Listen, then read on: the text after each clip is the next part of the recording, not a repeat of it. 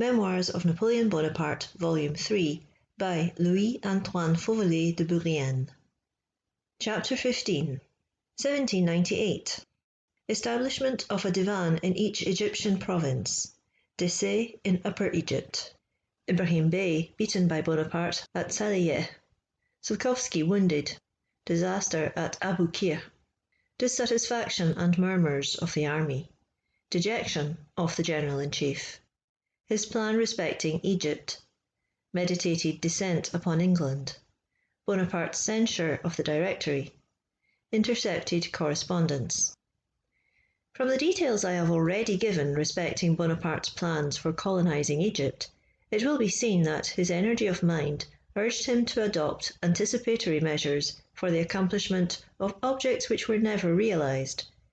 During the short interval in which he sheathed his sword, he planned provisional governments for the towns and provinces occupied by the French troops, and he adroitly contrived to serve the interests of his army without appearing to violate those of the country.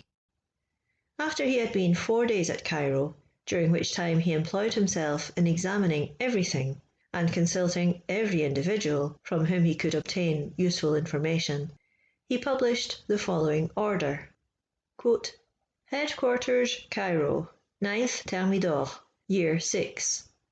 Bonaparte, member of the National Institute and General-in-Chief, orders, Article 1.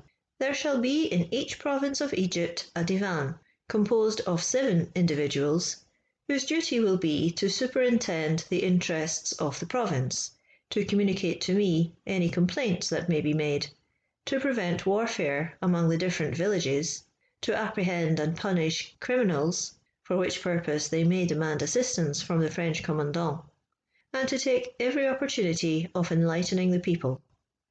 Article 2. There shall be in each province an aga of the Janissaries, maintaining constant communication with the French commandant. He shall have with him a company of 60 armed natives, whom he may take wherever he pleases, for the maintenance of good order, subordination, and tranquillity. Article 3. There shall be in each province an intendant, whose business will be to levy the mairie, the fedam, and the other contributions which formerly belonged to the Mamelukes, but which now belong to the French Republic. The intendants shall have as many agents as may be necessary. Article 4. The said intendant shall have a French agent to correspond with the finance department, and to execute all the orders he may receive. Signed, Bonaparte. End quote. While Bonaparte was thus actively taking measures for the organization of the country, footnote, far more thoroughly and actively than those taken by the English government in 1882, 3 and 4, end footnote, General Décès had marched into Upper Egypt in pursuit of Murad Bey. We learned that Ibrahim, who, next to Murad, was the most influential of the Beys, had proceeded towards Syria by the way of Belbeis and Salehiyeh. The General-in-Chief immediately determined to march in person against that formidable enemy, and he left Cairo about 15 days after he had entered it. It is unnecessary to describe the well-known engagement in which Bonaparte drove Ibrahim back upon El Arish. Besides, I do not enter minutely into the details of battles, my chief object being to record events which I personally witnessed. At the Battle of Saleyeh, Bonaparte thought he had lost one of his aides-de-camp, Sulkowski, to whom he was much attached, and who had been with us during the whole of the campaign of Italy. On the field of battle, one object of regret cannot long engross the mind, yet, on his return to Cairo, Bonaparte frequently spoke to me of Sulkowski in terms of unfeigned sorrow. I cannot, said he one day, sufficiently admire the noble spirit and determined courage of poor Sulkowski. He often said that Sulkowski would have been a valuable aid to whoever might undertake the resuscitation of Poland. Fortunately, that brave officer was not killed on that occasion, though seriously wounded. He was, however, killed shortly after. The destruction of the French squadron in the roads of Abu Qir occurred during the absence of the General-in-Chief. This event happened on the 1st of August. The details are generally known, but there is one circumstance to which I cannot refrain from alluding, and which excited deep interest at the time. This was the heroic courage of the son of Casablanca, the captain of the Orient. Casablanca was among the wounded, and when the vessel was blown up, his son, a lad of 10 years of age, preferred perishing with him rather than saving himself, when one of the seamen had secured him the means of escape. I told the aide-de-camp, sent by General Kleber, who had the command of Alexandria, that the General-in-Chief was near Salehieh. He proceeded thither immediately, and Bonaparte hastened back to Cairo, a distance of about 33 leagues. In spite of any assertions that may have been made to the contrary, the fact is that as soon as the French troops set foot in Egypt, they were filled with dissatisfaction and ardently longed to return home. Footnote: Erreur objects to this description of the complaints of the army, but Savary, Tome 1, pages 66 and 67, and Tome 1, page 89, fully confirms it, giving the reason that the army was not a homogeneous body, but a mixed force taken from Rome, Florence, Milan, Venice, Genoa, and Marseille. See also Thiers, Tome 5, page 283. But the fact is not singular. For a striking instance, in the days of the Empire, of the soldiers of 1809 in Spain actually threatening Napoleon in his own hearing, see de Gonneville, Tome 1, pages 190 to 193. Quote, "The soldiers of Lapisse's division gave loud expression to the most sinister designs against the Emperor's person, staring up each other to fire a shot at him, and bandying accusations of cowardice for not doing it." End quote. He heard it all as plainly as we did, and seemed as if he did not care a bit for it, but, quote, "sent the division into good quarters when the men were as enthusiastic as they were formerly mutinous." End quote. In 1796, D'Entraigues, the Bourbon spy, reports, quote, "As a general rule, the French soldier grumbles and is discontented. He accuses Bonaparte of being a thief and a rascal, but tomorrow the very same soldier will obey him blindly." End quote. Young's Bonaparte, Tome 3, page 152. End footnote. The illusion of the expedition had disappeared, and only its reality remained. What bitter murmuring have I not heard from Murat, Lannes, Berthier, Bessières, and others. Their complaints were indeed often so unmeasured as almost to amount to sedition. This greatly vexed Bonaparte, and drew from him severe reproaches and violent language. Footnote: Napoleon related at St. Helena that in a fit of irritation he rushed among a group of dissatisfied generals, and said to one of them, who was remarkable for his stature, "You have held seditious language, but take care I do not perform my duty. Though you are 5 feet 10 inches high, that shall not save you from being shot." Bourrienne. End footnote. When the news arrived of the loss of the fleet, discontent increased. All who had acquired fortunes under Napoleon now began to fear that they would never enjoy them. All turned their thoughts to Paris and its amusements, and were utterly disheartened at the idea of being separated from their homes and their friends for a period, the termination of which it was impossible to foresee. The catastrophe of Aboukir came like a thunderbolt upon the General-in-Chief. In spite of all his energy and fortitude, he was deeply distressed by the disasters which now assailed him. To the painful feelings excited by the complaints and dejection of his companions in arms was now added the irreparable misfortune of the burning of our fleet. He measured the fatal consequences of this event at a single glance. We were now cut off from all communication with France, and all hope of returning thither, except by a degrading capitulation with an implacable and hated enemy. Bonaparte had lost all chance of preserving his conquest, and to him This was indeed a bitter reflection. And at what a time did this disaster befall him? At the very moment when he was about to apply for the aid of the mother country.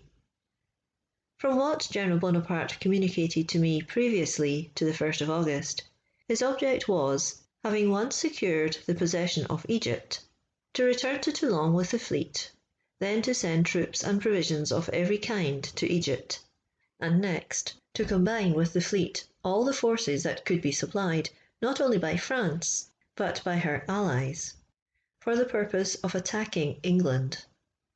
It is certain that, previously to his departure for Egypt, he had laid before the Directory a note relative to his plans. He always regarded a descent upon England as possible, though in its result fatal, so long as we should be inferior in naval strength. But he hoped by various manoeuvres to secure a superiority on one point. His intention was to return to France. Availing himself of the departure of the English fleet for the Mediterranean, the alarm excited by his Egyptian expedition, the panic that would be inspired by his sudden appearance at Boulogne, and his preparations against England, he hoped to oblige that power to withdraw her naval force from the Mediterranean, and to prevent her sending out troops to Egypt. This project was often in his head. He would have thought it sublime to date an order of the day from the ruins of Memphis, and 3 months later one from London. The loss of the fleet converted all these bold conceptions into mere romantic visions. When alone with me, he gave free vent to his emotion. I observed to him that the disaster was doubtless great, but that it would have been infinitely more irreparable had Nelson fallen in with us at Malta, or had he waited for us 24 hours before Alexandria, or in the open sea.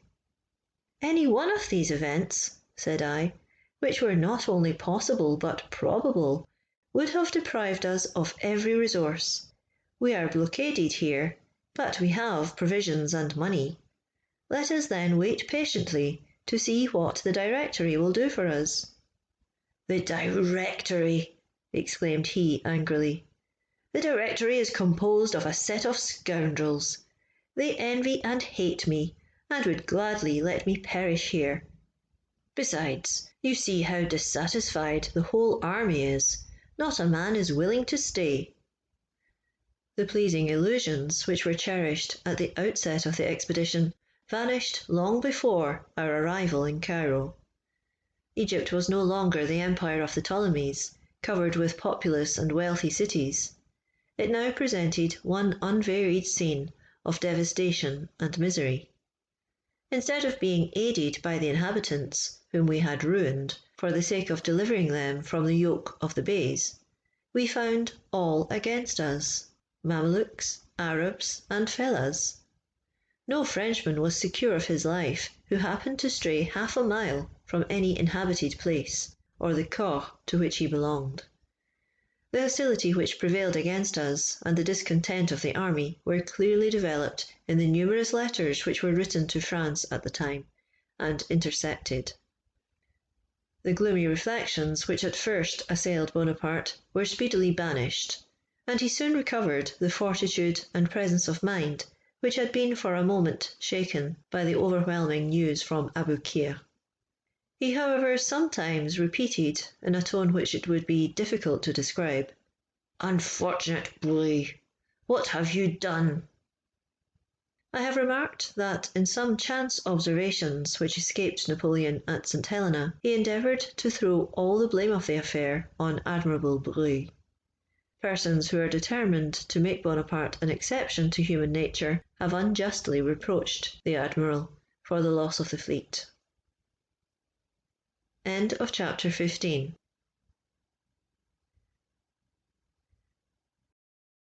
Chapter 16 of Memoirs of Napoleon Bonaparte, Volume 3, by Antoine Fauvelet de Bourrienne. Chapter 16, 1798. The Egyptian Institute. Festival of the birth of Mahomet. Bonaparte's prudent respect for the Mahometan religion. His Turkish dress. Djezzar, the Pasha of Acre. Thoughts of a campaign in Germany. Want of news from France. Bonaparte and Madame Fauvelet. The Egyptian fortune-teller, Monsieur Berthollet, and the Sheikh el-Bekri. The heir Marlbrook. Insurrection in Cairo.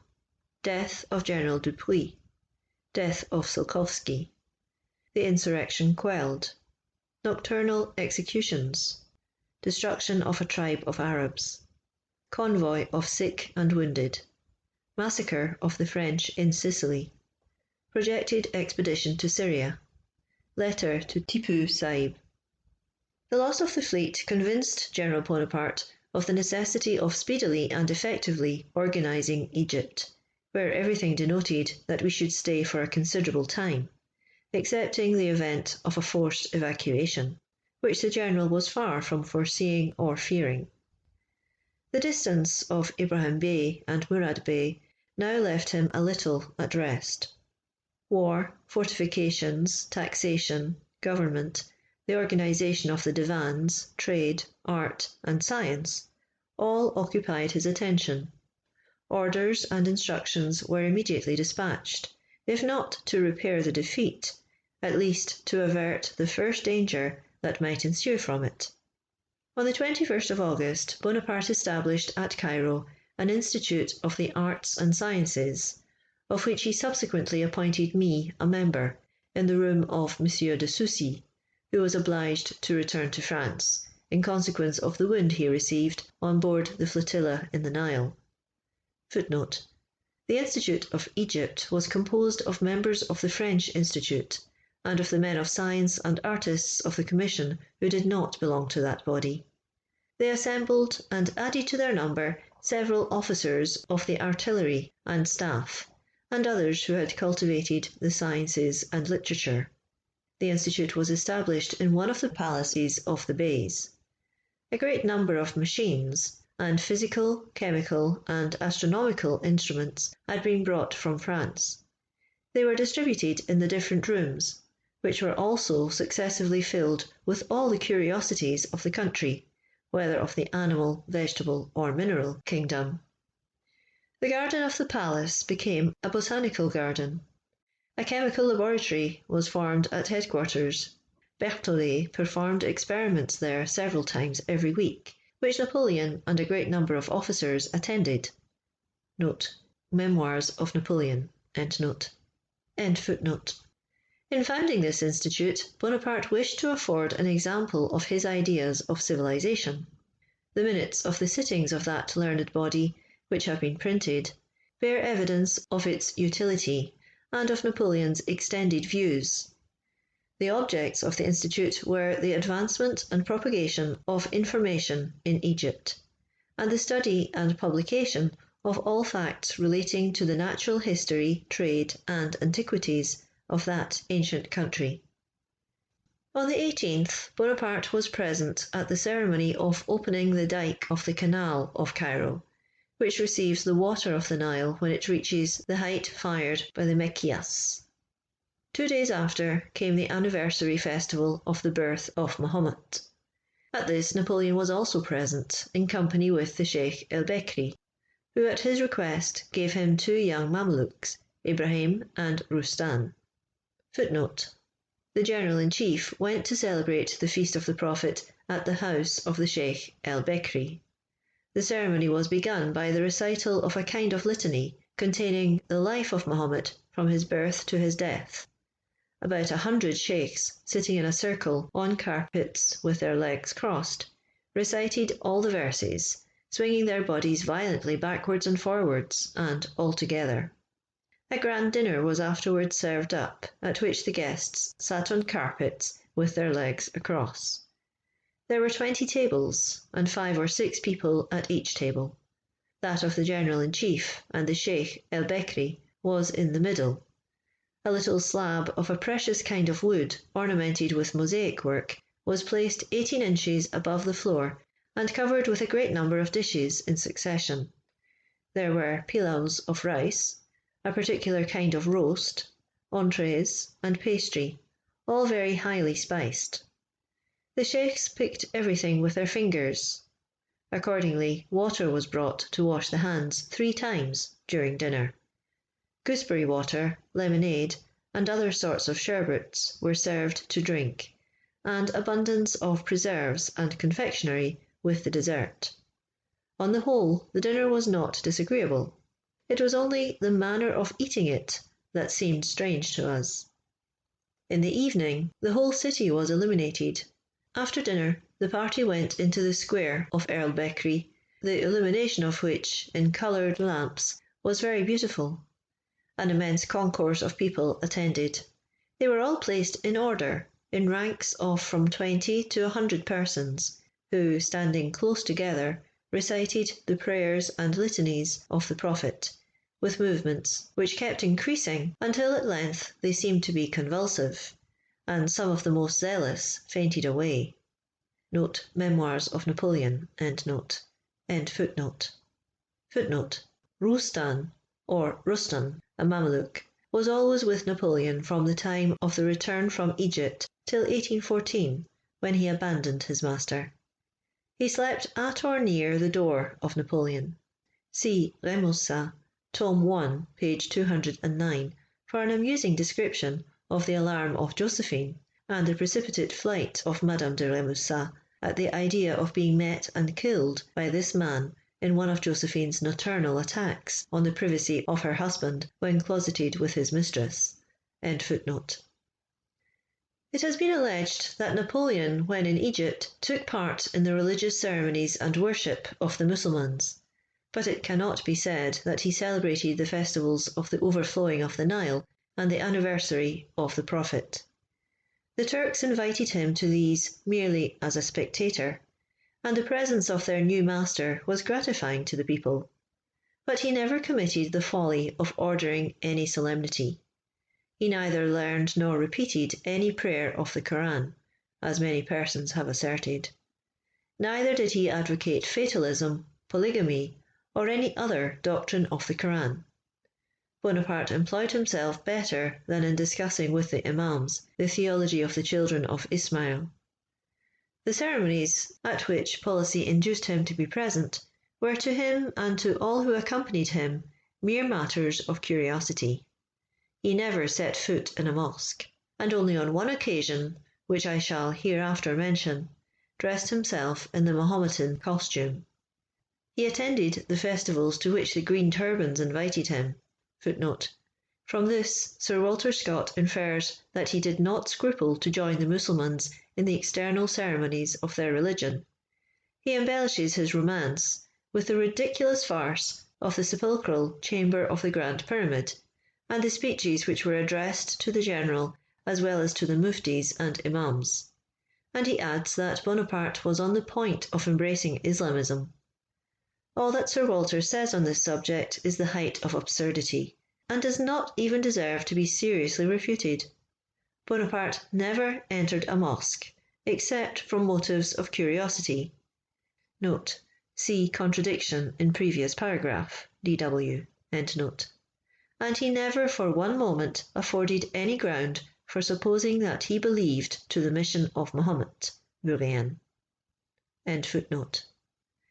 His religious tolerance was the natural consequence of his philosophic spirit. Doubtless Bonaparte did, as he was bound to do, show respect for the religion of the country, and he found it necessary to act more like a Mussulman than a Catholic. A wise conqueror supports his triumphs by protecting and even elevating the religion of the conquered people. Bonaparte's principle was, as he himself has often told me, to look upon religions as the work of men, but to respect them everywhere as a powerful engine of government. However, I will not go so far as to say that he would not have changed his religion had the conquest of the East been the price of that change. All that he said about Mahomet, Islamism, and the Koran, to the great men of the country, he laughed at himself. He enjoyed the gratification of having all his fine sayings on the subject of religion translated into Arabic poetry, and repeated from mouth to mouth. This, of course, tended to conciliate the people. I confess that Bonaparte frequently conversed with the chiefs of the Mussulman religion on the subject of his conversion, but only for the sake of amusement. The priests of the Koran, who would probably have been delighted to convert us, offered us the most ample concessions. But these conversations were merely started by way of entertainment, and never could have warranted a supposition of their leading to any serious result. If Bonaparte spoke as a Mussulman, it was merely in his character of a military and political chief in a Mussulman country. To do so was essential to his success, to the safety of his army, and consequently to his glory. In every country he would have drawn up proclamations and delivered addresses on the same principle. In India he would have been for Ali, at Tibet for the Dalai Lama, and in China for Confucius. Footnote: on the subject of his alleged conversion to Mahometanism, Bonaparte expressed himself at St. Helena as follows, quote, "I never followed any of the tenets of that religion. I never prayed in the mosques. I never abstained from wine, or was circumcised, neither did I ever profess it. I said merely that we were the friends of the Mussulmans, and that I respected Mahomet their prophet, which was true. I respect him now. I wanted to make the imams cause prayers to be offered up in the mosques for me, in order to make the people respect me still more than they actually did, and obey me more readily. The imams replied that there was a great obstacle, because their prophet in the Koran had inculcated to them that they were not to obey, respect, or hold faith with infidels, and that I came under that denomination. I then desired them to hold a consultation and see what was necessary to be done in order to become a Mussulman, as some of their tenets could not be practiced by us. That, as to circumcision, God had made us unfit for that. That, with respect to drinking wine, we were poor, cold people, inhabitants of the north, who could not exist without it. They consulted together accordingly, and in about 3 weeks issued a Fetham, declaring that circumcision might be omitted, because it was merely a profession, that as to drinking wine, it might be drunk by Mussulmans, but that those who drank it would not go to paradise, but to hell. I replied that this would not do, that we had no occasion to make ourselves Mussulmans in order to go to hell, that there were many ways of getting there without coming to Egypt, and desired them to hold another consultation. After deliberating and battling together for, I believe, 3 months, they finally decided that a man might become a Mussulman and neither circumcise nor abstain from wine, but that, in proportion to the wine drunk, some good works must be done. I then told them that we were all Mussulmans and friends of the Prophet, which they really believed, as the French soldiers never went to church and had no priests with them. For you must know that during the Revolution there was no religion whatever in the French army.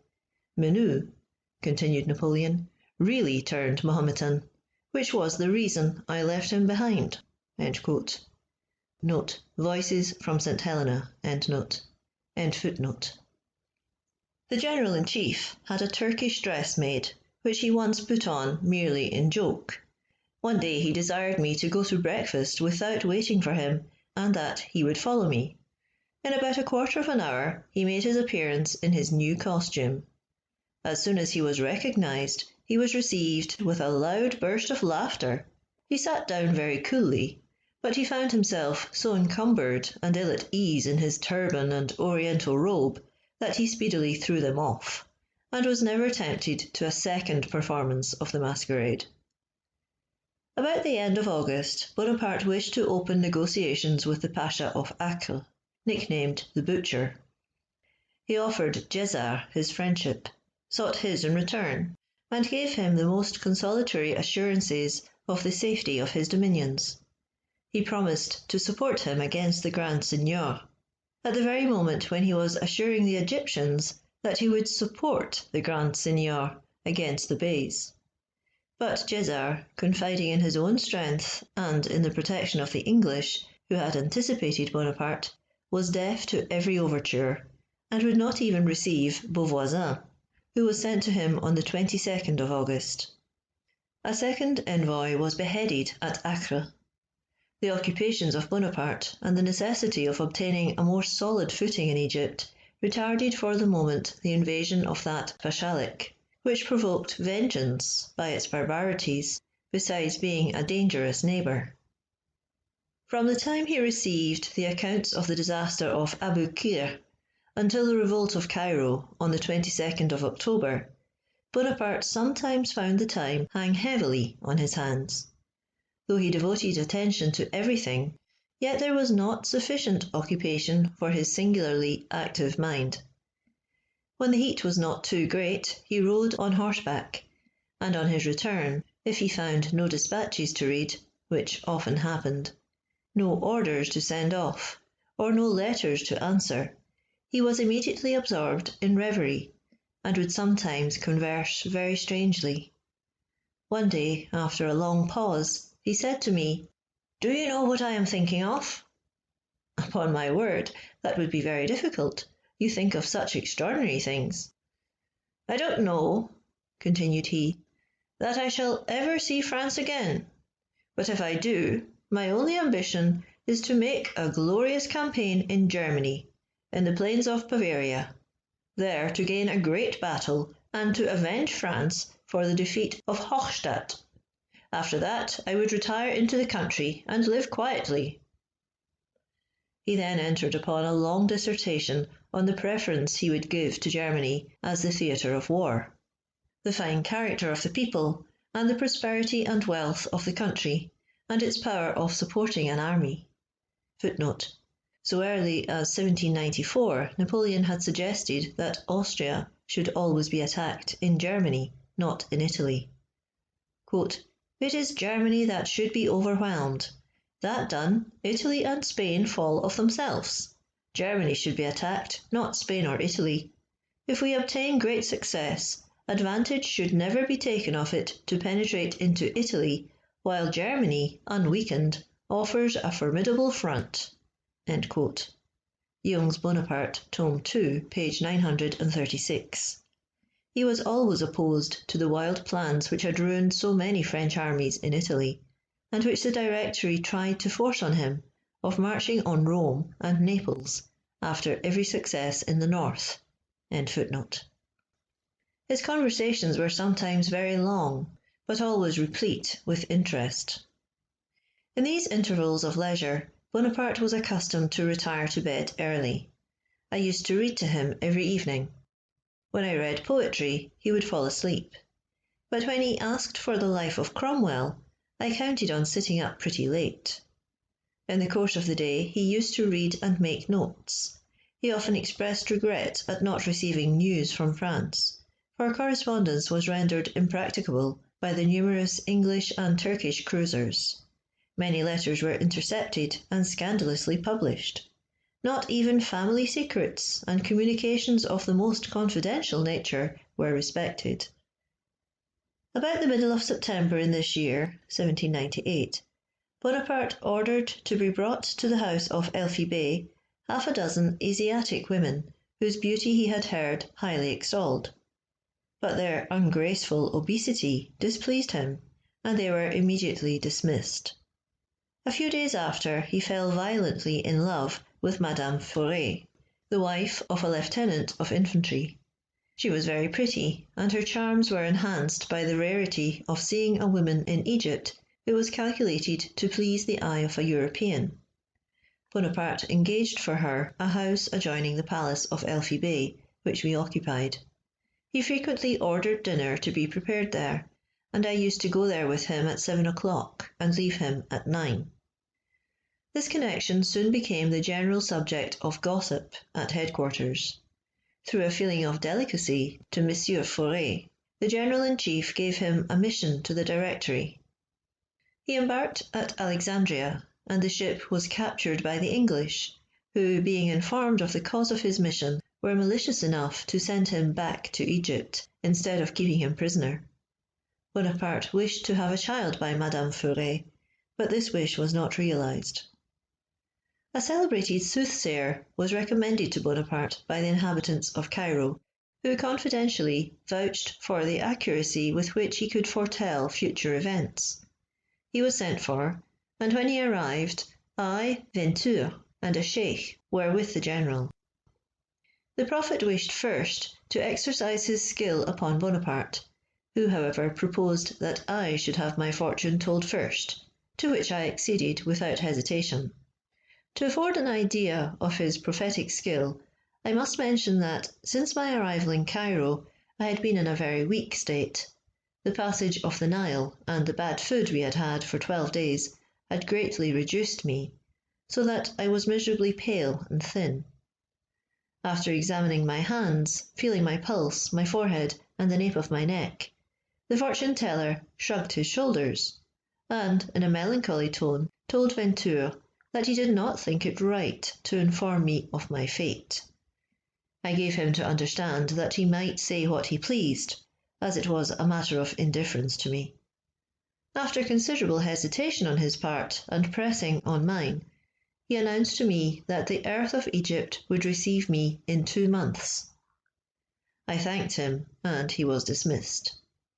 When we were alone, the general said to me, "Well, what do you think of that?" I observed that the fortune-teller did not run any great risk in foretelling my death, which was a very probable circumstance in the state in which I was. "But," added I, "if I procure the wines which I have ordered from France, you will soon see me get round again." The art of imposing on mankind has at all times been an important part of the art of governing, and it was not that portion of the science of government which Bonaparte was the least acquainted with. He neglected no opportunity of showing off to the Egyptians the superiority of France in arts and sciences, but it happened oftener than once that the simple instinct of the Egyptians thwarted his endeavours in this way.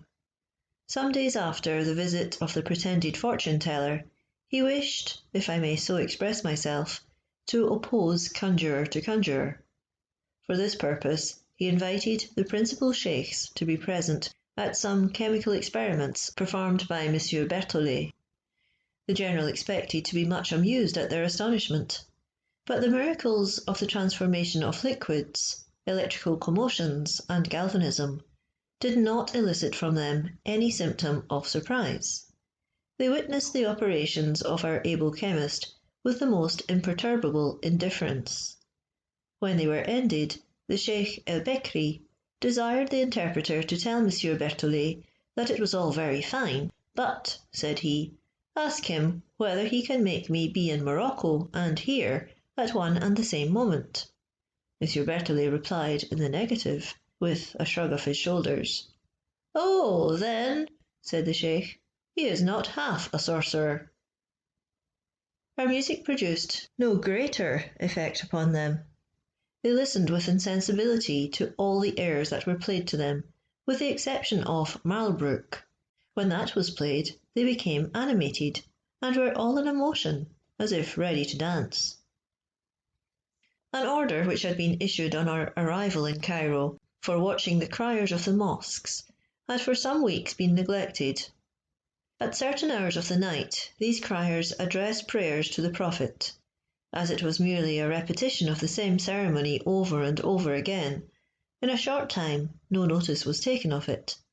The Turks, perceiving this negligence, substituted for their prayers and hymns cries of revolt, and by this sort of verbal telegraph, insurrectionary excitement was transmitted to the northern and southern extremities of Egypt.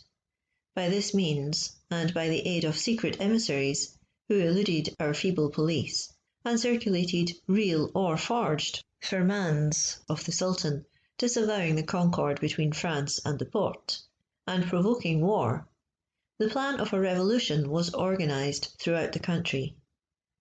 The signal for the execution of this plan was given from the minarets on the night of the 20th of October, and on the morning of the 21st it was announced at headquarters that the city of Cairo was in open insurrection. The General-in-Chief was not, as has been stated, in the Isle of Rouda. He did not hear the firing of the alarm guns. He rose when the news arrived. It was then 5 o'clock.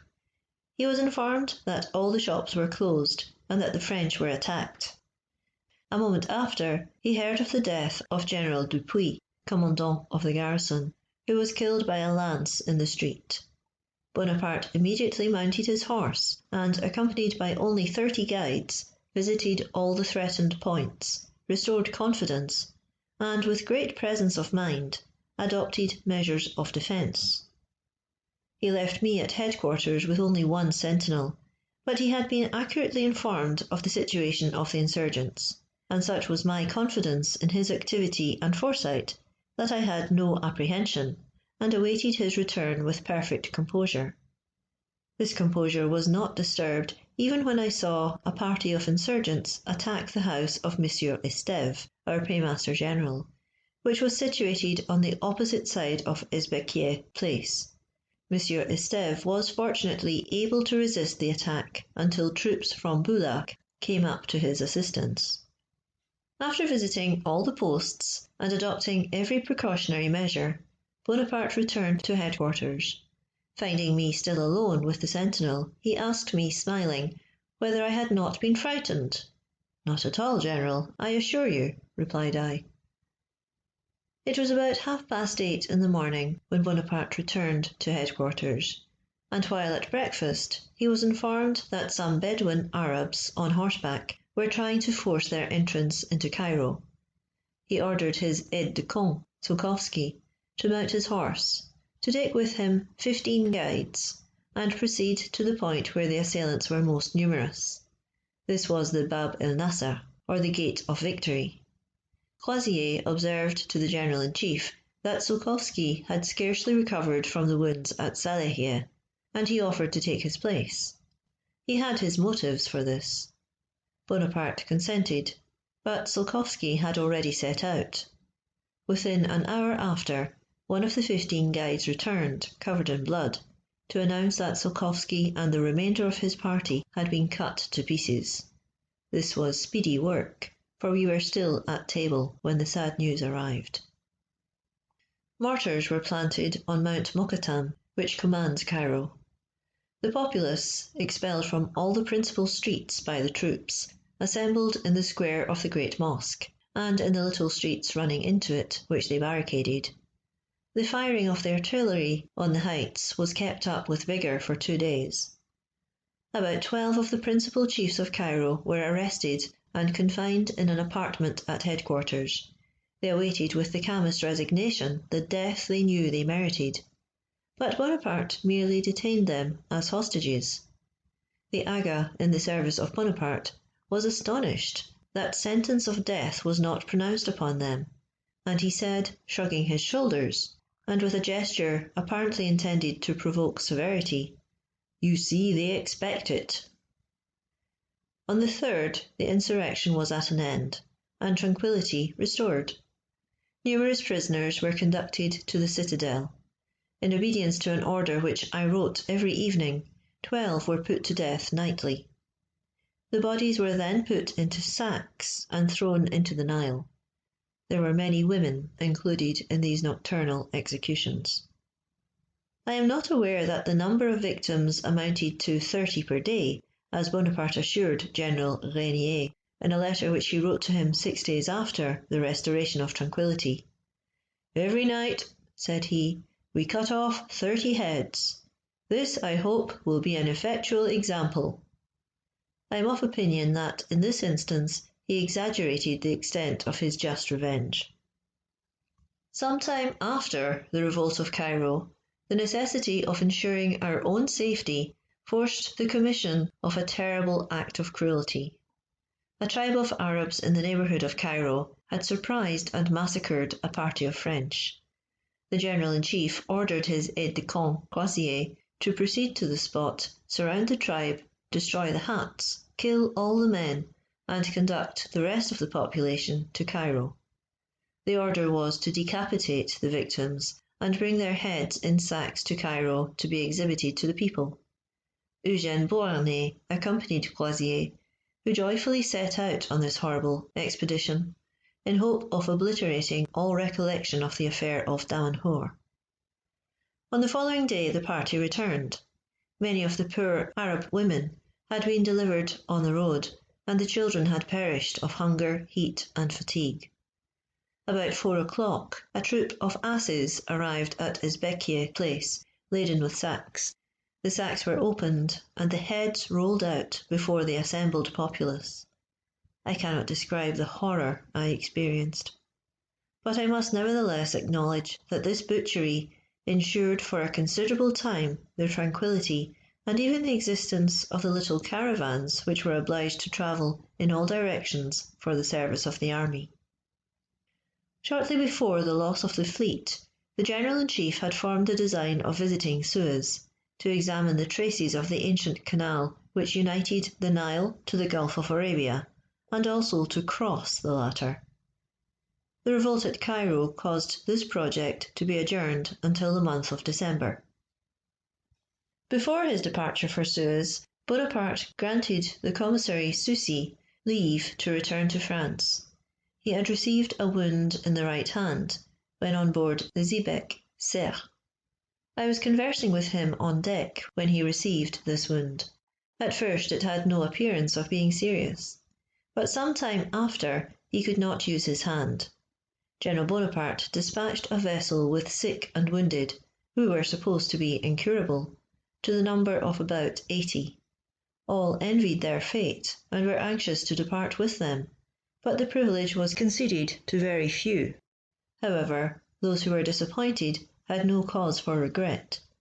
We never know what we wish for.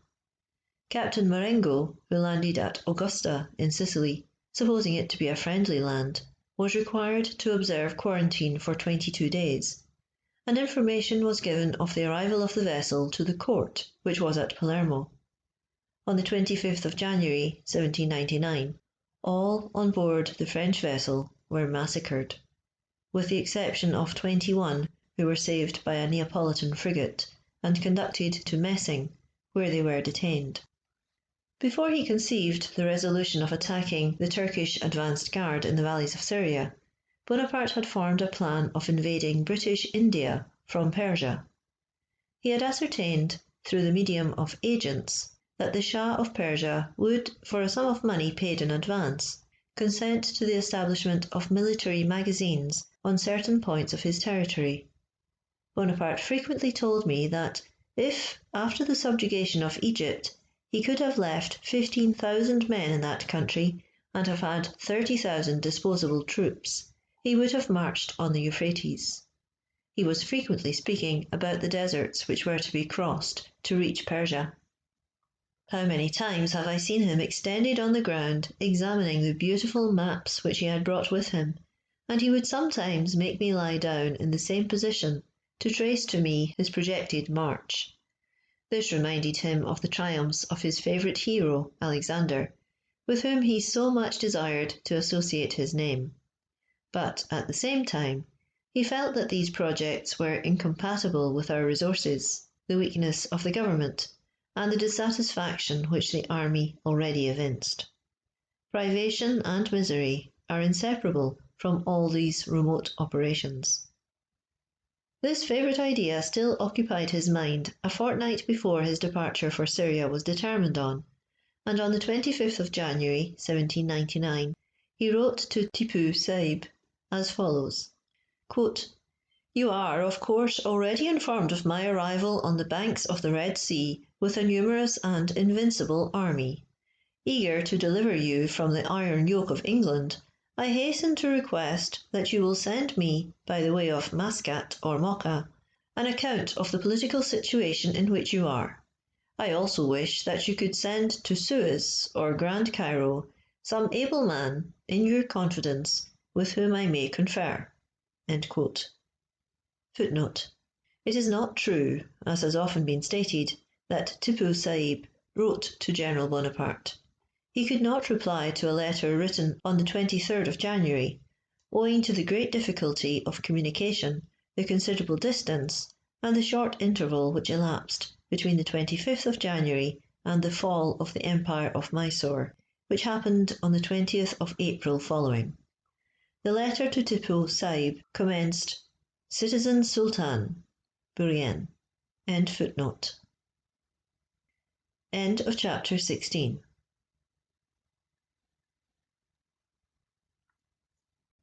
Chapter 17 of Memoirs of Napoleon Bonaparte, Volume 3, by Louis-Antoine Fauvelet de Bourrienne. 1798 to 1799. Bonaparte's departure for Suez, crossing the desert, passage of the Red Sea, the Fountain of Moses, the Cenobites of Mount Sinai, danger in recrossing the Red Sea, Napoleon's return to Cairo, money borrowed at Genoa, new designs upon Syria, dissatisfaction of the Ottoman Porte, plan for invading Asia, gigantic schemes, General Berthier's permission to return to France, his romantic love and the adored portrait. He gives up his permission to return home. Louis Bonaparte leaves Egypt. The first cashmere shawl in France. Intercepted correspondence. Departure for Syria. Fountains of Masudish. Bonaparte jealous. Discontent of the troops. El Arish taken. Aspect of Syria. Ramleh, Jerusalem. On the 24th of December, we set out for Suez, where we arrived on the 26th. On the 25th, we encamped in the desert some leagues before Adgeroth. The heat had been very great during the day, but about 11 at night, the cold became so severe as to be precisely in an inverse ratio to the temperature of the day. This desert, which is the route of the caravans from Suez, from Tor, and the countries situated on the north of Arabia, is strewed with the bones of the men and animals who for ages past have perished in crossing it. As there was no wood to be got, we collected a quantity of these bones for fuel. Monge himself was induced to sacrifice some of the curious skulls of animals which he had picked up on the way and deposited in the berlin of the General-in-Chief. But no sooner had we kindled our fires than an intolerable effluvium obliged us to raise our camp and advance farther on, for we could procure no water to extinguish the fires. On the 27th, Bonaparte employed himself in inspecting the town and port of Suez, and in giving orders for some naval and military works. He feared, what indeed really occurred after his departure from Egypt, the arrival of some English troops from the East Indies, which he had intended to invade. These regiments contributed to the loss of his conquest.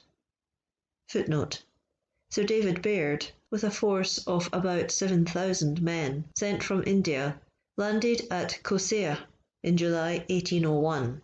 End footnote. On the morning of the 28th, we crossed the Red Sea dry-shod to go to the Wells of Moses, which are nearly a myriameter from the eastern coast and a little southeast of Suez. The Gulf of Arabia terminates at about 5,000 metres north of that city. Near the port, the Red Sea is not above 1,500 metres wide and is always fordable at low water.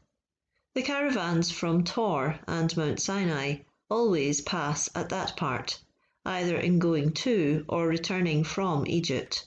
This shortens their journey nearly a myriameter. At high tide, the water rises 5 or 6 feet at Suez, and when the wind blows fresh, it often rises to 9 or 10 feet. Footnote: I shall say nothing of the Cenobites of Mount Sinai, as I had not the honour of seeing them, neither did I see the register containing the names of Ali, Salah-ed-Din, Ibrahim or Abraham, on which Bonaparte is said to have inscribed his name. I perceived at a distance some high hills, which were said to be Mount Sinai. I conversed, through the medium of an interpreter, with some Arabian chiefs of Tor and its neighbourhood.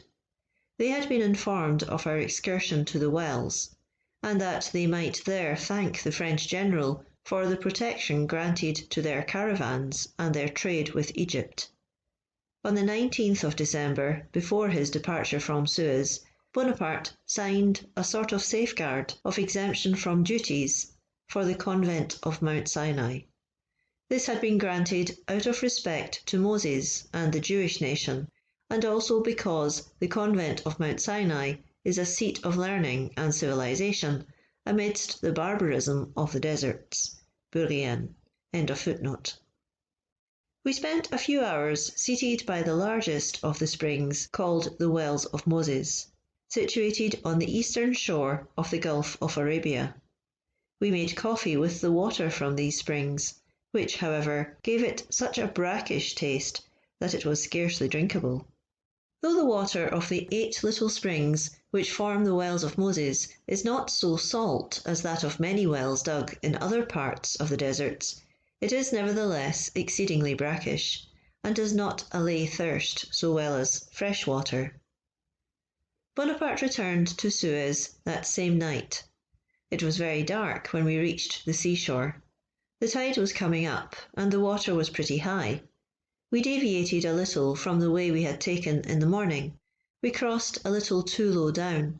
We were thrown into disorder. But we did not lose ourselves in the marshes, as has been stated. There were none.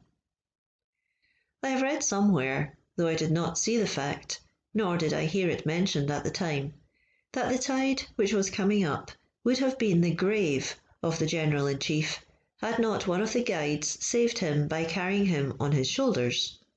If any such danger had existed, all who had not a similar means of escape must have perished. This is a fabrication.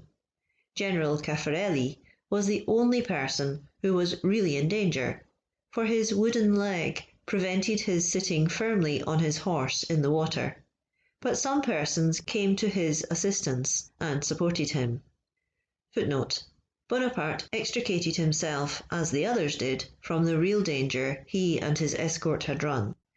At St. Helena he said, quote, "Profiting by the low tide, I crossed the Red Sea dry shod. On my return I was overtaken by the night and went astray in the middle of the rising tide. I ran the greatest danger. I nearly perished in the same manner as Pharaoh did. This would certainly have furnished all the Christian preachers with a magnificent test against me." End quote. Bourrienne. End footnote. On his return to Cairo, the General-in-Chief wished to discover the site of the canal which in ancient times formed a junction between the Red Sea and the Nile by Belbeis. Monsieur Le Père, who was a member of the Egyptian Institute and is now Inspector General of Bridges and Highways, executed on the spot a beautiful plan which may confidently be consulted by those who wish to form an accurate idea of that ancient communication and the level of the 2 seas. Footnote. Since accurately ascertained during the progress of the works for the Suez Canal. End footnote. On his arrival at the capital, Bonaparte again devoted all his thoughts to the affairs of the army, which he had not attended to during his short absence. The revenues of Egypt were far from being sufficient to meet the military expenditure. To defray his own expenses, Bonaparte raised several considerable loans in Genoa through the medium of Monsieur James. The connection of James with the Bonaparte family takes its date from this period. Footnote. Joseph Bonaparte says that the fathers of Napoleon and of Monsieur James had long known one another, and that Napoleon had met James at Autun. Note, Erreur, Tome 1, page 296. End note. End footnote. Since the month of August, the attention of General Bonaparte had been constantly fixed on Syria. The period of the possible landing of an enemy in Egypt had now passed away, and could not return until the month of July in the following year. Bonaparte was fully convinced that that landing would take place, and he was not deceived. The Ottoman Porte had indeed been persuaded that the conquest of Egypt was not in her interest.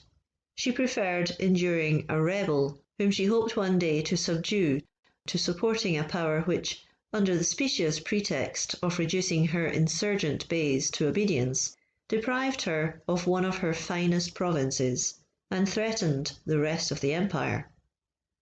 On his return to Cairo, the General-in-Chief had no longer any doubts as to the course which the Porte intended to adopt. The numerous class of persons who believed that the Ottoman Porte had consented to our occupation of Egypt were suddenly undeceived. It was then asked how we could, without that consent, have attempted such an enterprise. Nothing, it was said, could justify the temerity of such an expedition if it should produce a rupture between France, the Ottoman Empire, and its allies. However, for the remainder of the year, Bonaparte dreaded nothing except an expedition from Gaza and El Arish, of which the troops of Djezzar had already taken possession. This occupation was justly regarded as a decided act of hostility. War was thus practically declared. "We must adopt anticipatory measures," thought Napoleon. "We must destroy this advanced guard of the Ottoman Empire, overthrow the ramparts of Jaffa and Acre, ravage the country, destroy all her resources, so as to render the passage of an army across the desert impracticable." Thus was planned the expedition against Syria. General Berthier, after repeated entreaties, had obtained permission to return to France. The Courageuse frigate, which was to convey him home, was fitted out at Alexandria. He had received his instructions and was to leave Cairo on the 29th of January, 10 days before Bonaparte's departure for Syria. Bonaparte was sorry to part with him, but he could not endure to see an old friend, and one who had served him well in all his campaigns, dying before his eyes, the victim of nostalgia and romantic love. Besides, Berthier had been for some time past anything but active in the discharge of his duties. His passion, which amounted almost to madness, impaired the feeble faculties with which nature had endowed him. Some writers have ranked him in the class of sentimental lovers. Be this as it may, the homage which Berthier rendered to the portrait of the object of his adoration more frequently excited our merriment than our sensibility. One day I went with an order from Bonaparte to the chief of his staff, whom I found on his knees before the portrait of Madame Visconti, which was hanging opposite the door. I touched him to let him know I was there. He grumbled a little, but did not get angry. The moment was approaching when the two friends were to part, perhaps forever. Bonaparte was sincerely distressed at this separation, and the chief of his staff was informed of the fact. At a moment when it was supposed Berthier was on his way to Alexandria, he presented himself to the General-in-Chief. "You are then decidedly going to Asia?" said he. "You know," replied the General, "that all is ready, and I shall set out in a few days." "Well, I will not leave you. I voluntarily renounce all idea of returning to France. I could not endure to forsake you at a moment when you are going to encounter new dangers. Here are my instructions and my passport." Bonaparte, highly pleased with this resolution, embraced Berthier, and the coolness which had been excited by his request to return home was succeeded by a sincere reconciliation. Louis Bonaparte, who was suffering from the effects of the voyage, was still at Alexandria. The General-in-Chief, yielding to the pacific views of his younger brother, who was also beginning to evince some symptoms of nostalgia, consented to his return home. He could not, however, depart until the 11th of March, 1799. I felt the absence of Louis very much. On his return to France, Louis passed through Sens, where he dined with Madame de Bourrienne, to whom he presented a beautiful shawl which General Berthier had given me.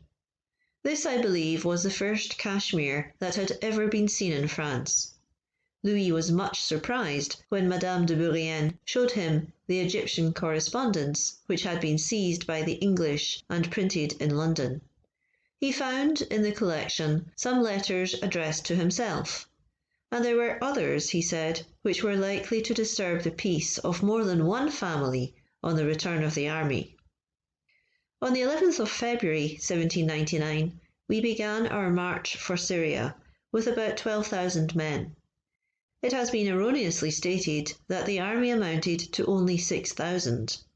Nearly that number was lost in the course of the campaign.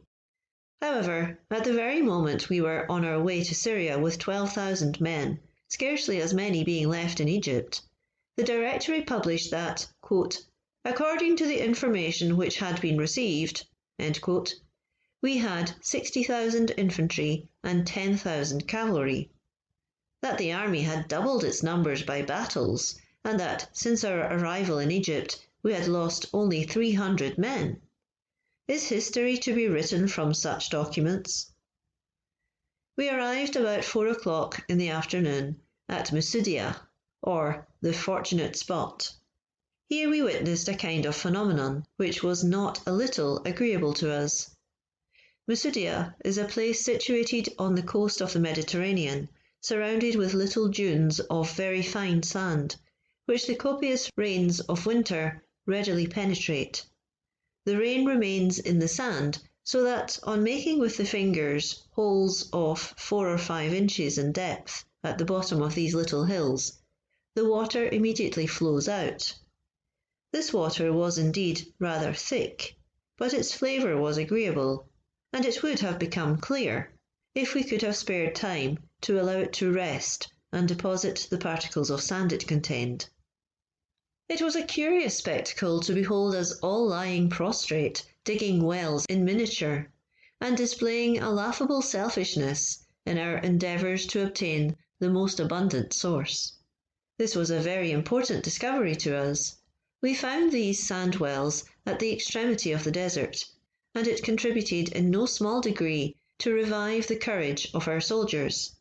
Besides, when men are, as was the case with us, subject to privations of every kind, the least benefit which accrues inspires the hope of a new advantage. We were approaching the confines of Syria, and we enjoyed by anticipation the pleasure we were about to experience on treading a soil which by its variety of verdure and vegetation would remind us of our native land. At Musudia we likewise possessed the advantage of bathing in the sea, which was not more than 50 paces from our unexpected water supply. Whilst near the wells of Musudia, on the way to El Arish, I one day saw Bonaparte walking alone with Junot, as he was often in the habit of doing. I stood at a little distance, and my eyes, I know not why, were fixed on him during their conversation. The general's countenance, which was always pale, had, without my being able to divine the cause, become paler than usual. There was something convulsive in his features, a wildness in his look, and he several times struck his head with his hand. After conversing with Junot about a quarter of an hour, he quitted him and came towards me. I never saw him exhibit such an air of dissatisfaction, or appear so much under the influence of some prepossession. I advanced towards him, and as soon as we met, he exclaimed in an abrupt and angry tone, "So, I find I cannot depend upon you. These women! Josephine, if you had loved me, you would before now have told me all I have heard from Junot. He is a real friend. Josephine, and I 600 leagues from her. You ought to have told me, that she should thus have deceived me. Woe to them! I will exterminate the whole race of fops and puppies. As to her, divorce, yes, divorce, a public and open divorce. I must write. I know all. It is your fault. You ought to have told me." These energetic and broken exclamations, his disturbed countenance and altered voice, informed me but too well of the subject of his conversation with Junot. I saw that Junot had been drawn into a culpable indiscretion, and that, if Josephine had committed any faults, he had cruelly exaggerated them. My situation was one of extreme delicacy. However, I had the good fortune to retain my self-possession, and as soon as some degree of calmness succeeded to this first burst, I replied that I knew nothing of the reports which Junot might have communicated to him, that even if such reports, often the offspring of calumny, had reached my ear, and if I had considered it my duty to inform him of them, I certainly would not have selected for that purpose the moment when he was 600 leagues from France. I also did not conceal how blamable Junot's conduct appeared to me, and how ungenerous I considered it thus rashly to accuse a woman who was not present to justify or defend herself. That it was no great proof of attachment to add domestic uneasiness to the anxiety already sufficiently great which the situation of his brothers in arms at the commencement of a hazardous enterprise occasioned him. Notwithstanding these observations, which however he listened to with some calmness, the word divorce still escaped his lips, and it is necessary to be aware of the degree of irritation to which he was liable when anything seriously vexed him, to be able to form an idea of what Bonaparte was during this painful scene. However, I kept my ground. I repeated what I had said. I begged of him to consider with what facility tales were fabricated and circulated, and that gossip such as that which had been repeated to him was only the amusement of idle persons, and deserved the contempt of strong minds. I spoke of his glory. "My glory?" cried he. "I know not what I would not give if that which Junot has told me should be untrue. So much do I love Josephine. If she be really guilty, a divorce must separate us forever. I will not submit to be a laughing-stock for all the imbeciles in Paris. I will write to Joseph. He will get the divorce declared." Although his agitation continued long, intervals occurred in which he was less excited. I seized one of these moments of comparative calm to combat this idea of divorce, which seemed to possess his mind. I represented to him especially that it would be imprudent to write to his brother with reference to a communication which was probably false. The letter might be intercepted. It would betray the feelings of irritation which dictated it. As to a divorce, it would be time to think of that hereafter, but advisedly. These last words produced an effect on him which I could not have ventured to hope for so speedily. He became tranquil, listened to me as if he had suddenly felt the justice of my observations, dropped the subject, and never returned to it, except that about a fortnight after, when we were before Saint-Jean d'Acre, he expressed himself greatly dissatisfied with Junot, and complained of the injury he had done him by his indiscreet disclosures, which he began to regard as the inventions of malignity.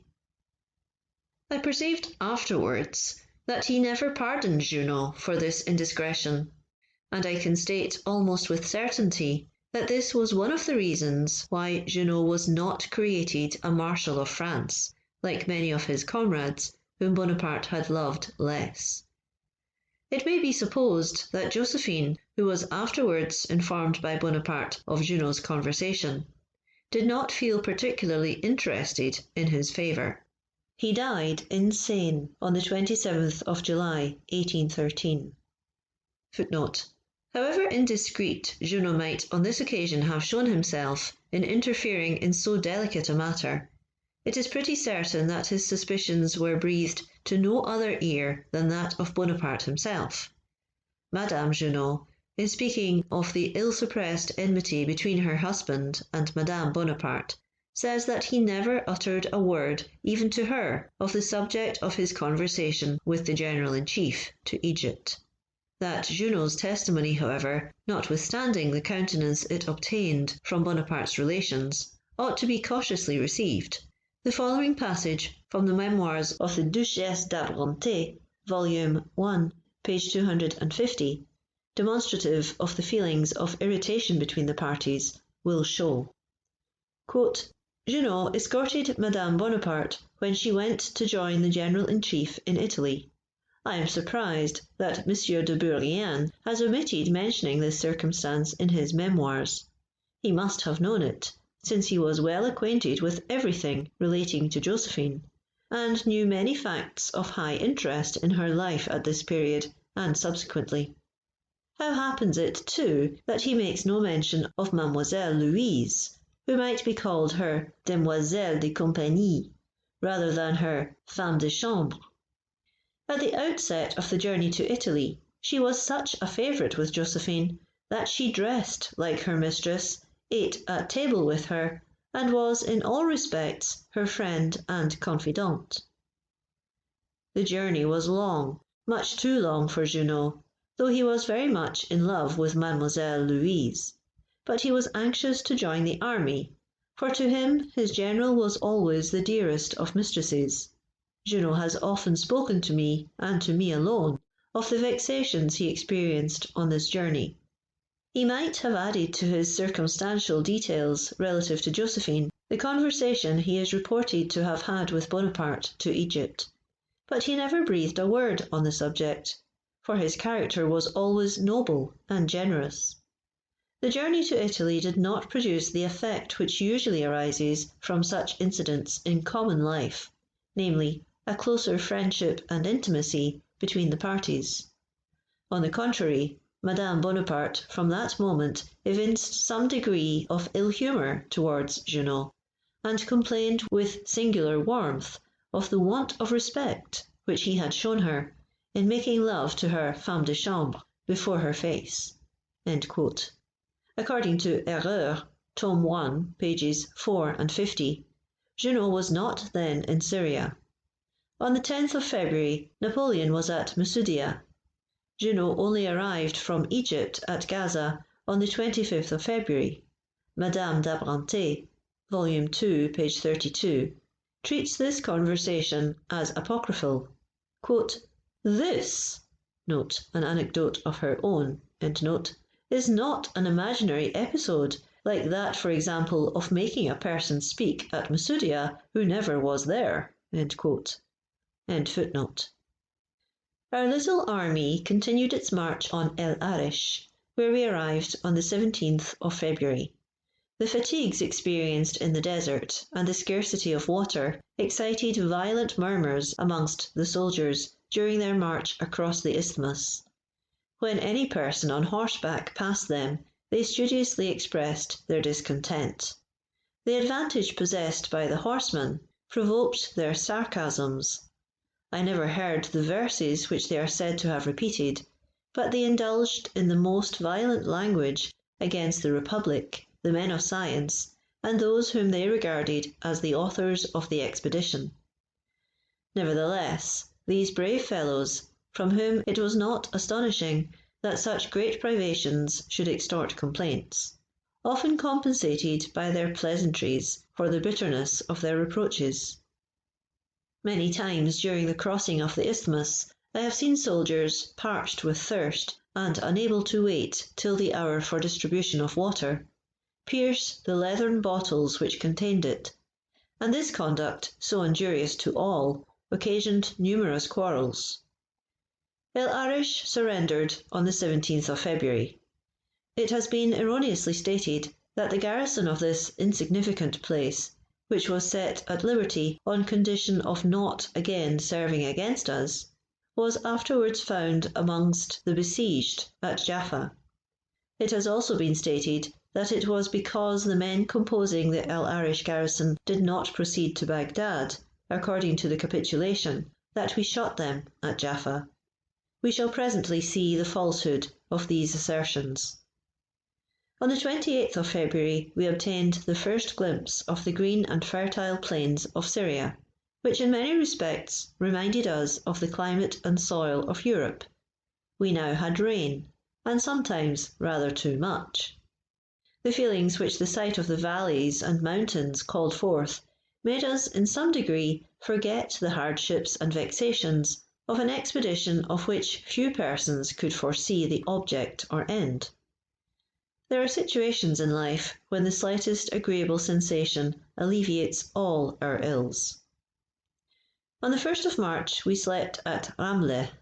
Ramleh, the ancient Arimathea, is situated at the base of a chain of mountains, the eastern extremity of which is washed by the Persian Gulf and the western by the Mediterranean, Bourrienne, in a small convent occupied by 2 monks, who paid us the greatest attention. They gave us the church for a hospital. These good fathers did not fail to tell us that it was through this place the family of Jesus Christ passed into Egypt, and showed us the wells at which they quenched their thirst. The pure and cool water of these wells delighted us. We were not more than about 6 leagues from Jerusalem. I asked the general whether he did not intend to direct his march by the way of that city, so celebrated in many respects. He replied, "Oh no, Jerusalem is not in my line of operations. I do not wish to be annoyed by mountaineers in difficult roads, and besides, on the other side of the mountain I should be assailed by swarms of cavalry. I am not ambitious of the fate of Cassius." We therefore did not enter Jerusalem, which was not disturbed by the war. All we did was to send a written declaration to the persons in power at Jerusalem, assuring them that we had no design against that country, and only wished them to remain at peace. To this communication no answer was returned, and nothing more passed on the subject. Footnote: Sir Walter Scott says, speaking of Bonaparte, that he believes that little officer of artillery dreamed of being King of Jerusalem. What I have just stated proves that he never thought of such a thing. The little officer of artillery had a far more splendid dream in his head. Bourrienne. End footnote. We found at Ramla between 200 and 300 Christians in a pitiable state of servitude, misery, and dejection. On conversing with them, I could not help admiring how much the hope of future rewards may console men under present ills. But I learned from many of them that they did not live in harmony together. The feelings of hatred and jealousy are not less common amongst these people than amongst the better instructed inhabitants of rich and populous cities. End of chapter 17. Chapter 18 of Memoirs of Napoleon Bonaparte, Volume 3, by Antoine Fauvelet de Bourrienne. 1799. Arrival at Jaffa. The siege. Beauharnais and Croisier. 4,000 prisoners. Scarcity of provisions. Councils of war. Dreadful necessity. The massacre. The plague. Lannes and the mountaineers. Barbarity of Geyser. Arrival at Saint-Jean d'Acre and abortive attacks. Sir Sidney Smith. Death of Caffarelli. Duroc wounded. Rash bathing. Insurrections in Egypt. On arriving before Jaffa, where there were already some troops, the first person I met was Adjutant-General Greuzieux, with whom I was well acquainted. I wished him good day, and offered him my hand. "Good God, what are you about?" said he, repulsing me with a very abrupt gesture. "You may have the plague. People do not touch each other here." I mentioned the circumstance to Bonaparte, who said, "If he be afraid of the plague, he will die of it." Shortly after, at Saint-Jean d'Acre, he was attacked by that malady, and soon sank under it. On the 4th of March we commenced the siege of Jaffa. That paltry place, which, to round a sentence, was pompously styled the ancient Joppa, held out only to the 6th of March, when it was taken by storm and given up to pillage. The massacre was horrible. General Bonaparte sent his aides-de-camp, Beauharnais and Croisier, to appease the fury of the soldiers as much as possible, and to report to him what was passing. They learned that a considerable part of the garrison had retired into some vast buildings, a sort of caravanserai, which formed a large enclosed court. Beauharnais and Croisier, who were distinguished by wearing the aide-de-camp scarf on their arms, proceeded to that place. The Arnauds and Albanians, of whom these refugees were almost entirely composed, cried from the windows that they were willing to surrender upon an assurance that they would be exempted from the massacre to which the town was doomed. If not, they threatened to fire on the aides-de-camp and to defend themselves to the last extremity. The two officers thought that they ought to accede to the proposition, notwithstanding the decree of death which had been pronounced against the whole garrison in consequence of the town being taken by storm. They brought them to our camp in 2 divisions, one consisting of about 2,500 men, the other of about 1,600. I was walking with General Bonaparte in front of his tent when he beheld this mass of men approaching, and before he even saw his aide-de-camp, he said to me in a tone of profound sorrow, "What do they wish me to do with these men? Have I food for them? Ships to convey them to Egypt or France? Why, in the devil's name, have they served me thus?" After their arrival, and the explanations which the General-in-Chief demanded and listened to with anger, Eugène and Croisier received the most severe reprimand for their conduct. But the deed was done. 4,000 men were there. It was necessary to decide upon their fate. The two aides-de-camp observed that they had found themselves alone in the midst of numerous enemies, and that he had directed them to restrain the carnage. "Yes, doubtless," replied the General-in-Chief with great warmth, "as to women, children, and old men, all the peaceable inhabitants, but not with respect to armed soldiers. It was your duty to die rather than bring these unfortunate creatures to me. What do you want me to do with them?" These words were pronounced in the most angry tone. The prisoners were then ordered to sit down, and were placed without any order in front of the tents, their hands tied behind their backs. A sombre determination was depicted on their countenances. We gave them a little biscuit and bread, squeezed out of the already scanty supply for the army. On the first day of their arrival, a council of war was held in the tent of the General-in-Chief, to determine what course should be pursued with respect to them. The council deliberated a long time without coming to any decision. On the evening of the following day, the daily reports of the generals of division came in. They spoke of nothing but the insufficiency of the rations, the complaints of the soldiers, of their murmurs and discontent at seeing their bread given to enemies who had been withdrawn from their vengeance, inasmuch as a decree of death, in conformity with the laws of war, had been passed on Jaffa. All these reports were alarming, and especially that of General Bon, in which no reserve was made. He spoke of nothing less than the fear of a revolt, which would be justified by the serious nature of the case. The council assembled again. All the generals of division were summoned to attend, and for several hours together they discussed, under separate questions, what measures might be adopted, with the most sincere desire to discover and execute one which would save the lives of these unfortunate prisoners. 1. Should they be sent into Egypt? Could it be done? To do so, it would be necessary to send with them a numerous escort, which would too much weaken our little army in the enemy's country. How, besides, could they and the escort be supported till they reached Cairo, having no provisions to give them on setting out, and their route being through a hostile territory, which we had exhausted, which presented no fresh resources, and through which we perhaps might have to return? 2. Should they be embarked? Where were the ships? Where could they be found? All our telescopes directed over the sea could not descry a single friendly sail. Bonaparte, I affirm, would have regarded such an event as a real favour of fortune. It was, and I am glad to have to say it, this sole idea, this sole hope, which made him brave for 3 days the murmurs of his army. But in vain was help looked for seaward. It did not come. 3. Should the prisoners be set at liberty?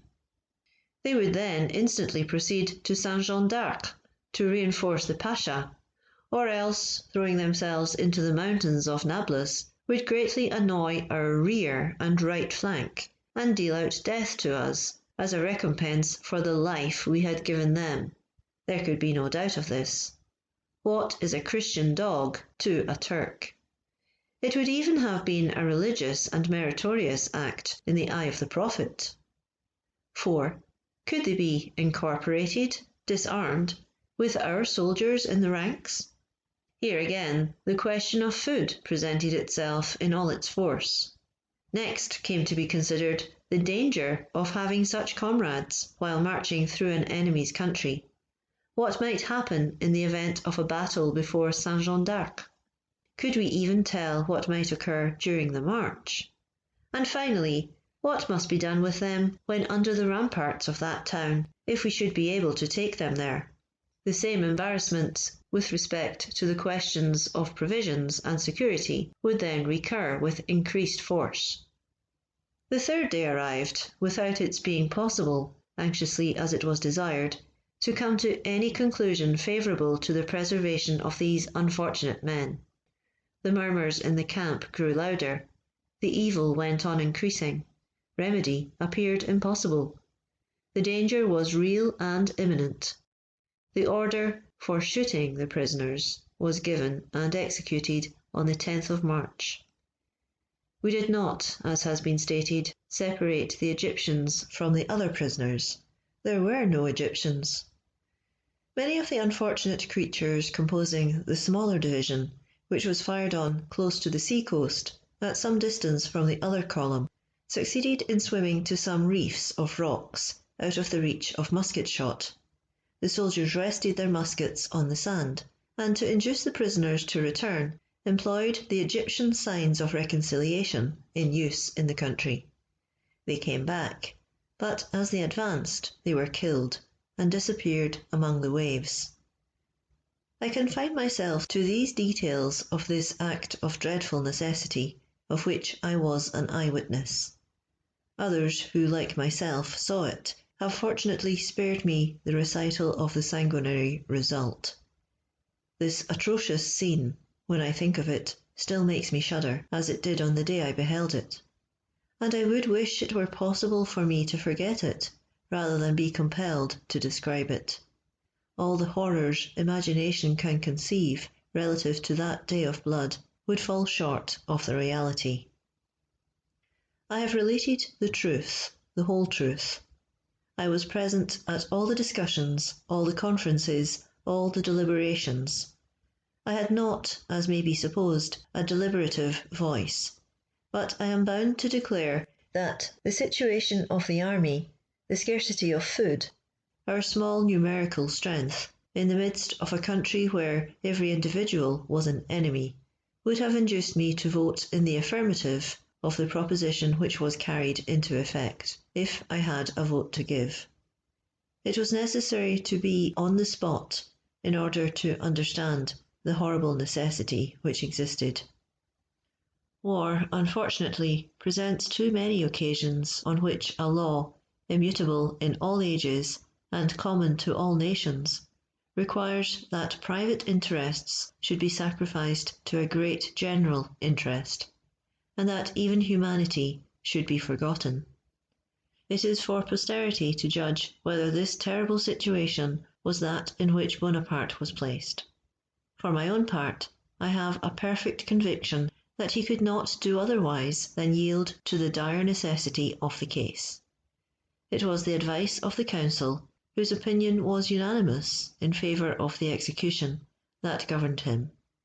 Indeed, I ought in truth to say that he yielded only in the last extremity, and was one of those, perhaps, who beheld the massacre with the deepest pain.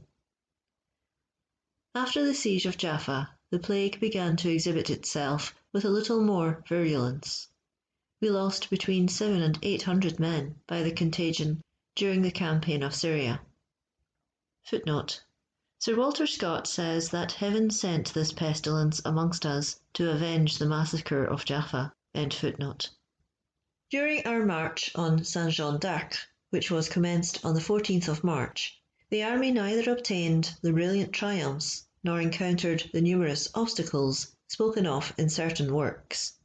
Nothing of importance occurred but a rash skirmish of General Lannes, who, in spite of contrary orders from Bonaparte, obstinately pursued a troop of mountaineers into the passes of Nablus.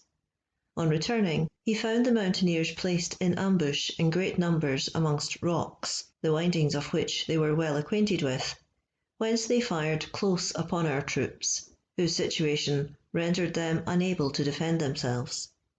During the time of this foolish and useless enterprise, especially while the firing was brisk, Bonaparte exhibited much impatience, and it must be confessed his anger was but natural. The Nablosians halted at the openings of the mountain defiles.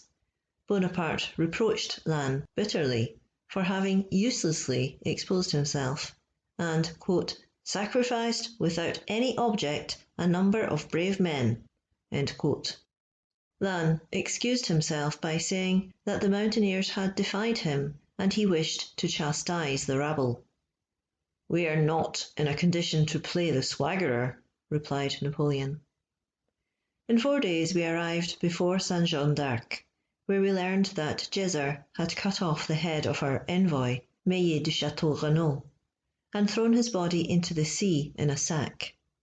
This cruel pasha was guilty of a great number of similar executions.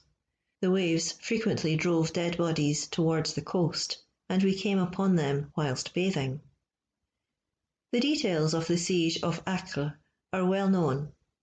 Although surrounded by a wall, flanked with strong towers, and having besides a broad and deep ditch defended by works, this little fortress did not appear likely to hold out against French valour and the skill of our corps of engineers and artillery.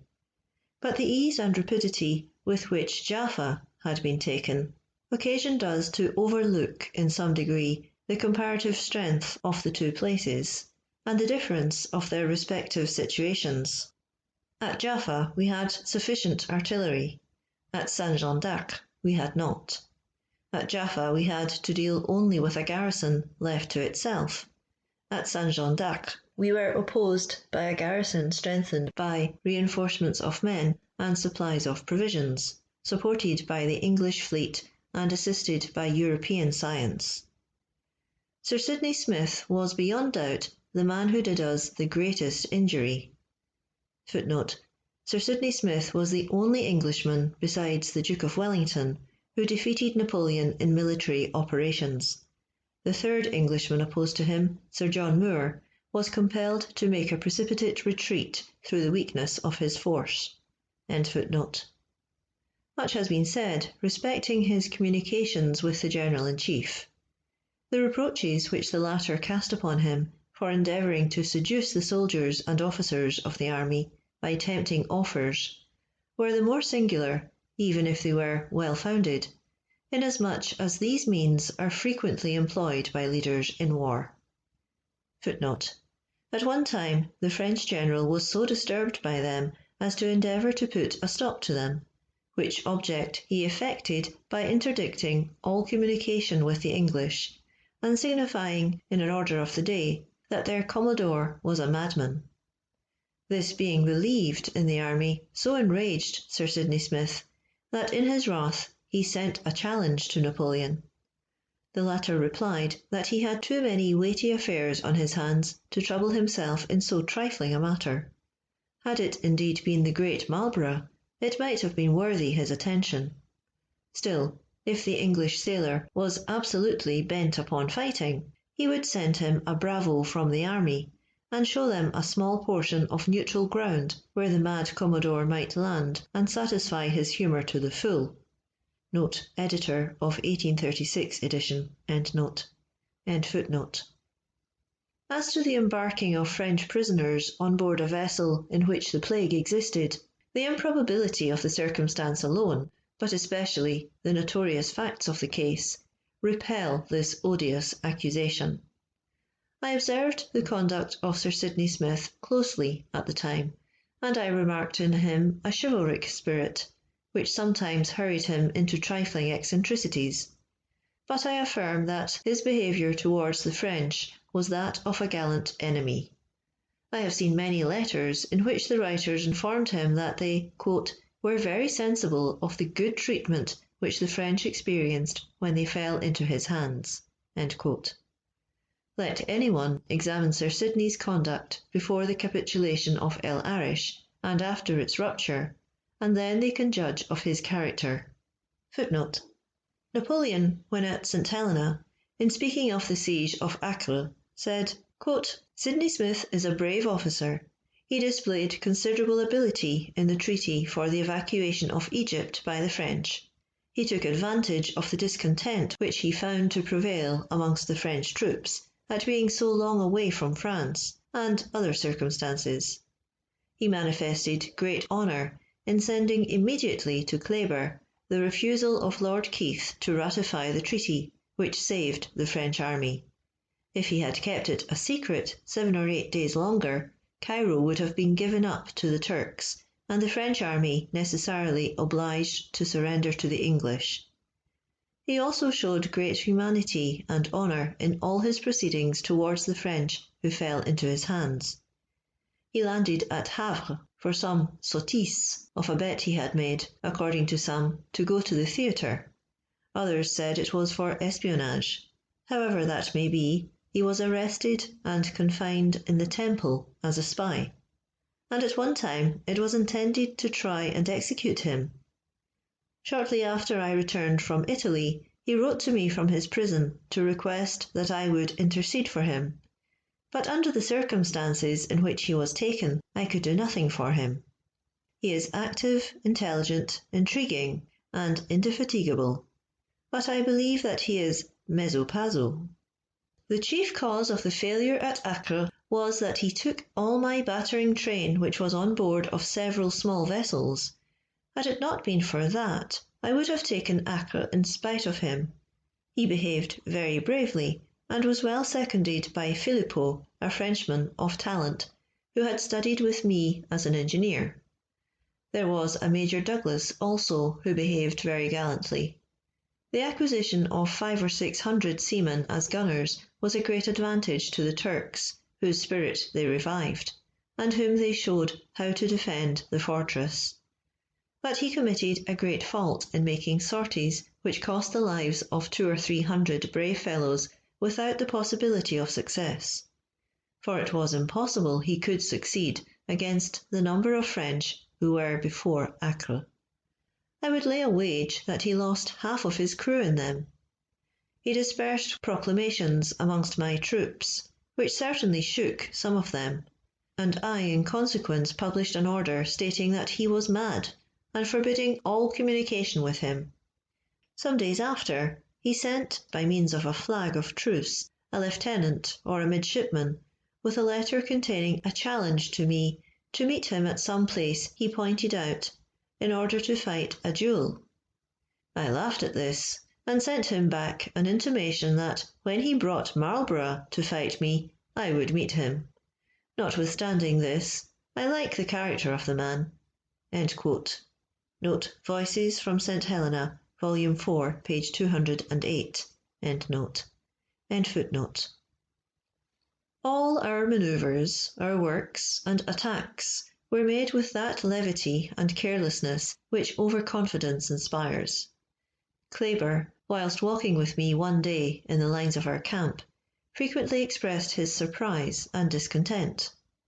"The trenches," said he, "do not come up to my knees."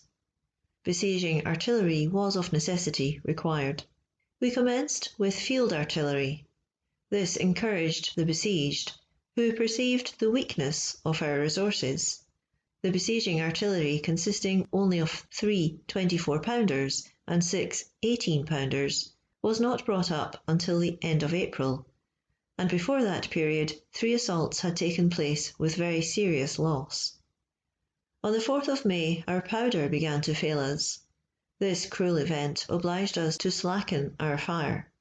We also wanted shot, and an order of the day fixed a price to be given for all balls according to their calibre, which might be picked up after being fired from the fortress or the 2 ships of the line, the Tiger and Theseus, which were stationed on each side of the harbour.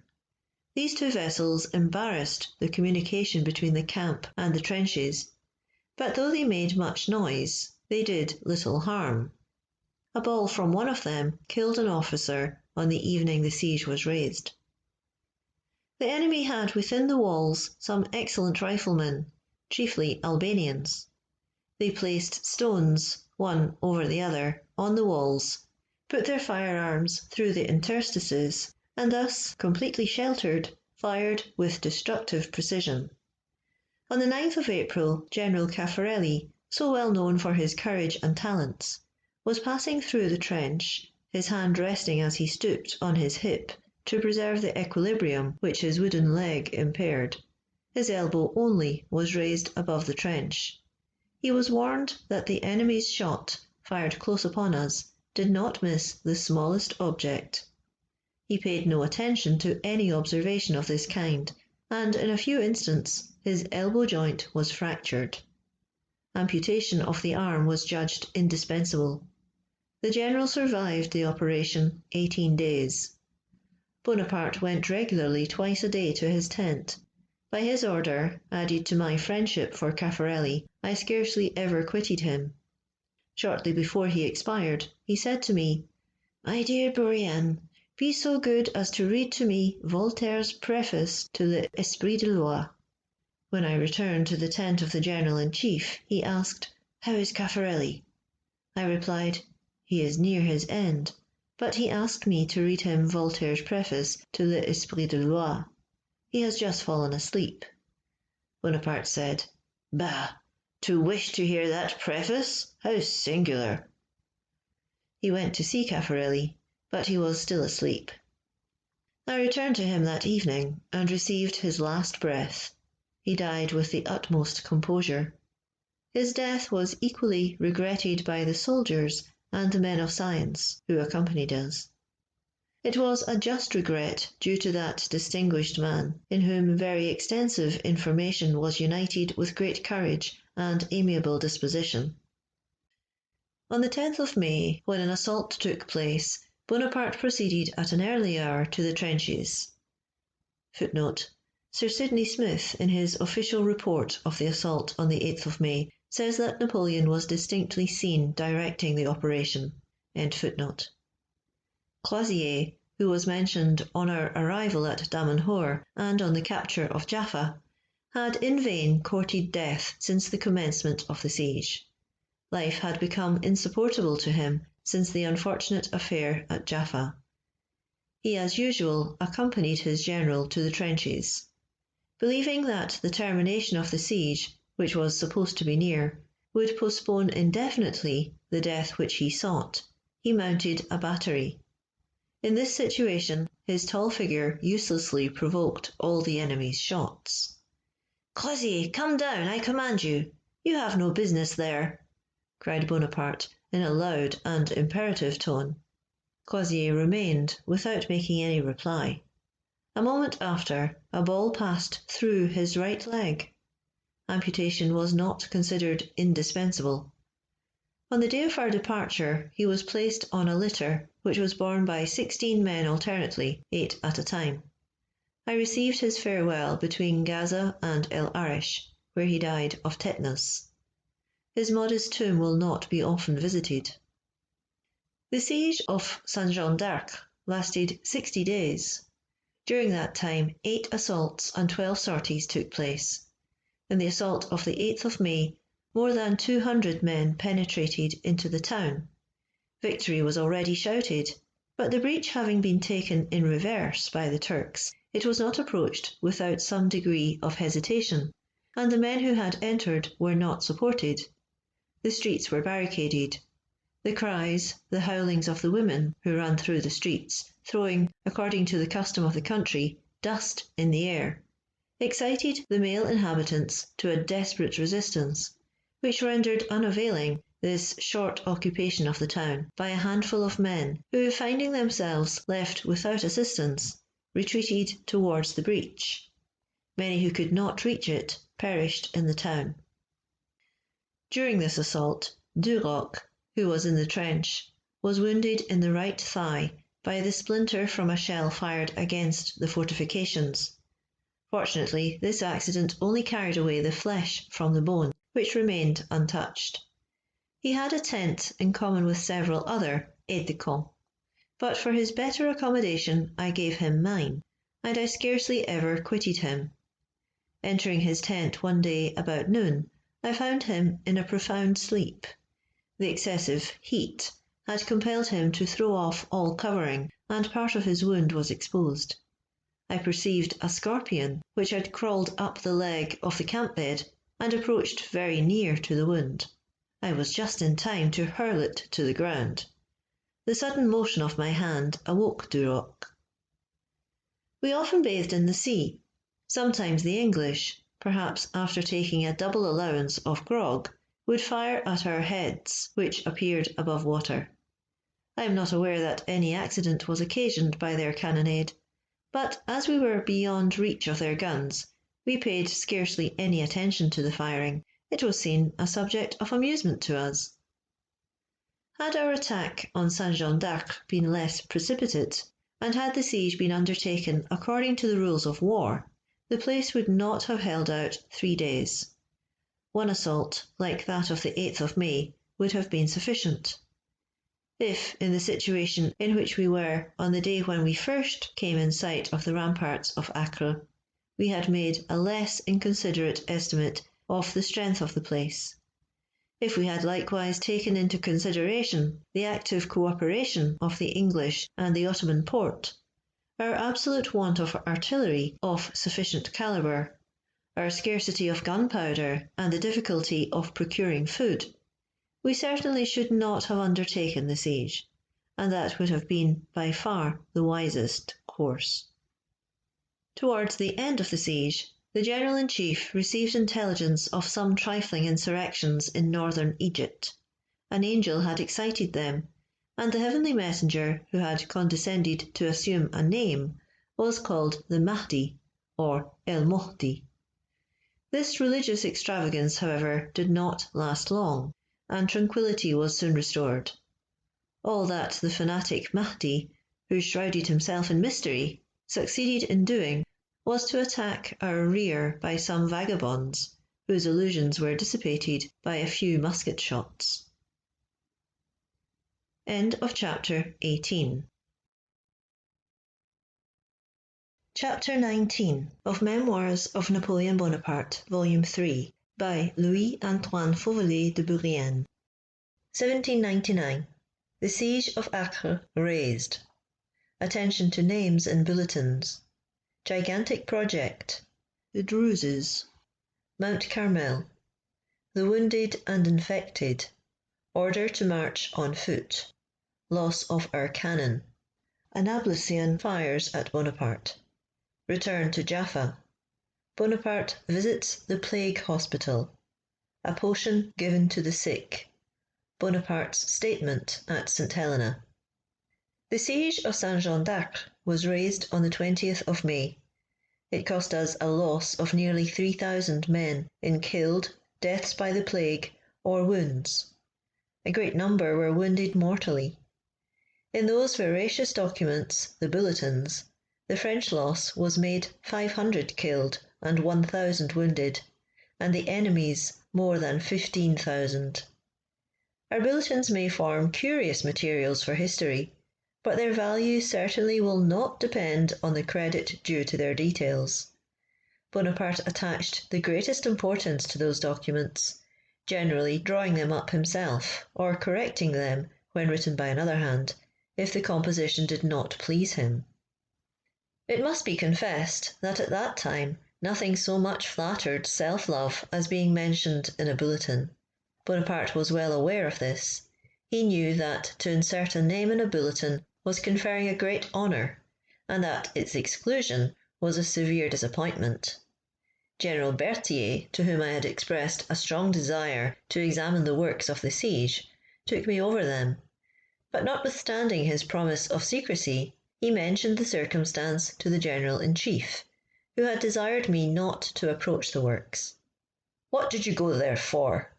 said Bonaparte to me with some severity. "That is not your place."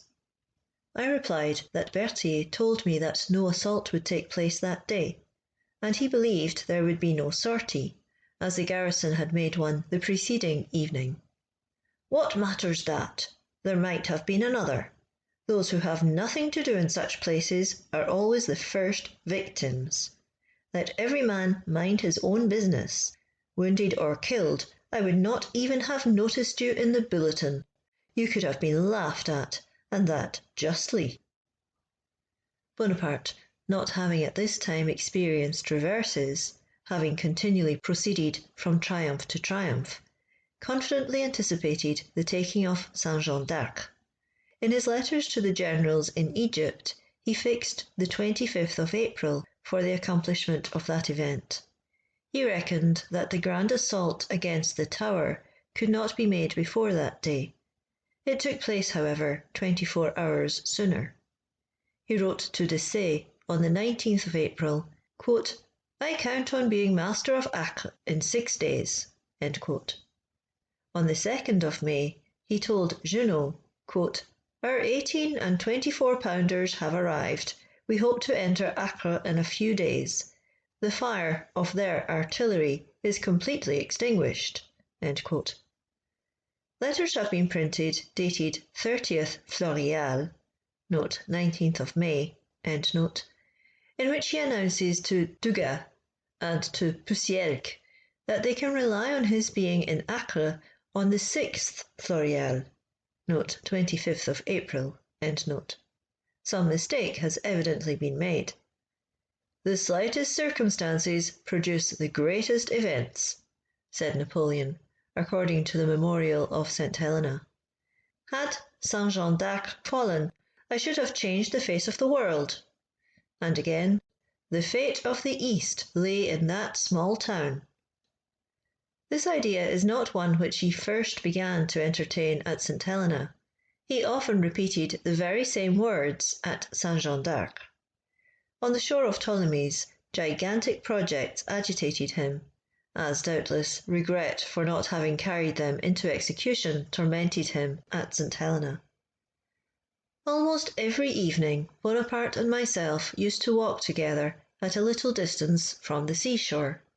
The day after the unfortunate assault of the 8th of May, Bonaparte, afflicted at seeing the blood of so many brave men uselessly shed, said to me, quote, "Bourrienne, I see that this wretched place has cost me a number of men and wasted much time. But things are far too advanced not to attempt a last effort. If I succeed, as I expect, I shall find in the town the Pasha's treasures and arms for 300,000 men. I will stir up and arm the people of Syria, who are disgusted at the ferocity of Djezzar, and who, as you know, pray for his destruction at every assault. I shall then march upon Damascus and Aleppo. On advancing into the country, the discontented will flock round my standard and swell my army. I will announce to the people the abolition of servitude and of the tyrannical governments of the Pashas. I shall arrive at Constantinople with large masses of soldiers. I shall overturn the Turkish Empire and found in the East a new and grand empire, which will fix my place in the records of posterity. Perhaps I shall return to Paris by Adrianople, or by Vienna, after having annihilated the House of Austria." End quote. After I had made some observations which these grand projects naturally suggested, he replied, quote, "What? Do you not see that the Druses only wait for the fall of Acre to rise in rebellion? Have not the keys of Damascus already been offered me? I only stay till these walls fall, because until then I can derive no advantage from this large town. By the operation which I meditate, I cut off all kind of succour from the Beys, and secure the conquest of Egypt. I will have Desaix nominated commander-in-chief. But if I do not succeed in the last assault I am about to attempt, I set off directly. Time presses. I shall not be at Cairo before the middle of June. The winds will then lie favourable for ships bound to Egypt from the north. Constantinople will send troops to Alexandria and Rosetta. I must be there. As for the army, which will arrive afterwards by land, I do not fear it this year. I will cause everything to be destroyed, all the way to the entrance of the desert. I will render the passage of an army impossible for 2 years. Troops cannot exist among ruins." As soon as I returned to my tent, I committed to paper this conversation, which was then quite fresh in my memory, and I may venture to say that every word I put down is correct. I may add that during the siege our camp was constantly filled with the inhabitants, who invoked heaven to favour our arms, and prayed fervently at every assault for our success, many of them on their knees, with their faces to the city. The people of Damascus, too, had offered the keys to Bonaparte. Thus everything contributed to make him confident in his favourite plan.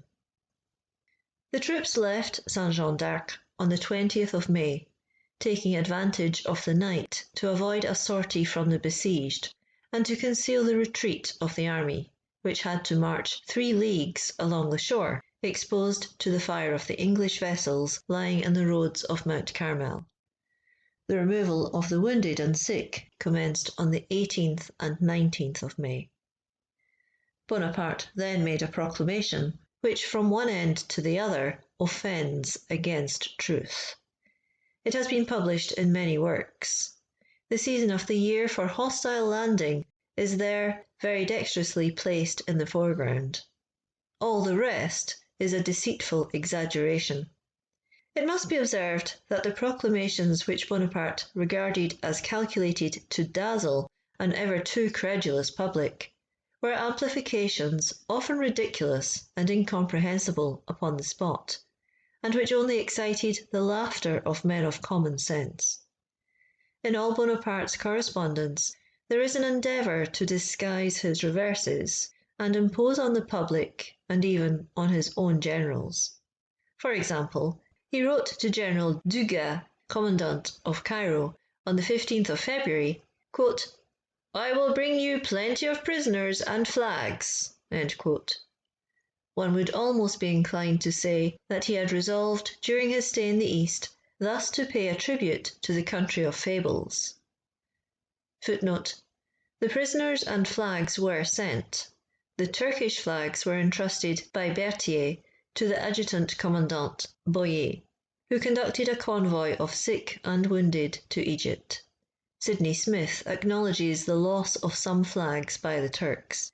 The Turkish prisoners were used as carriers of the litters for the wounded, and were for the most part brought into Egypt. Note Erreur, Tome 1, pages 47 and 160. End note. End footnote. Thus terminated this disastrous expedition. I have read somewhere that during this immortal campaign the 2 heroes, Murat and Mourad, had often been in face of one another. There is only a little difficulty. Mourad Bey never put his foot in Syria. We proceeded along the coast and passed Mount Carmel. Some of the wounded were carried on litters, the remainder on horses, mules, and camels.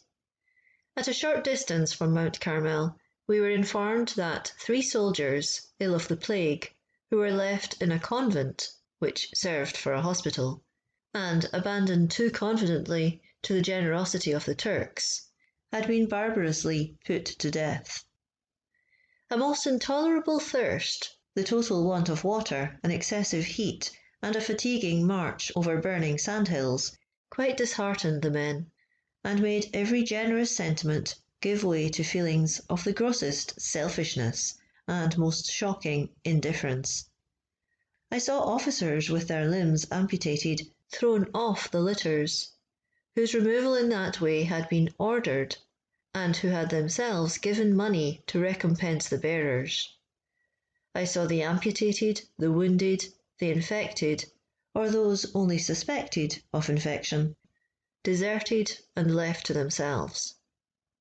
The march was illumined by torches lighted for the purpose of setting fire to the little towns, villages, and hamlets which lay in the route, and the rich crops with which the land was then covered. The whole country was in a blaze. Those who were ordered to preside at this work of destruction seemed eager to spread desolation on every side, as if they could thereby avenge themselves for their reverses, and find in such dreadful havoc an alleviation of their sufferings. We were constantly surrounded by plunderers, incendiaries, and the dying, who, stretched on the sides of the road, implored assistance in a feeble voice, saying, "I am not infected, I am only wounded." And to convince those whom they addressed, they reopened their old wounds, or inflicted on themselves fresh ones. Still nobody attended to them. "It is all over with him," was the observation applied to the unfortunate beings in succession, while every one pressed onward. The sun, which shone in an unclouded sky in all its brightness, was often darkened by our conflagrations. On our right lay the sea, on our left and behind us, the desert made by ourselves. Before were the privations and sufferings which awaited us. Such was our true situation. We reached Tentura on the 20th of May, when a most oppressive heat prevailed, and produced general dejection. We had nothing to sleep on but the parched and burning sand. On our right lay a hostile sea. Our losses in wounded and sick were already considerable since leaving Acre, and there was nothing consolatory in the future. The truly afflicting condition in which the remains of an army called triumphant were plunged, produced, as might well be expected, a corresponding impression on the mind of the General-in-Chief. Scarcely had he arrived at Tentura when he ordered his tent to be pitched. He then called me, and with a mind occupied by the calamities of our situation, dictated an order that every one should march on foot, and that all the horses, mules, and camels should be given up to the wounded, the sick, and infected who had been removed, and who still showed signs of life. "Carry that to Berthier," said he, and the order was instantly dispatched. Scarcely had I returned to the tent when the elder Vigogne, the General-in-Chief's groom, entered, and raising his hand to his cap, said, "General, what horse do you reserve for yourself?" In the state of excitement in which Bonaparte was, this question irritated him so violently that, raising his whip, he gave the man a severe blow on the head, saying, in a terrible voice, "Everyone must go on foot, you rascal! I the first. Do you not know the order? Be off!"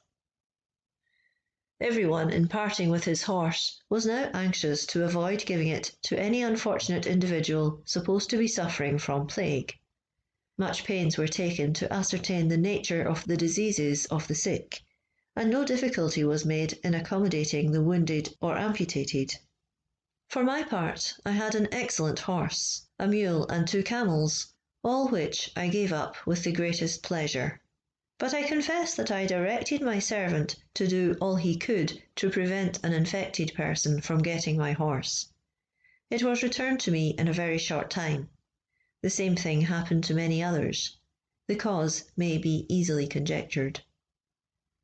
The remains of our heavy artillery were lost in the moving sands of Tentura from the want of horses, the small number that remained being employed in more indispensable services. The soldiers seemed to forget their own sufferings, plunged in grief at the loss of their bronze guns, often the instruments of their triumphs, and which had made Europe tremble. We halted at Caesarea on the 22nd of May, and we marched all the following night. Towards daybreak, a man, concealed in a bush upon the left of the road, the sea was 2 paces from us on the right, fired a musket almost close to the head of the General-in-Chief, who was sleeping on his horse. I was beside him. The wood being searched, the Nablusian was taken without difficulty, and ordered to be shot on the spot. 4 guides pushed him towards the sea by thrusting their carbines against his back. When close to the water's edge, they drew the triggers, but all the 4 muskets hung fire, a circumstance which was accounted for by the great humidity of the night. The Napoleon threw himself into the water, and swimming with great agility and rapidity, gained a ridge of rocks so far off that not a shot from the whole troop, which fired as it passed, reached him. Bonaparte, who continued his march, desired me to wait for Kleber, whose division formed the rear guard, and to tell him not to forget the Napoleon. He was, I believe, shot at last. We returned to Jaffa on the 24th of May and stopped there during the 25th, 26th, 27th and 28th. This town had lately been the scene of a horrible transaction, dictated by necessity, and it was again destined to witness the exercise of the same dire law. Here I have a painful duty to perform.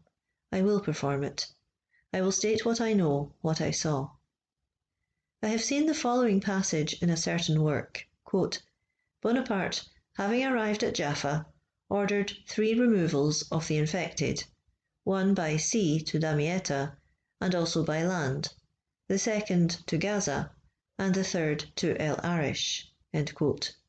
So many words, so many errors. Some tents were pitched on an eminence near the gardens east of Jaffa. Orders were given directly to undermine the fortifications and blow them up, and on the 27th of May, upon the signalling given, the town was in a moment laid bare. An hour afterwards, the General-in-Chief left his tent and repaired to the town, accompanied by Berthier, some physicians and surgeons, and his usual staff. I was also one of the party. A long and sad deliberation took place on the question which now arose relative to the men who were incurably ill of the plague, or who were at the point of death. After a discussion of the most serious and conscientious kind, it was decided to accelerate a few moments, by a potion, a death which was inevitable, and which would otherwise be painful and cruel. Bonaparte took a rapid view of the destroyed ramparts of the town, and returned to the hospital, where there were men whose limbs had been amputated, many wounded, many afflicted with ophthalmia, whose lamentations were distressing, and some infected with the plague. The beds of the last description of patients were to the right on entering the first ward. I walked by the General's side, and I assert that I never saw him touch any one of the infected. And why should he have done so? They were in the last stage of the disease. Not one of them spoke a word to him, and Bonaparte well knew that he possessed no protection against the plague. Is fortune to be again brought forward here? She had, in truth, little favoured him during the last few months, when he had trusted to her favours. I ask, why should he have exposed himself to certain death, and left his army in the midst of a desert created by our ravages, in a desolate town, without succour, and without the hope of ever receiving any? Would he have acted rightly in doing so? He who was evidently so necessary, so indispensable to his army, he on whom depended at that moment the lives of all who had survived the last disaster, and who had proved their attachment to him by their sufferings, their privations, and their unshaken courage, and who had done all that he could have required of men, and whose only trust was in him. Bonaparte walked quickly through the rooms, tapping the yellow top of his boot with a whip he held in his hand. As he passed along with hasty steps, he repeated these words, quote, "The fortifications are destroyed. Fortune was against me at Saint-Jean d'Acre. I must return to Egypt to preserve it from the enemy, who will soon be there. In a few hours the Turks will be here. Let all those who have strength enough rise and come along with us. They shall be carried on litters and horses." End quote. There were scarcely 60 cases of plague in the hospital, and all accounts stating a greater number are exaggerated. The perfect silence, complete dejection, and general stupor of the patients announced their approaching end. To carry them away in the state in which they were would evidently have been doing nothing else than inoculating the rest of the army with the plague. I have, it is true, learned since my return to Europe that some persons touched the infected with impunity, nay, that others went so far as to inoculate themselves with the plague in order to learn how to cure those whom it might attack. It certainly was a special protection from heaven to be preserved from it. But to cover, in some degree, the absurdity of such a story, it is added that they knew how to elude the danger, and that anyone else who braved it without using precautions met with death for their temerity. This is, in fact, the whole point of the question. Either those privileged persons took indispensable precautions, and in that case their boasted heroism is a mere juggler's trick, or they touched the infected without using precautions and inoculated themselves with the plague, thus voluntarily encountering death, and then the story is really a good one. The infected were confided, it has been stated, to the head apothecary of the army, Royer, who, dying in Egypt 3 years after, carried the secret with him to the grave. But, on a moment's reflection, it will be evident that the leaving of Royer alone in Jaffa would have been to devote to certain death, and that a prompt and cruel one, a man who was extremely useful to the army, and who was, at the time, in perfect health. It must be remembered that no guard could be left with him, and that the Turks were close at our heels. Bonaparte truly said, while walking through the rooms of the hospital, that the Turks would be at Jaffa in a few hours. With this conviction, would he have left the head apothecary in that town? Recourse has been had to suppositions to support the contrary belief to what I state.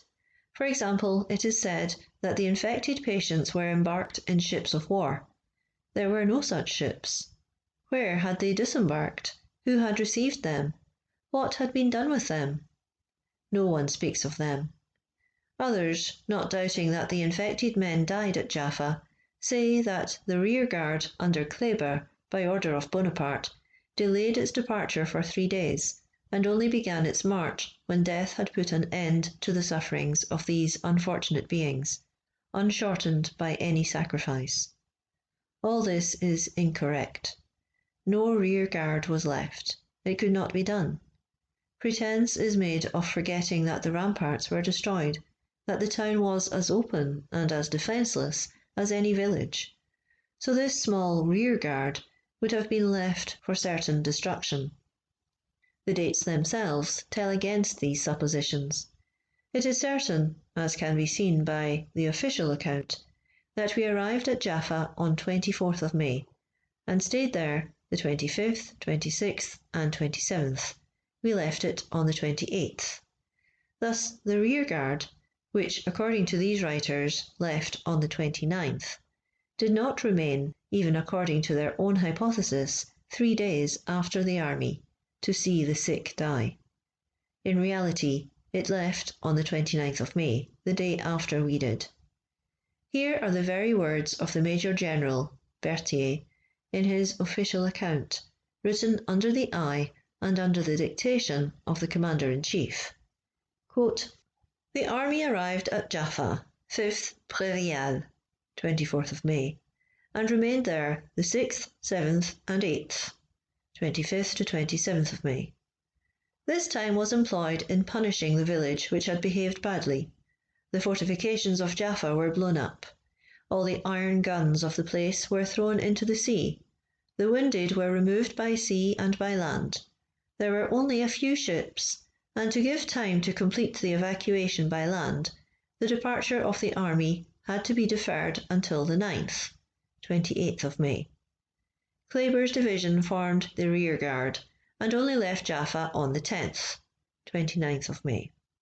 End quote. The official report of what passed at Jaffa was drawn up by Berthier under the eye of Bonaparte. It has been published, but it may be remarked that not a word about the infected, not a word of the visit to the hospital, or the touching of the plague patients with impunity, is there mentioned. In no official report is anything said about the matter. Why this silence?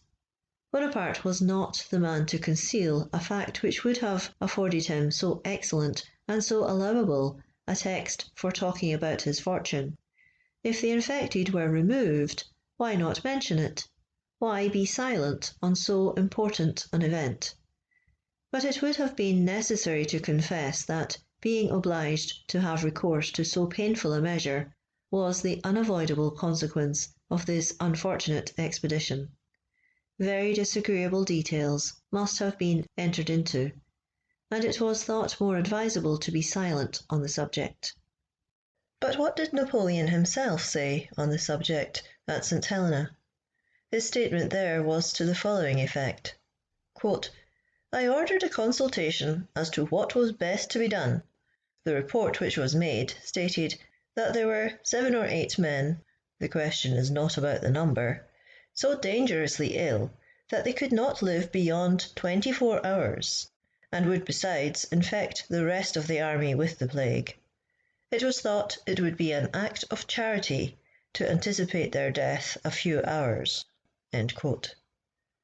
Then comes the fable of the 500 men of the rear guard, who, it is pretended, saw them die. I make no doubt that the story of the poisoning was the invention of Den .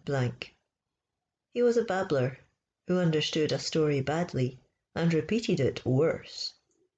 I do not think it would have been a crime to have given opium to the infected. On the contrary, it would have been obedience to the dictates of reason.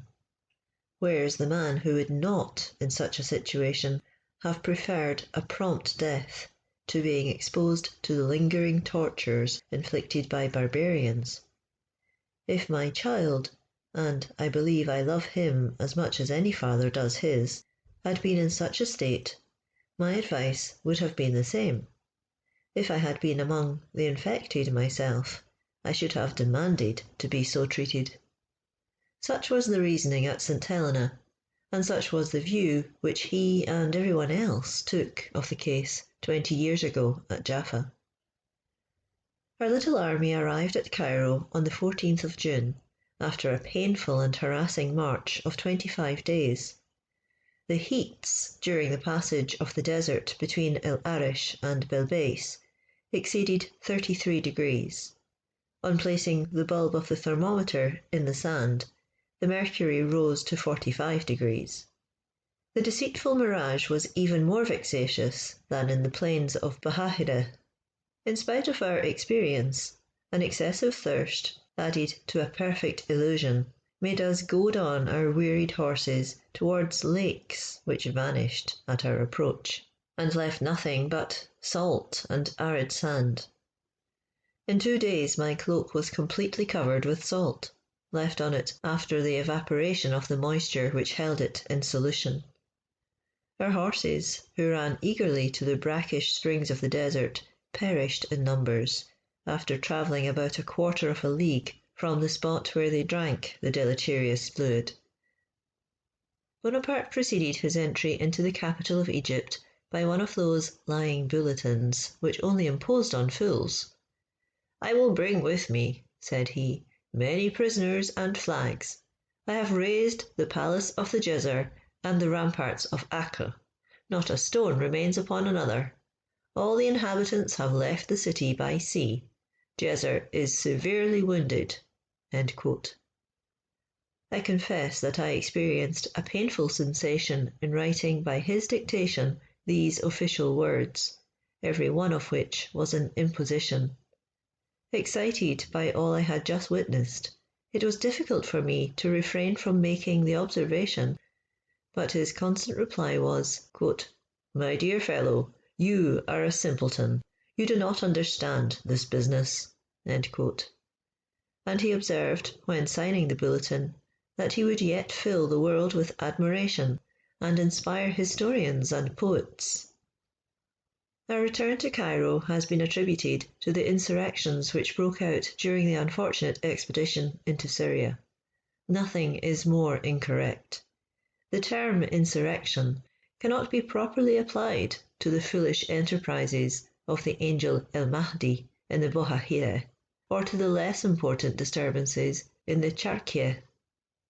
The reverses experienced before St. Jean d'Arc, the fear, or rather the prudent anticipation, of a hostile landing were sufficient motives, and the only ones, for our return to Egypt.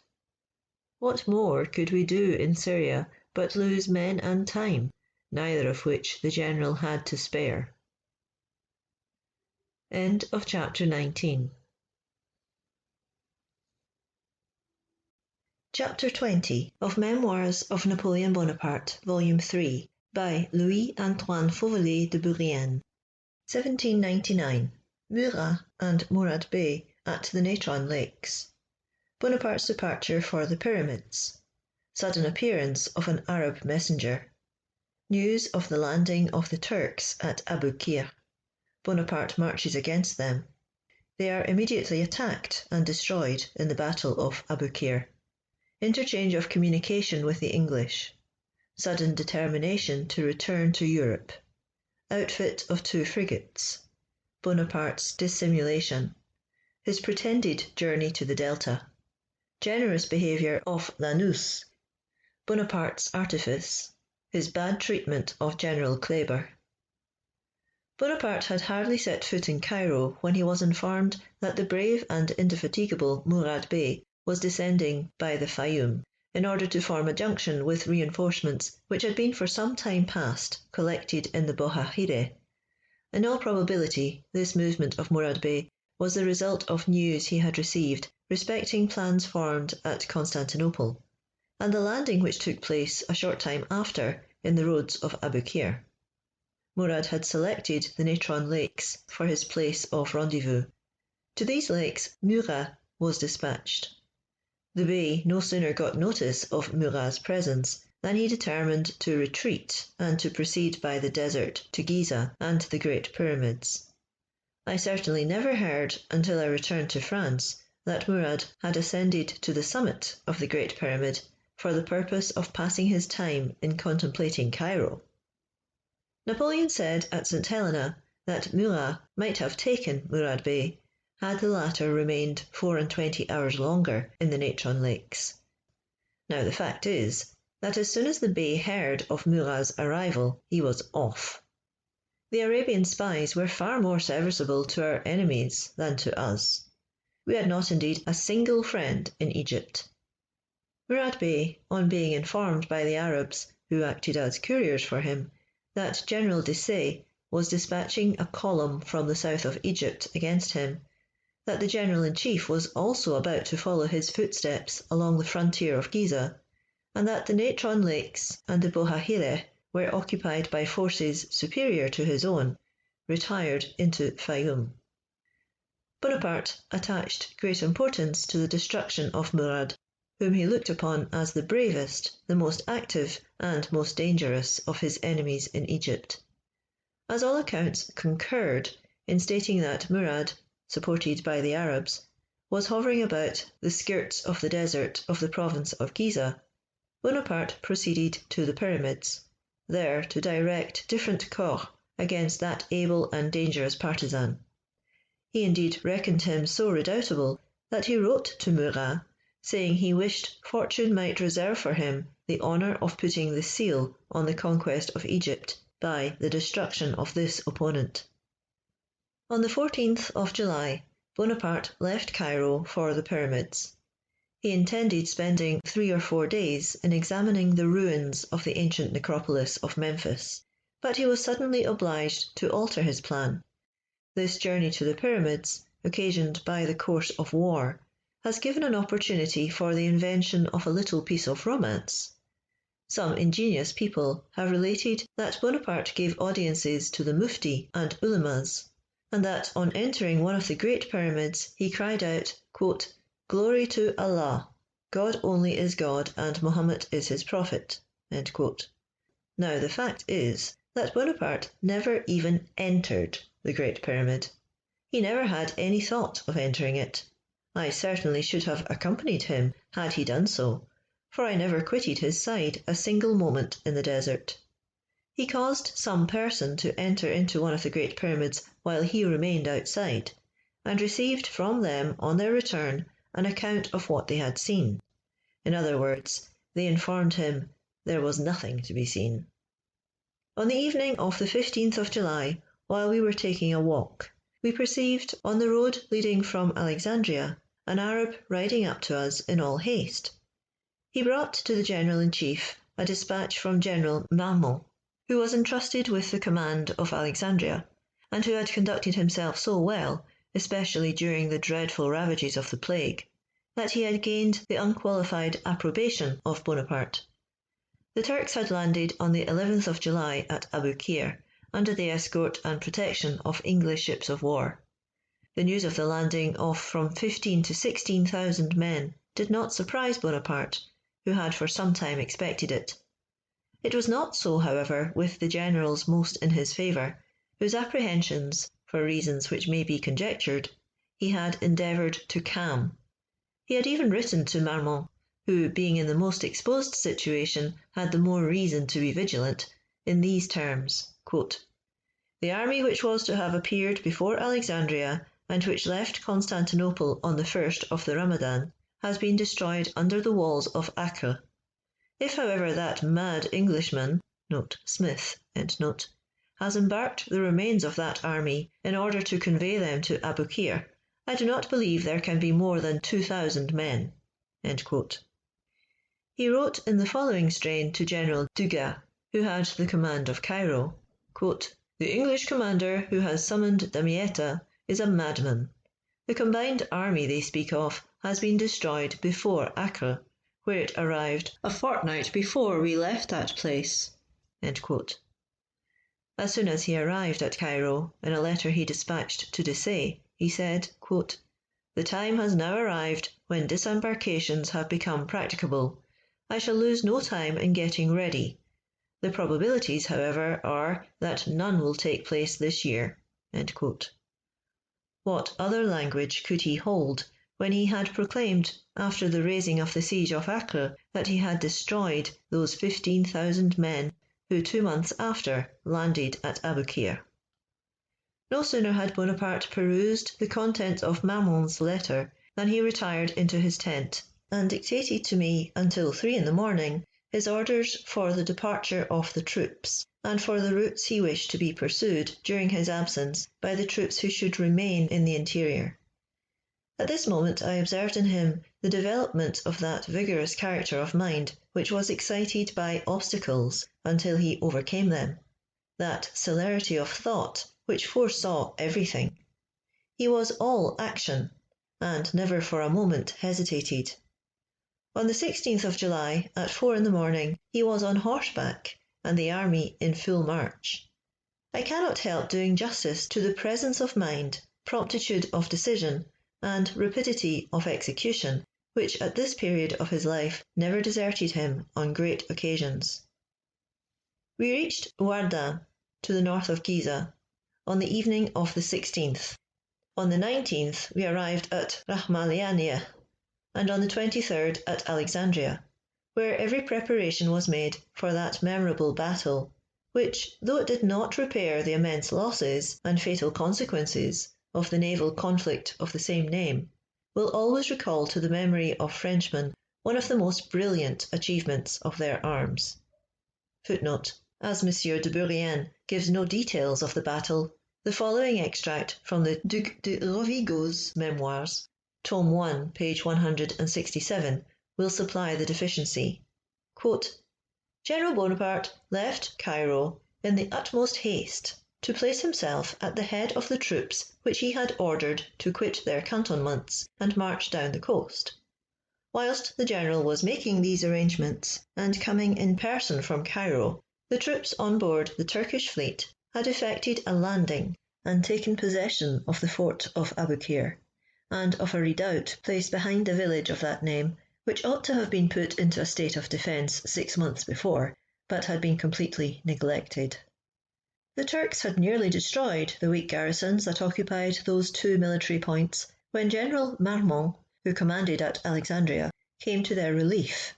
This general, seeing the 2 posts in the power of the Turks, returned to shut himself up in Alexandria, where he would probably have been blockaded by the Turkish army, had it not been for the arrival of General Bonaparte with his forces, who was very angry when he saw that the fort and redoubt had been taken. But he did not blame Marmont, for retreating to Alexandria with the forces at his disposal.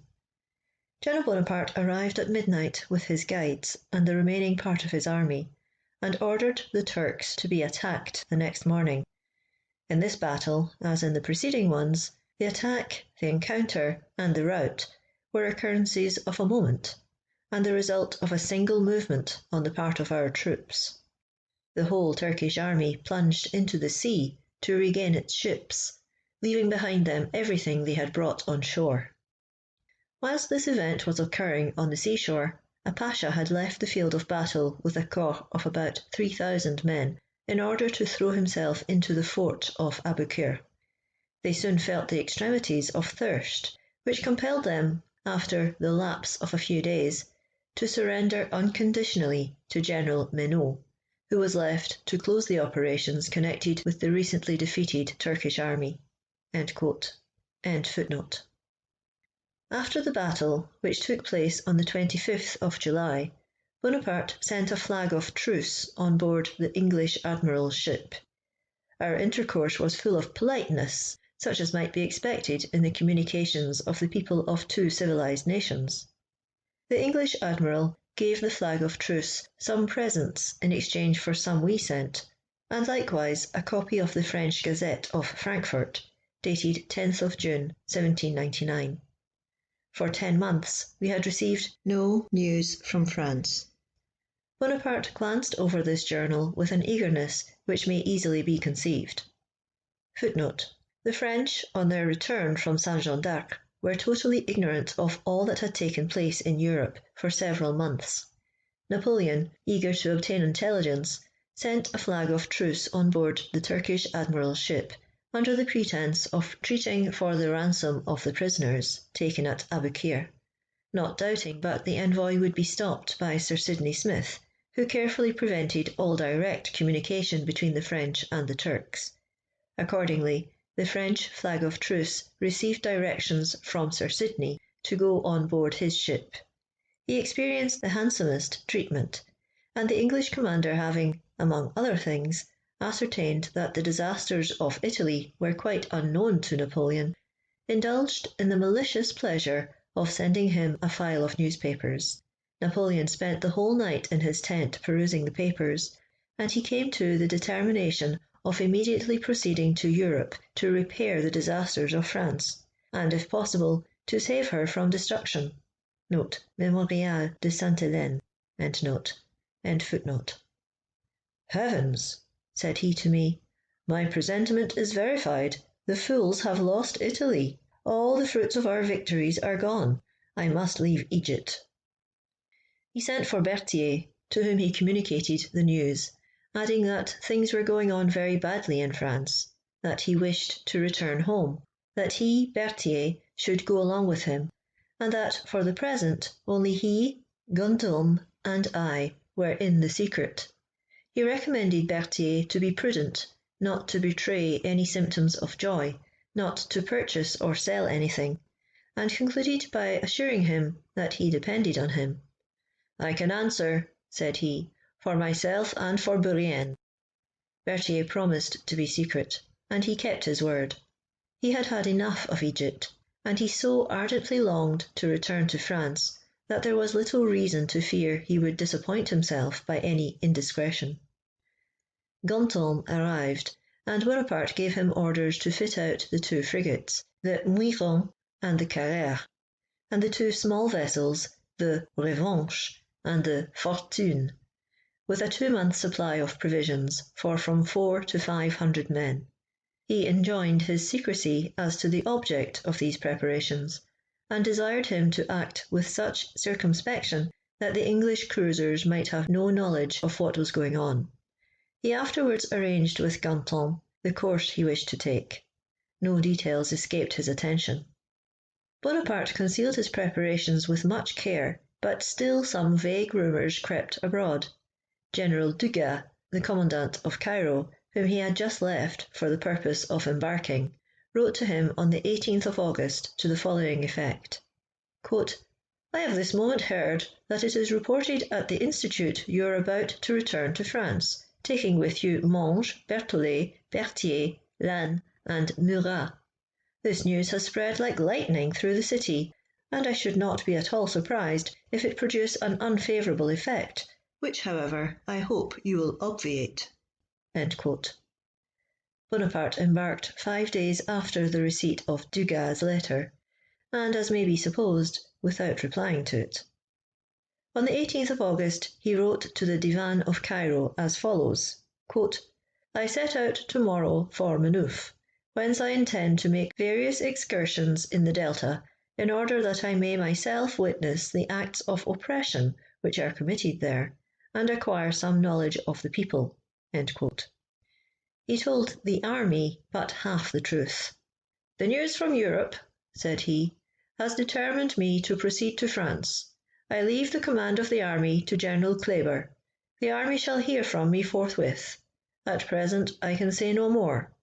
It costs me much pain to quit troops to whom I am so strongly attached, but my absence will be but temporary, and the general I leave in command has the confidence of the government as well as mine."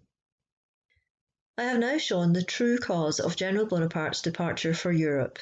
This circumstance, in itself perfectly natural, has been the subject of the most ridiculous conjectures to those who always wish to assign extraordinary causes for simple events.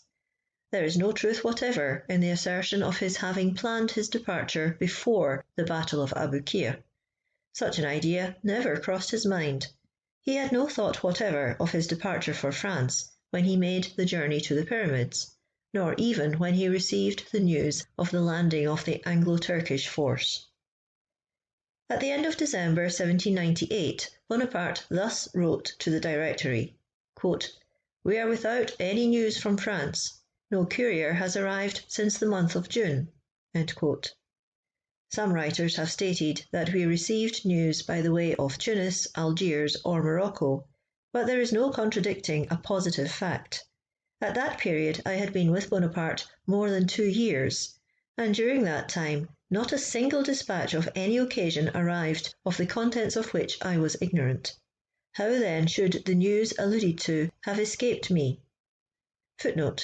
Details on the question of the correspondence of Napoleon with France while he was to Egypt will be found in Colonel Jung's work Lucien Bonaparte, Paris, Charpentier, 1882, Tome 1, pages 251 to 274.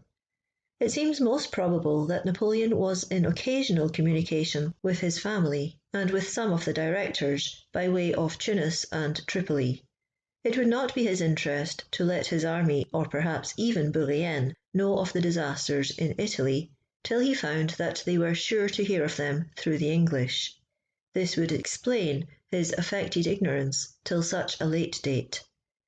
On the 11th of April, Barras received a dispatch by which Napoleon stated his intention of returning to France if the news brought by Hamelin was confirmed.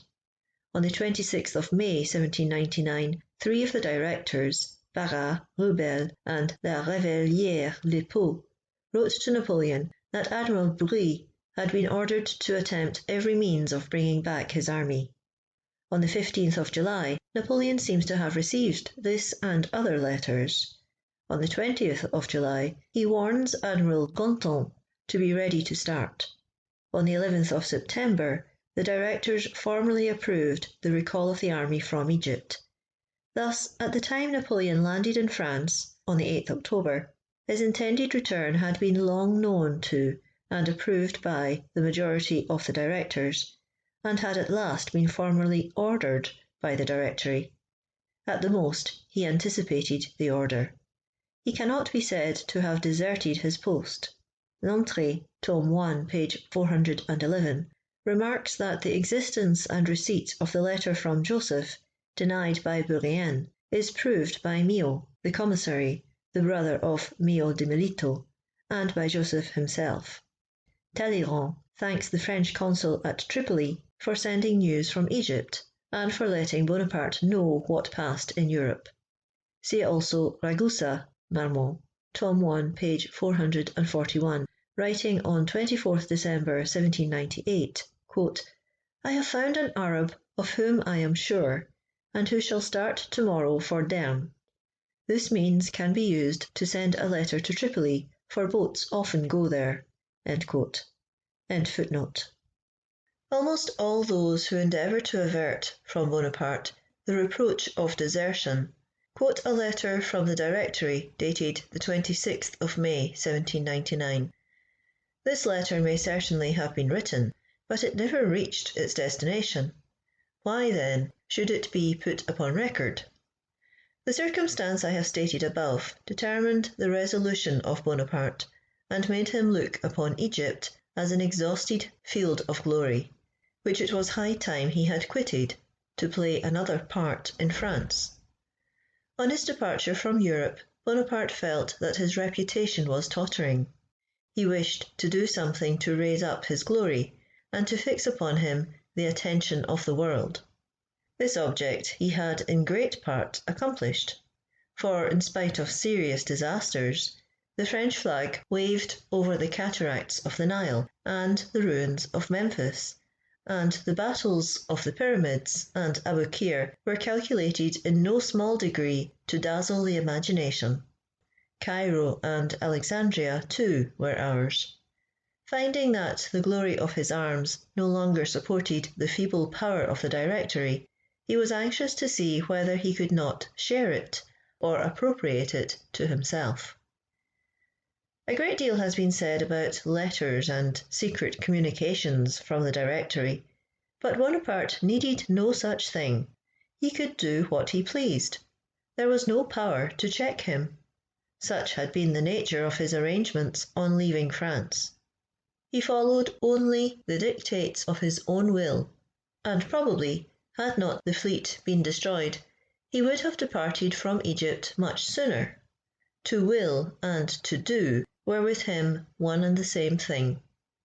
The latitude he enjoyed was the result of his verbal agreement with the Directory, whose instructions and plans he did not wish should impede his operations.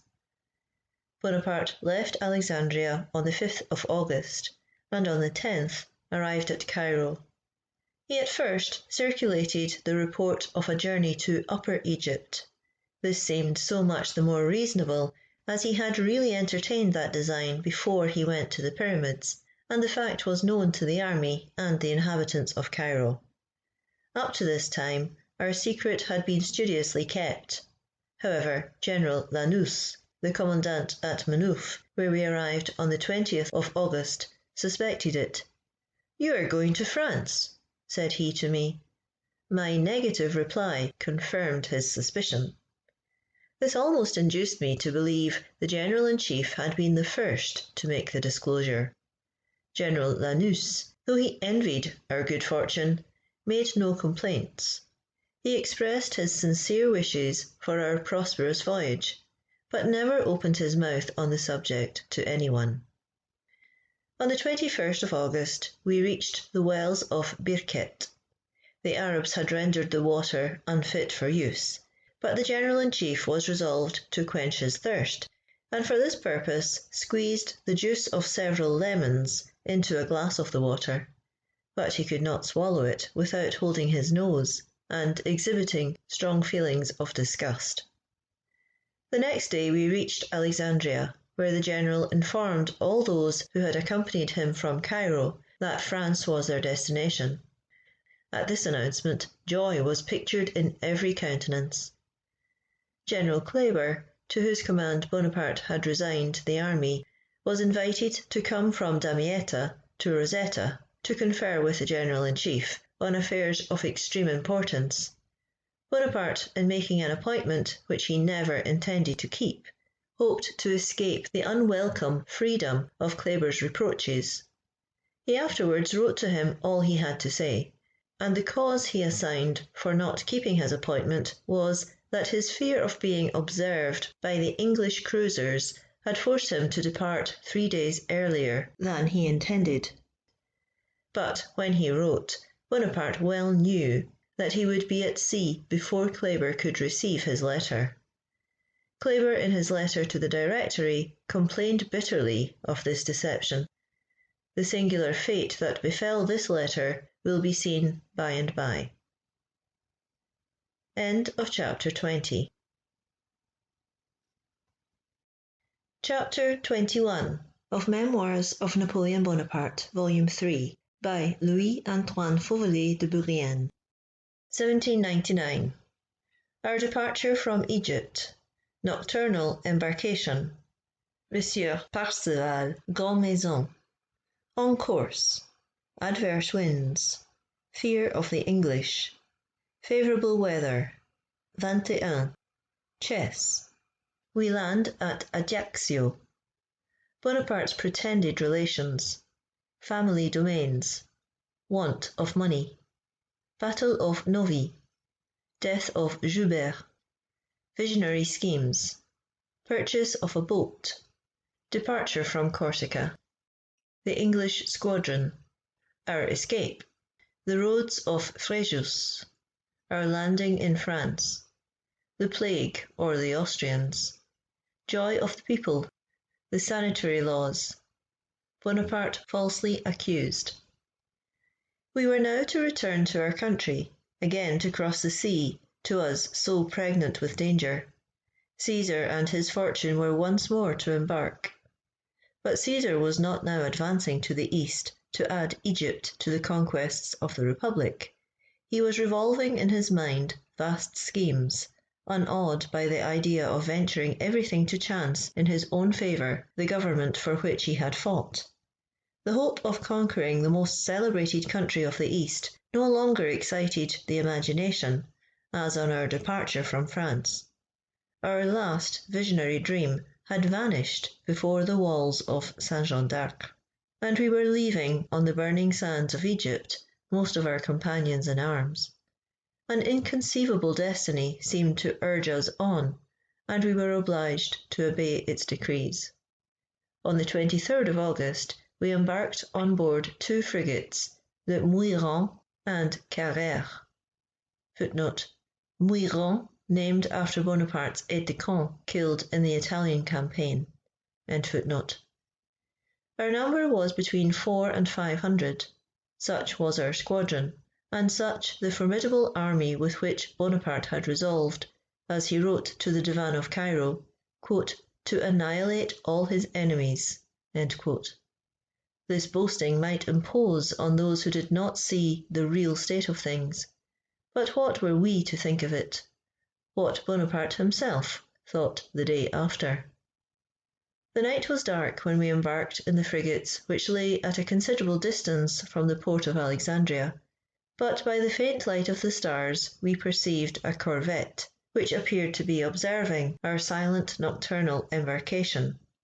Footnote: the horses of the escort had been left to run loose on the beach, and all was perfect stillness in Alexandria when the advanced posts of the town were alarmed by the wild galloping of horses, which, from a natural instinct, were returning to Alexandria through the desert. The picket ran to arms on seeing horses ready saddled and bridled, which were soon discovered to belong to the regiment of guides. They at first thought that a misfortune had happened to some detachment in its pursuit of the Arabs.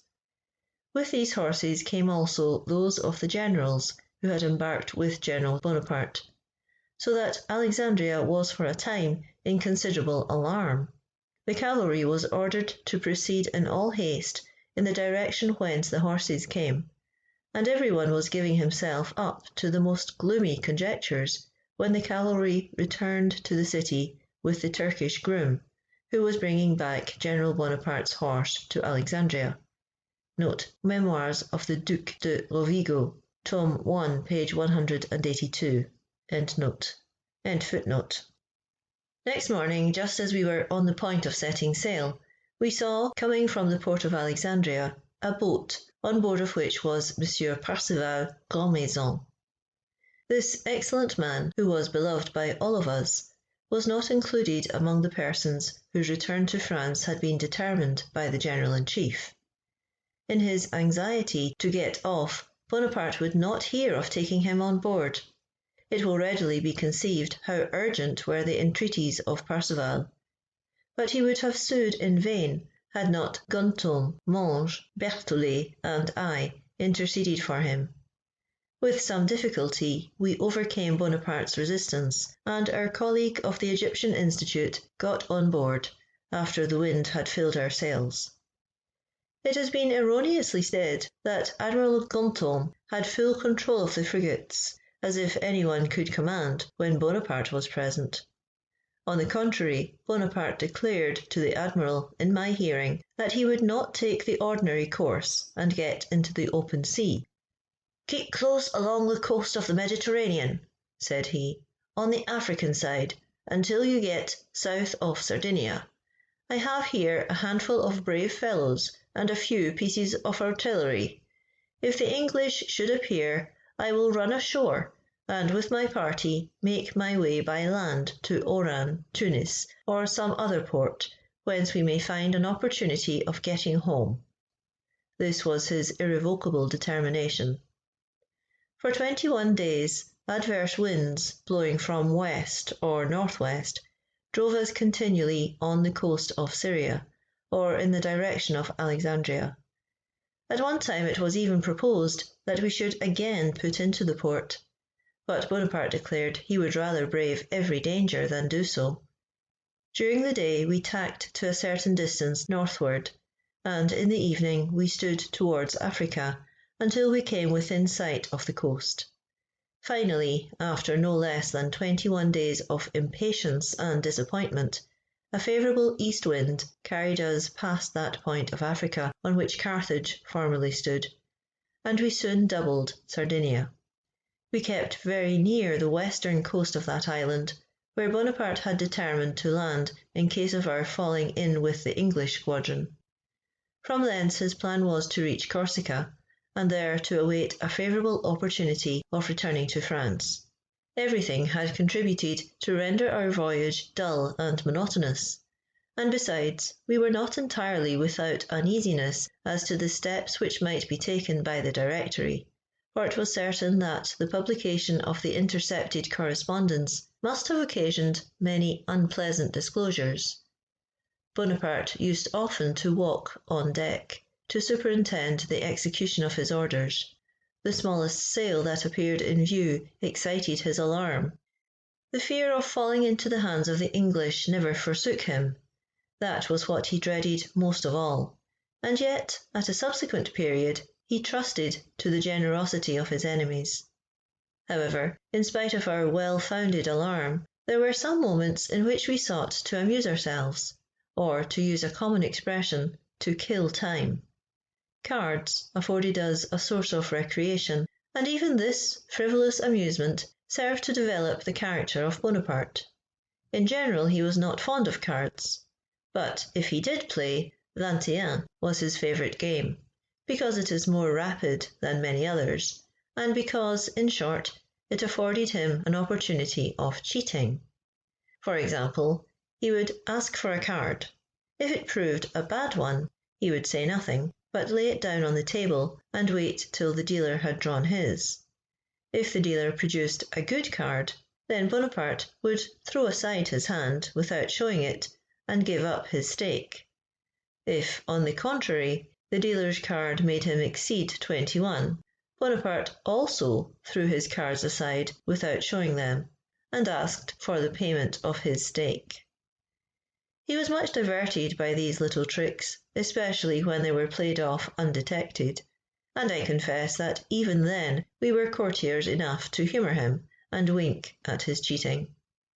I must, however, mention that he never appropriated to himself the fruit of these little dishonesties, for at the end of the game he gave up all his winnings, and they were equally divided. Gain, as may readily be supposed, was not his object, but he always expected that fortune would grant him an ace or a 10 at the right moment, with the same confidence with which he looked for fine weather on the day of battle. If he were disappointed, he wished nobody to know it. Bonaparte also played at chess, but very seldom, because he was only a third-rate player, and he did not like to be beaten at that game, which, I know not why, is said to bear a resemblance to the grand game of war. At this latter game Bonaparte certainly feared no adversary. This reminds me that when we were leaving Passeriano, he announced his intention of passing through Mantua. He was told that the commandant of that town, I believe General Beauvoir, was a great chess player, and he expressed a wish to play a game with him. General Beauvoir asked him to point out any particular pawn with which he would be checkmated, adding that, if the pawn were taken, he, Bonaparte, should be declared the winner. Bonaparte pointed out the last pawn on the left of his adversary. A mark was put upon it, and it turned out that he actually was checkmated with that very pawn. Bonaparte was not very pleased at this. He liked to play with me because, though rather a better player than himself, I was not always able to beat him. As soon as a game was decided in his favour, he declined playing any longer, preferring to rest on his laurels. The favourable wind, which had constantly prevailed after the first 20 days of our voyage, still continued while we kept along the coast of Sardinia. But after we had passed that island, the wind again blew violently from the west, and on the 1st of October we were forced to enter the Gulf of Ajaccio. We sailed again next day, but we found it impossible to work our way out of the Gulf. We were therefore obliged to put into the port and land at Ajaccio. Adverse winds obliged us to remain there until the 7th of October. It may readily be imagined how much this delay annoyed Bonaparte. He sometimes expressed his impatience, as if he could enforce the obedience of the elements as well as of the men. He was losing time, and time was everything to him. There was one circumstance which seemed to annoy him as much as any of his more serious vexations. "What will become of me," said he, "if the English, who are cruising hereabout, should learn that I have landed in Corsica? I shall be forced to stay here. That I could never endure. I have a torrent of relations pouring upon me." His great reputation had certainly prodigiously augmented the number of his family. He was overwhelmed with visits, congratulations, and requests. The whole town was in a commotion. Every one of its inhabitants wished to claim him as their cousin, and from the prodigious number of his pretended godsons and goddaughters, it might have been supposed that he had held 1/4 of the children of Ajaccio at the baptismal font. Bonaparte frequently walked with us in the neighbourhood of Ajaccio, and when in all the plenitude of his power, he did not count his crowns with greater pleasure than he evinced in pointing out to us the little domains of his ancestors. While we were at Ajaccio, Monsieur Fesch gave Bonaparte French money in exchange for a number of Turkish sequins, amounting in value to 17,000 francs. This sum was all that the general brought with him from Egypt. I mention this fact because he was unjustly calumniated in letters written after his departure, and which were intercepted and published by the English. I ought also to add that, as he would never, for his own private use, resort to the money chest of the army, the contents of which were indeed never half sufficient to defray the necessary expenses, he several times drew on Genoa through Monsieur James, and on the funds he possessed in the house of Clary, 16,000, 25,000, and up to 33,000 francs. I can bear witness that in Egypt I never saw him touch any money beyond his pay, and that he left the country poorer than he had entered it is a sad fact that cannot be denied. In his notes on Egypt, it appears that in 1 year 12,600,000 francs were received. In this sum were included at least 2 million of contributions, which were levied at the expense of many decapitations. Bonaparte was 14 months in Egypt, and he is said to have brought away with him 20 million. Calumny may be very gratifying to certain persons, but they should at least give it a colouring of probability. The fact is that Bonaparte had scarcely enough to maintain himself at Ajaccio, and to defray our posting expenses to Paris. On our arrival at Ajaccio, we learnt the death of Joubert and the loss of the Battle of Novi, which was fought on the 15th of August. Bonaparte was tormented by anxiety. He was in a state of utter uncertainty as to the future. From the time we left Alexandria till our arrival in Corsica, he had frequently talked of what he should do during the quarantine, which he supposed he would be required to observe on reaching Toulon, the port at which he had determined to land. Even then, he cherished some illusions respecting the state of affairs, and he often said to me, quote, "But for that confounded quarantine, I would hasten ashore and place myself at the head of the army of Italy. All is not over, and I am sure that there is not a general who would refuse me the command. The news of a victory gained by me would reach Paris as soon as the Battle of Aboukir. That indeed would be excellent." End quote. In Corsica his language was very different. When he was informed of our reverses and saw the full extent of the evil, he was for a moment overwhelmed. His grand projects then gave way to the consideration of matters of minor import, and he thought about his detention in the lazaretto of Toulon. He spoke of the Directory, of intrigues, and of what would be said of him. He accounted his enemies those who envied him, and those who could not be reconciled to his glory and the influence of his name. Amidst all these anxieties, Bonaparte was outwardly calm, though he was moody and reflective. Providing against every chance of danger, he had purchased at Ajaccio a large launch, which was intended to be towed by the Muiron, and it was manned by 12 of the best sailors the island could furnish. His resolution was, in case of inevitable danger, to jump into this boat and get ashore. This precaution had well nigh proved useful.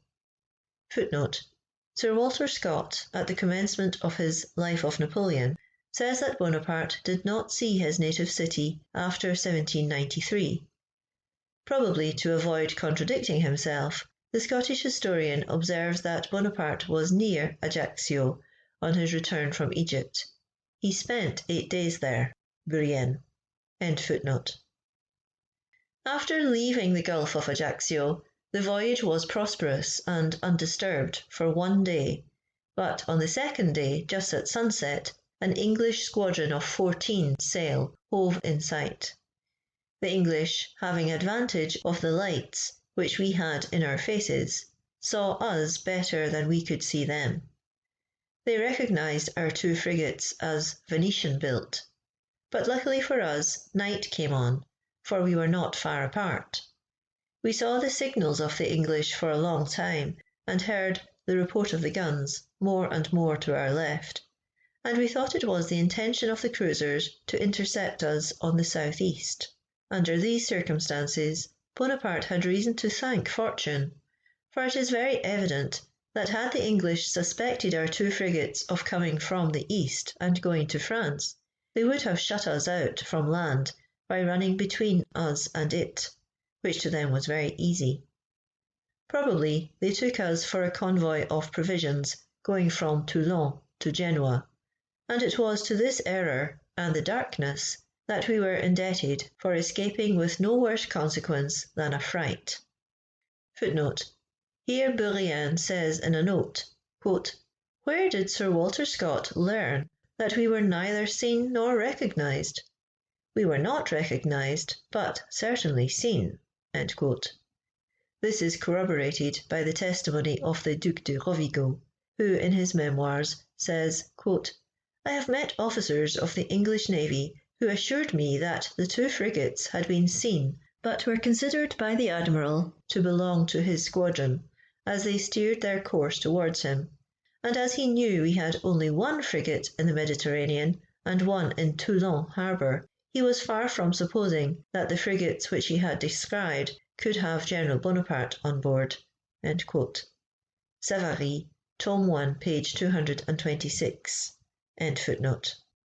During the remainder of the night, the utmost agitation prevailed on board the Muiron. Ganton, especially, was in a state of anxiety which it is impossible to describe, and which it was painful to witness. He was quite beside himself, for a disaster appeared inevitable.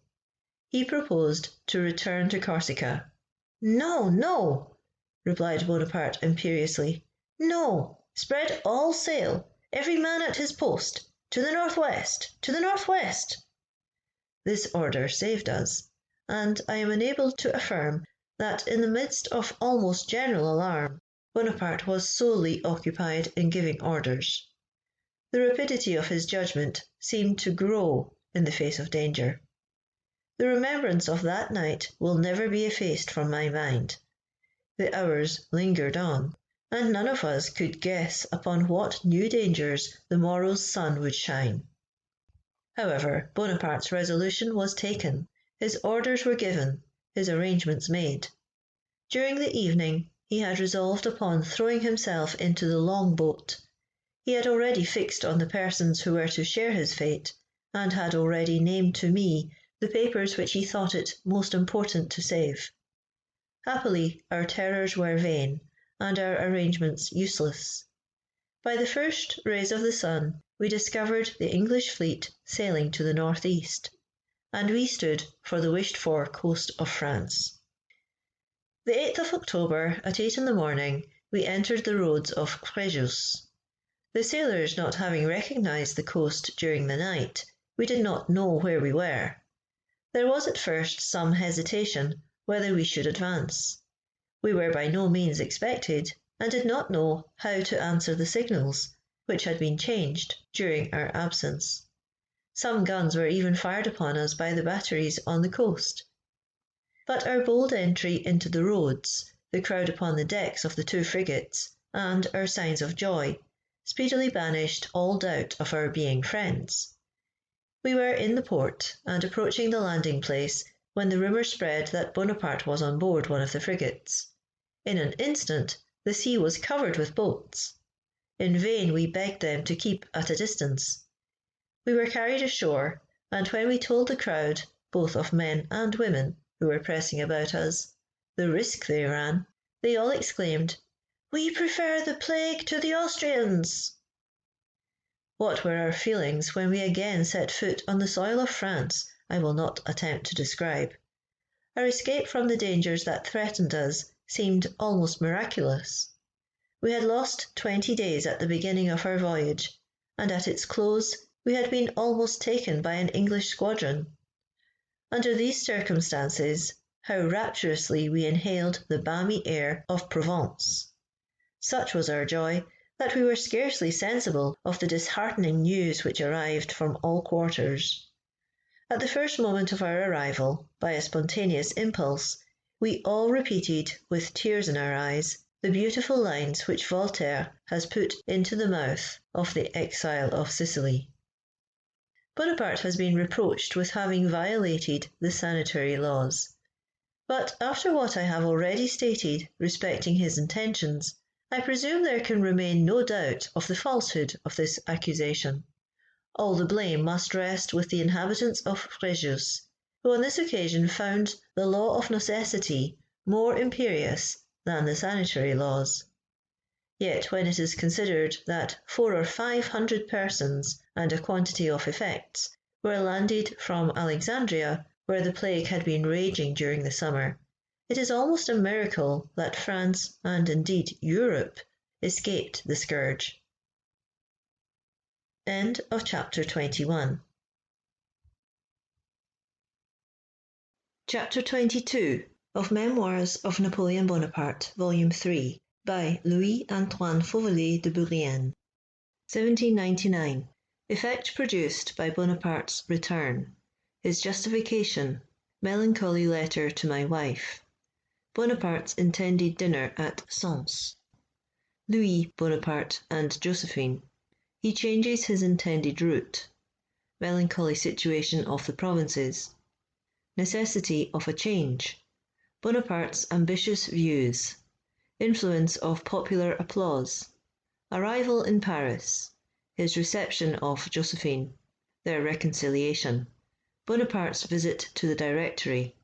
His contemptuous treatment of CS. The effect produced in France and throughout Europe by the mere intelligence of Bonaparte's return is well known. I shall not yet speak of the vast train of consequences which that event entailed.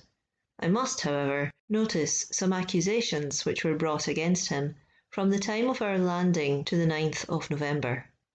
He was reproached for having left Egypt, and it was alleged that his departure was the result of long premeditation. But I, who was constantly with him, am enabled positively to affirm that his return to France was merely the effect of a sudden resolution. Of this the following fact is in itself sufficient evidence. While we were at Cairo, a few days before we heard of the landing of the Anglo-Turkish fleet, and at the moment when we were on the point of setting off to encamp at the Pyramids, Bonaparte dispatched a courier to France. I took advantage of this opportunity to write to my wife. I almost bade her an eternal adieu. My letter breathed expressions of grief such as I had not before evinced. I said, among other things, that we knew not when or how it would be possible for us to return to France. If Bonaparte had then entertained any thought of a speedy return, I must have known it, and in that case I should not certainly have distressed my family by a desponding letter, when I had not had an opportunity of writing for 7 months before. 2 days after the receipt of my letter, my wife was awoke very early in the morning to be informed of our arrival in France. The courier who brought this intelligence was the bearer of a second letter from me, which I had written on board ship, and dated from Fréjus. In this letter I mentioned that Bonaparte would pass through Sens, and dine with my mother. In fulfilment of my directions, Madame de Bourrienne set off for Paris at 5 in the morning. Having passed the first post-house, she met a berlin containing 4 travellers, among whom she recognised Louis Bonaparte, going to meet the general on the Lyons road. On seeing Madame de Bourrienne, Louis desired the postilion to stop, and asked whether she had heard from me. She informed him that we should pass through Sens, where the general wished to dine with my mother, who had made every preparation for receiving him. Louis then continued his journey. About 9 o'clock, my wife met another berlin, in which were Madame Bonaparte and her daughter. As they were asleep, and both carriages were driving at a very rapid rate, Madame de Bourrienne did not stop them. Josephine followed the route taken by Louis. Both missed the general, who changed his mind at Lyons, and proceeded by way of Bourbonnais. He arrived 15 hours after my wife, and those who had taken the Burgundy road proceeded to Lyons uselessly. Determined to repair in all haste to Paris, Bonaparte had left Fréjus on the afternoon of the day of our landing. He himself had dispatched the courier to Sens to inform my mother of his intended visit to her, and it was not until he got to Lyons that he determined to take the Bourbonnais road. His reasons for doing so will presently be seen. All along the road, at Aix, at Lyons, in every town and village, he was received, as at Fréjus, with the most rapturous demonstrations of joy. Footnote: from Fréjus to Aix, a crowd of men kindly escorted us, carrying torches alongside the carriage of the general, not so much to show their enthusiasm as to ensure our safety. Note Bourrienne. End note. These brigands became so bad in France that at one time soldiers were placed in the imperials of all the diligences, receiving from the wits the curiously anticipative name of imperial armies. End footnote. Only those who witnessed this triumphal journey can form any notion of it, and it required no great discernment to foresee something like the 18th Brumaire. The provinces, a prey to anarchy and civil war, were continually threatened with foreign invasion. Almost all the south presented the melancholy spectacle of one vast arena of conflicting factions. The nation groaned beneath the yoke of tyrannical laws. Despotism was systematically established. The law of hostages struck a blow at personal liberty, and forced loans menaced every man's property. The generality of the citizens had declared themselves against a pentarchy devoid of power, justice, and morality, and which had become the sport of faction and intrigue. Disorder was general, but in the provinces abuses were felt more sensibly than elsewhere. In great cities it was found more easy to elude the hand of despotism and oppression. A change so earnestly wished for could not fail to be realised, and to be received with transport. The majority of the French people longed to be relieved from the situation in which they then stood. There were two dangers to cope with: anarchy and the Bourbons. Everyone felt the urgent and indispensable necessity of concentrating the power of the government in a single hand, at the same time maintaining the institutions which the spirit of the age demanded, and which France, after having so dearly purchased, was now about to lose. The country looked for a man who was capable of restoring her to tranquillity, but as yet no such man had appeared. A soldier of fortune presented himself, covered with glory. He had planted the standard of France on the Capitol and on the pyramids. The whole world acknowledged his superior talent, his character, his courage, and his victories had raised him to the very highest rank. His great works, his gallant actions, his speeches, and his proclamations, ever since he had risen to eminence, left no doubt of his wish to secure happiness and freedom to France, his adopted country. At that critical moment, the necessity of a temporary dictatorship, which sometimes secures the safety of a state, banished all reflections on the consequences of such a power, and nobody seemed to think glory incompatible with personal liberty. All eyes were therefore directed on the general, whose past conduct guaranteed his capability of defending the Republic abroad and liberty at home; on the general whom his flatterers, and indeed some of his sincere friends, styled the hero of liberal ideas, the title to which he aspired. Under every point of view, therefore, he was naturally chosen as the chief of a generous nation, confiding to him her destiny, in preference to a troop of mean and fanatical hypocrites, who, under the names of republicanism and liberty, had reduced France to the most abject slavery. Among the schemes which Bonaparte was incessantly revolving in his mind may undoubtedly be ranked the project of attaining the head of the French government. But it would be a mistake to suppose that, on his return from Egypt, he had formed any fixed plan. There was something vague in his ambitious aspirations, and he was, if I may so express myself, fond of building those imaginary edifices called castles in the air. The current of events was in accordance with his wishes, and it may truly be said that the whole French nation smoothed for Bonaparte the road which led to power. Certainly, the unanimous plaudits and universal joy which accompanied him along a journey of more than 200 leagues must have induced him to regard as a national mission that step which was at first prompted merely by his wish of meddling with the affairs of the Republic. This spontaneous burst of popular feeling, unordered and unpaid for, loudly proclaimed the grievances of the people, and their hope that the man of victory would become their deliverer. The general enthusiasm excited by the return of the conqueror of Egypt delighted him to a degree which I cannot express, and was, as he has often assured me, a powerful stimulus in urging him to the object to which the wishes of France seemed to direct him. Among people of all classes and opinions, an 18th Brumaire was desired and expected. Many royalists even believed that a change would prove favourable to the king. So ready are we to persuade ourselves of the reality of what we wish. As soon as it was suspected that Bonaparte would accept the power offered him, an outcry was raised about a conspiracy against the Republic, and measures were sought for preserving it. But necessity, and indeed it must be confessed the general feeling of the people, consigned the execution of those measures to him who was to subvert the Republic.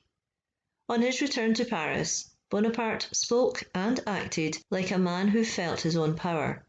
He cared neither for flattery, dinners, nor balls. His mind took a higher flight. We arrived in Paris on the 24th Vendémiaire, the 16th of October.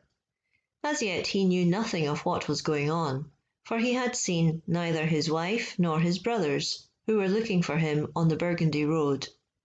The news of our landing at Fréjus had reached Paris by a telegraphic dispatch. Madame Bonaparte, who was dining with Monsieur Goyer when that dispatch was communicated to him as president of the Directory, immediately set off to meet her husband, well knowing how important it was that her first interview with him should not be anticipated by his brothers. The imprudent communications of Junot at the fountains of Musudia will be remembered, but after the first ebullition of jealous rage, all traces of that feeling had apparently disappeared. Bonaparte, however, was still harassed by secret suspicion, and the painful impressions produced by Junot were either not entirely effaced or were revived after our arrival in Paris. We reached the capital before Josephine returned.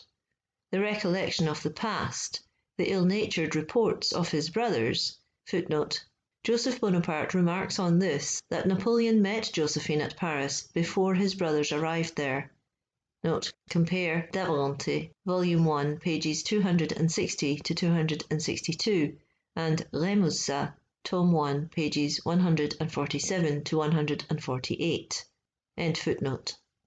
The recollection of the past, the ill-natured reports of his brothers, and the exaggeration of facts had irritated Napoleon to the very highest pitch, and he received Josephine with studied coldness, and with an air of the most cruel indifference. He had no communication with her for 3 days, during which time he frequently spoke to me of suspicions which his imagination converted into certainty, and threats of divorce escaped his lips with no less vehemence than when we were on the confines of Syria.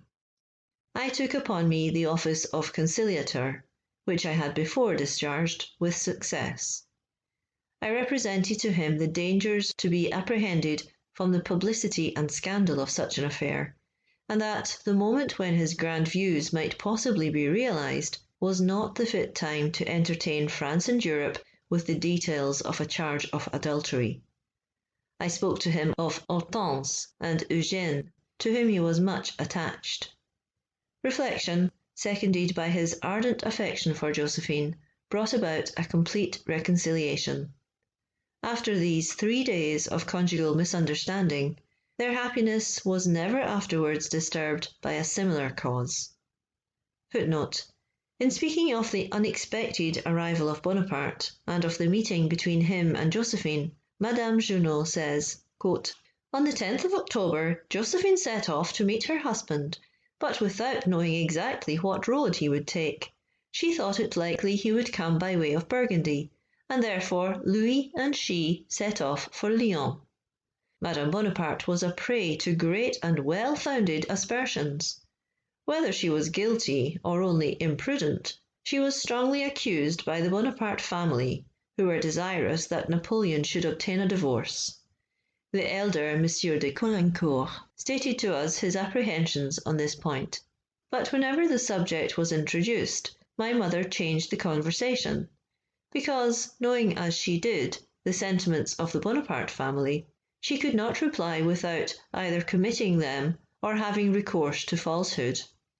She knew, moreover, the truth of many circumstances which Monsieur de Caulaincourt seemed to doubt, and which her situation with respect to Bonaparte prevented her from communicating to him.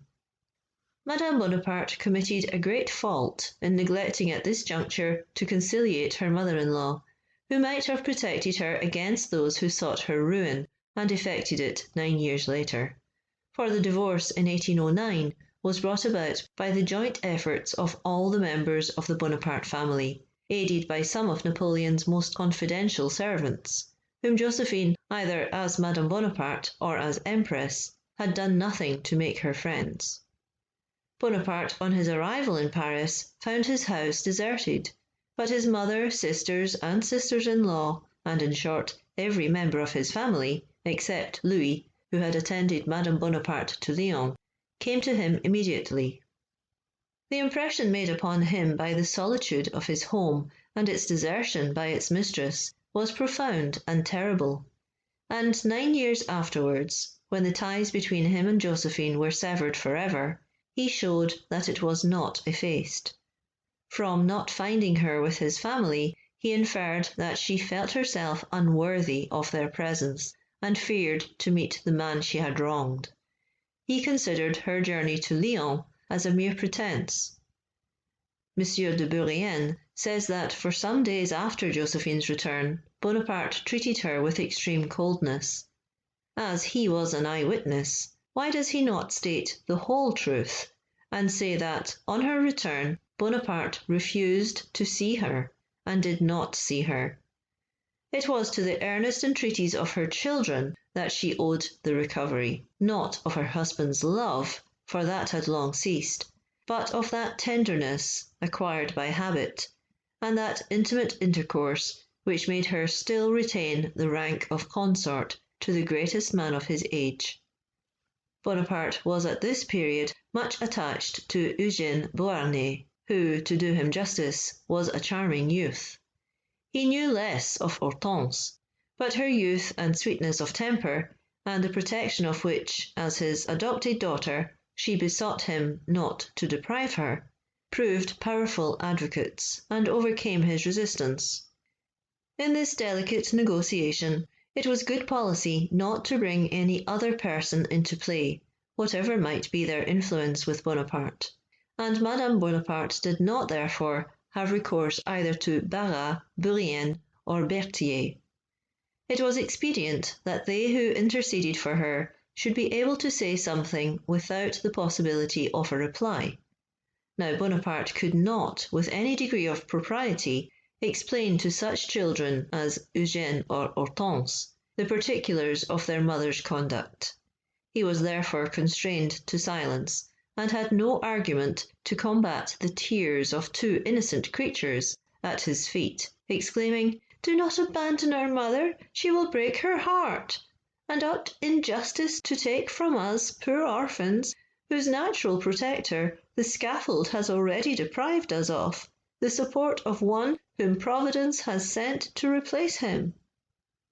The scene, as Bonaparte has since stated, was long and painful, and the two children at length introduced their mother and placed her in his arms. The unhappy woman had awaited his decision at the door of a small back staircase, extended at almost full length upon the stairs, suffering the acutest pangs of mental torture. Whatever might be his wife's errors, Bonaparte appeared entirely to forget them, and the reconciliation was complete. Of all the members of the family, Madame Leclerc was most vexed at the pardon which Napoleon had granted to his wife. Bonaparte's mother was also very ill pleased, but she said nothing. Madame Joseph Bonaparte, who was always very amiable, took no part in these family quarrels.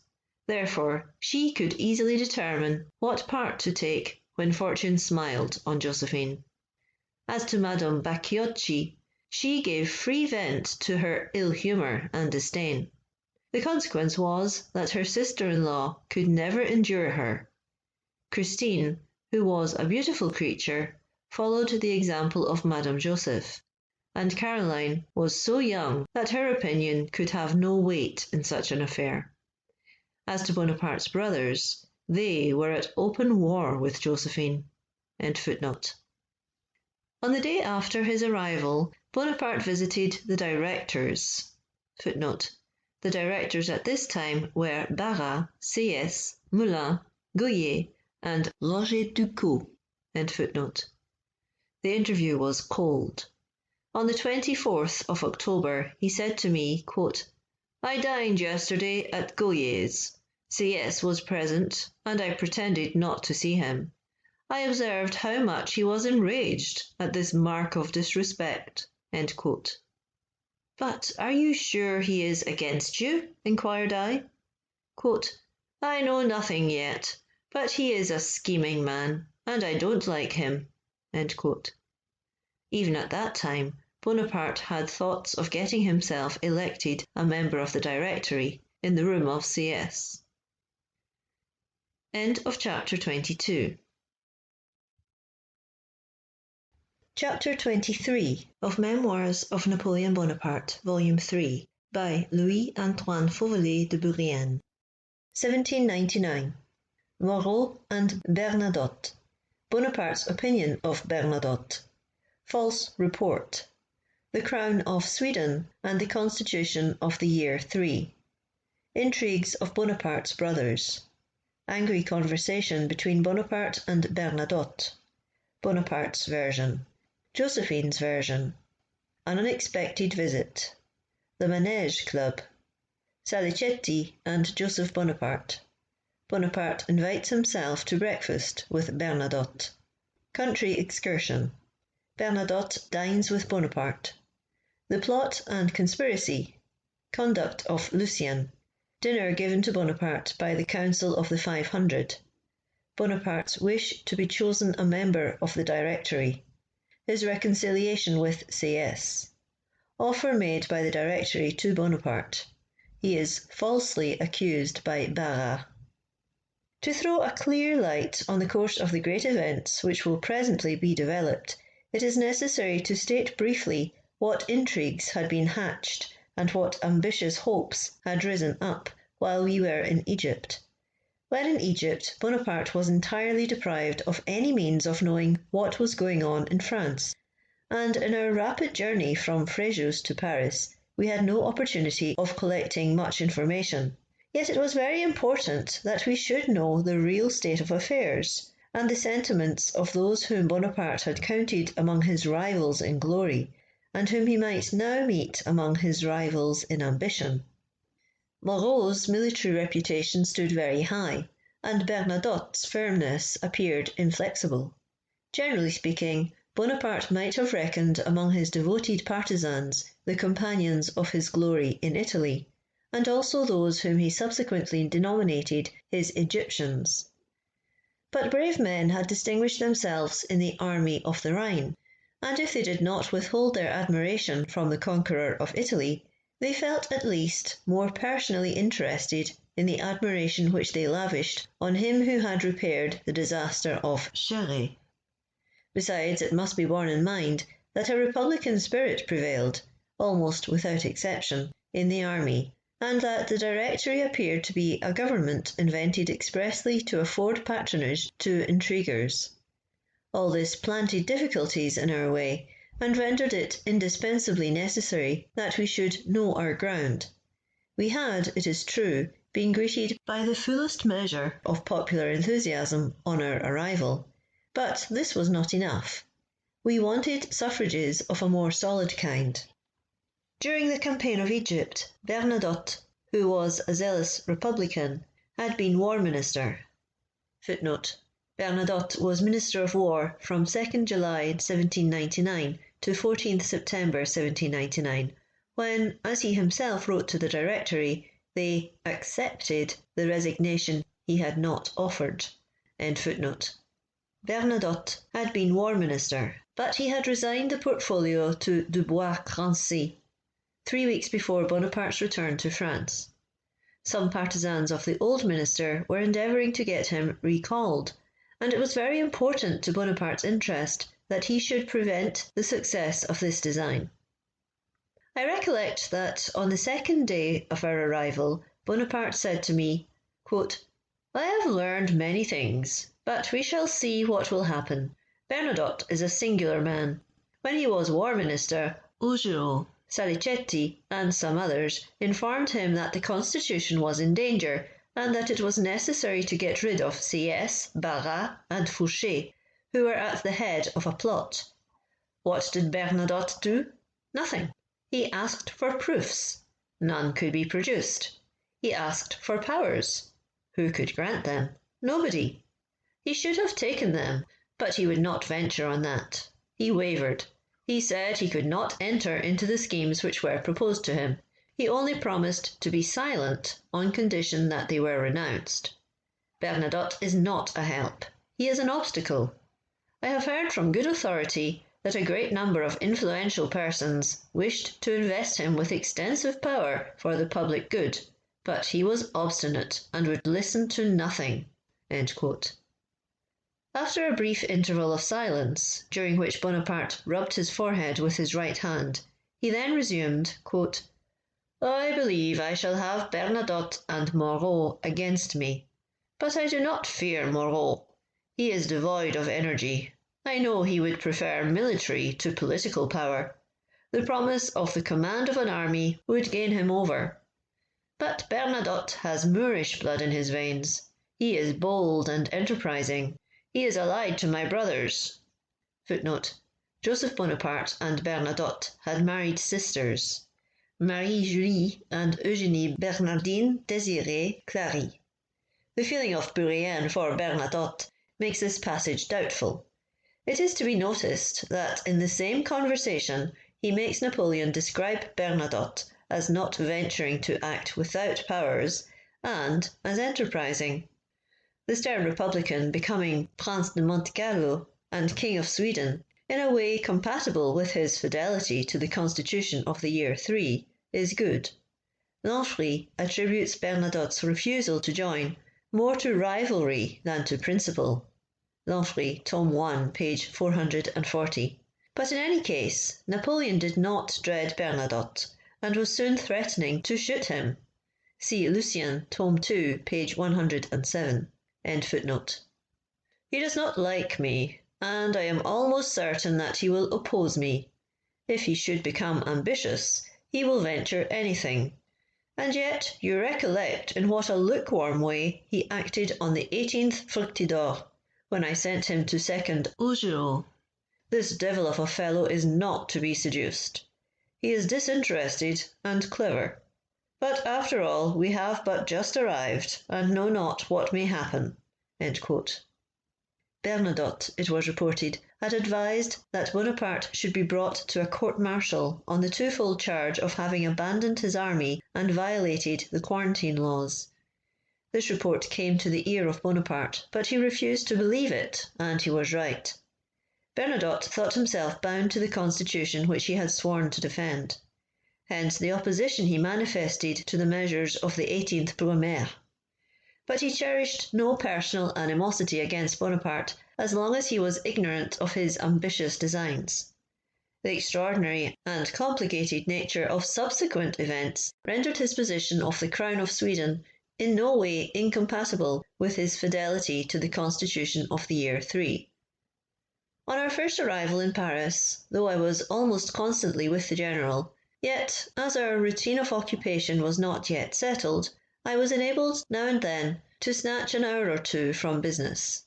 This leisure time I spent in the society of my family and a few friends, and in collecting information as to what had happened during our absence, for which purpose I consulted old newspapers and pamphlets. I was not surprised to learn that Bonaparte's brothers, that is to say, Joseph and Lucien, had been engaged in many intrigues. I was told that C.S. had for a moment thought of calling the Duke of Brunswick to the head of the government, that Barras would not have been very averse to favouring the return of the Bourbons, and that Moulin, Roger Ducos, and Goyer alone believed, or affected to believe, in the possibility of preserving the existing form of government. From what I heard at the time, I have good reasons for believing that Joseph and Lucien made all sorts of endeavours to inveigle Bernadotte into their brother's party, and in the hope of accomplishing that object, they had assisted in getting him appointed War Minister. However, I cannot vouch for the truth of this. I was told that Bernadotte had at first submitted to the influence of Bonaparte's two brothers, but that their urgent interference in their client's behalf induced him to shake them off, to proceed freely in the exercise of his duties, and to open the eyes of the Directory on what the Republic might have to apprehend from the enterprising character of Bonaparte. It is certain that what I have to relate respecting the conduct of Bernadotte to Bonaparte is calculated to give credit to these assertions. All the generals who were in Paris, with the exception of Bernadotte, had visited Bonaparte during the first 3 days which succeeded his arrival. Bernadotte's absence was the more remarkable because he had served under Bonaparte in Italy. It was not until a fortnight had elapsed, and then only on the reiterated entreaties of Joseph and Madame Joseph Bonaparte, his sister-in-law, that he determined to go and see his old general-in-chief.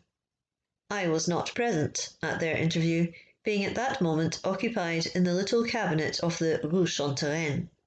But I soon discovered that their conversation had been long and warm, for as soon as it was ended, Bonaparte entered the cabinet exceedingly agitated, and said to me, "Bourrienne, how do you think Bernadotte has behaved? You have traversed France with me. You witnessed the enthusiasm which my return excited. You yourself told me that you saw ridiculous exaggeration of the brilliant and victorious situation of France.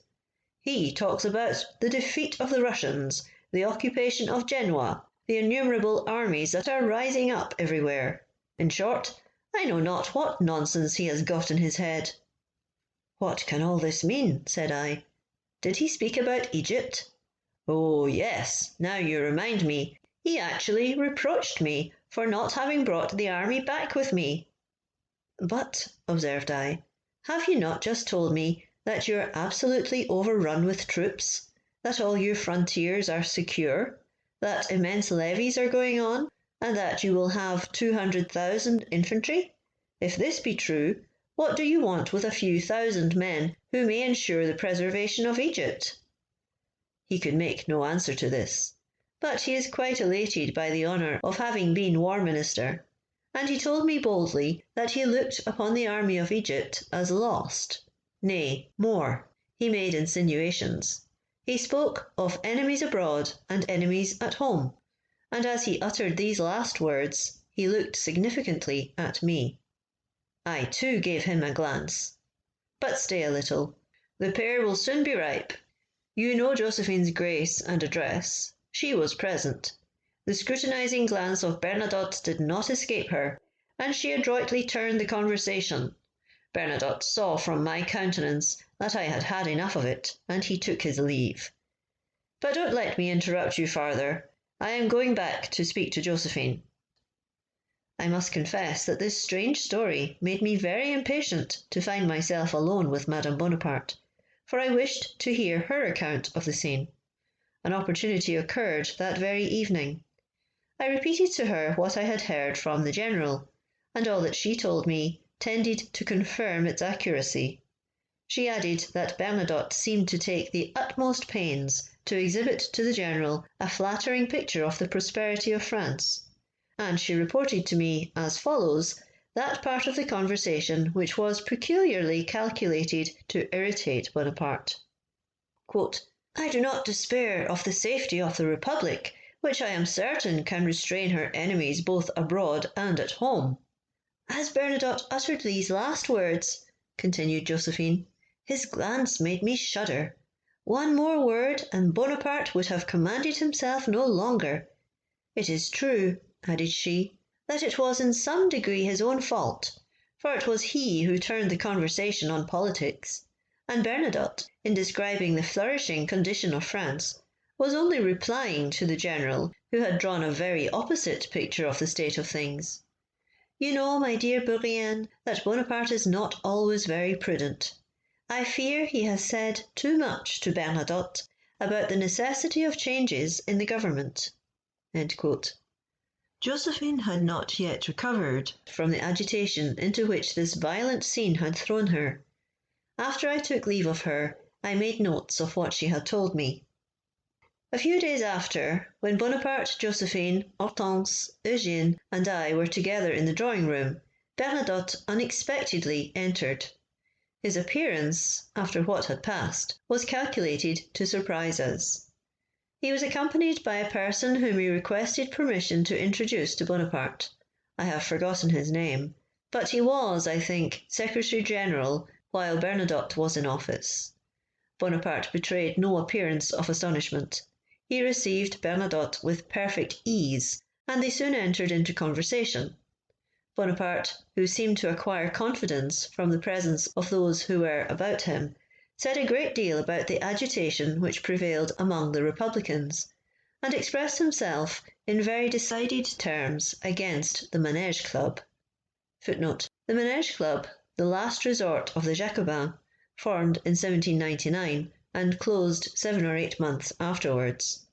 Joseph Bonaparte, Erreurs, Tome 1, page 251, denies that he or Lucien, for whom the allusion is meant, were members of this club, and he disputes this conversation ever having taken place. Lucien, Tome 1, page 219, treats this club as opposed to his party. End footnote. I seconded him by observing that M. Moreau de Worms, of my department, who was a member of that club, had himself complained to me of the violence that prevailed in it. But, General, said Bernadotte, your brothers were its most active originators. Yet, added he, in a tone of firmness, you accuse me of having favoured that club, and I repel the charge. It cannot be otherwise than false. When I came into office, I found everything in the greatest disorder. I had no leisure to think about any club to which my duties did not call me. You know well that your friend Salicetti and that your brother, who is in your confidence, are both leading men in the Manège Club. To the instructions of I know not whom is to be attributed the violence of which you complain. At these words, and especially the tone in which Bernadotte uttered I know not whom, Bonaparte could no longer restrain himself.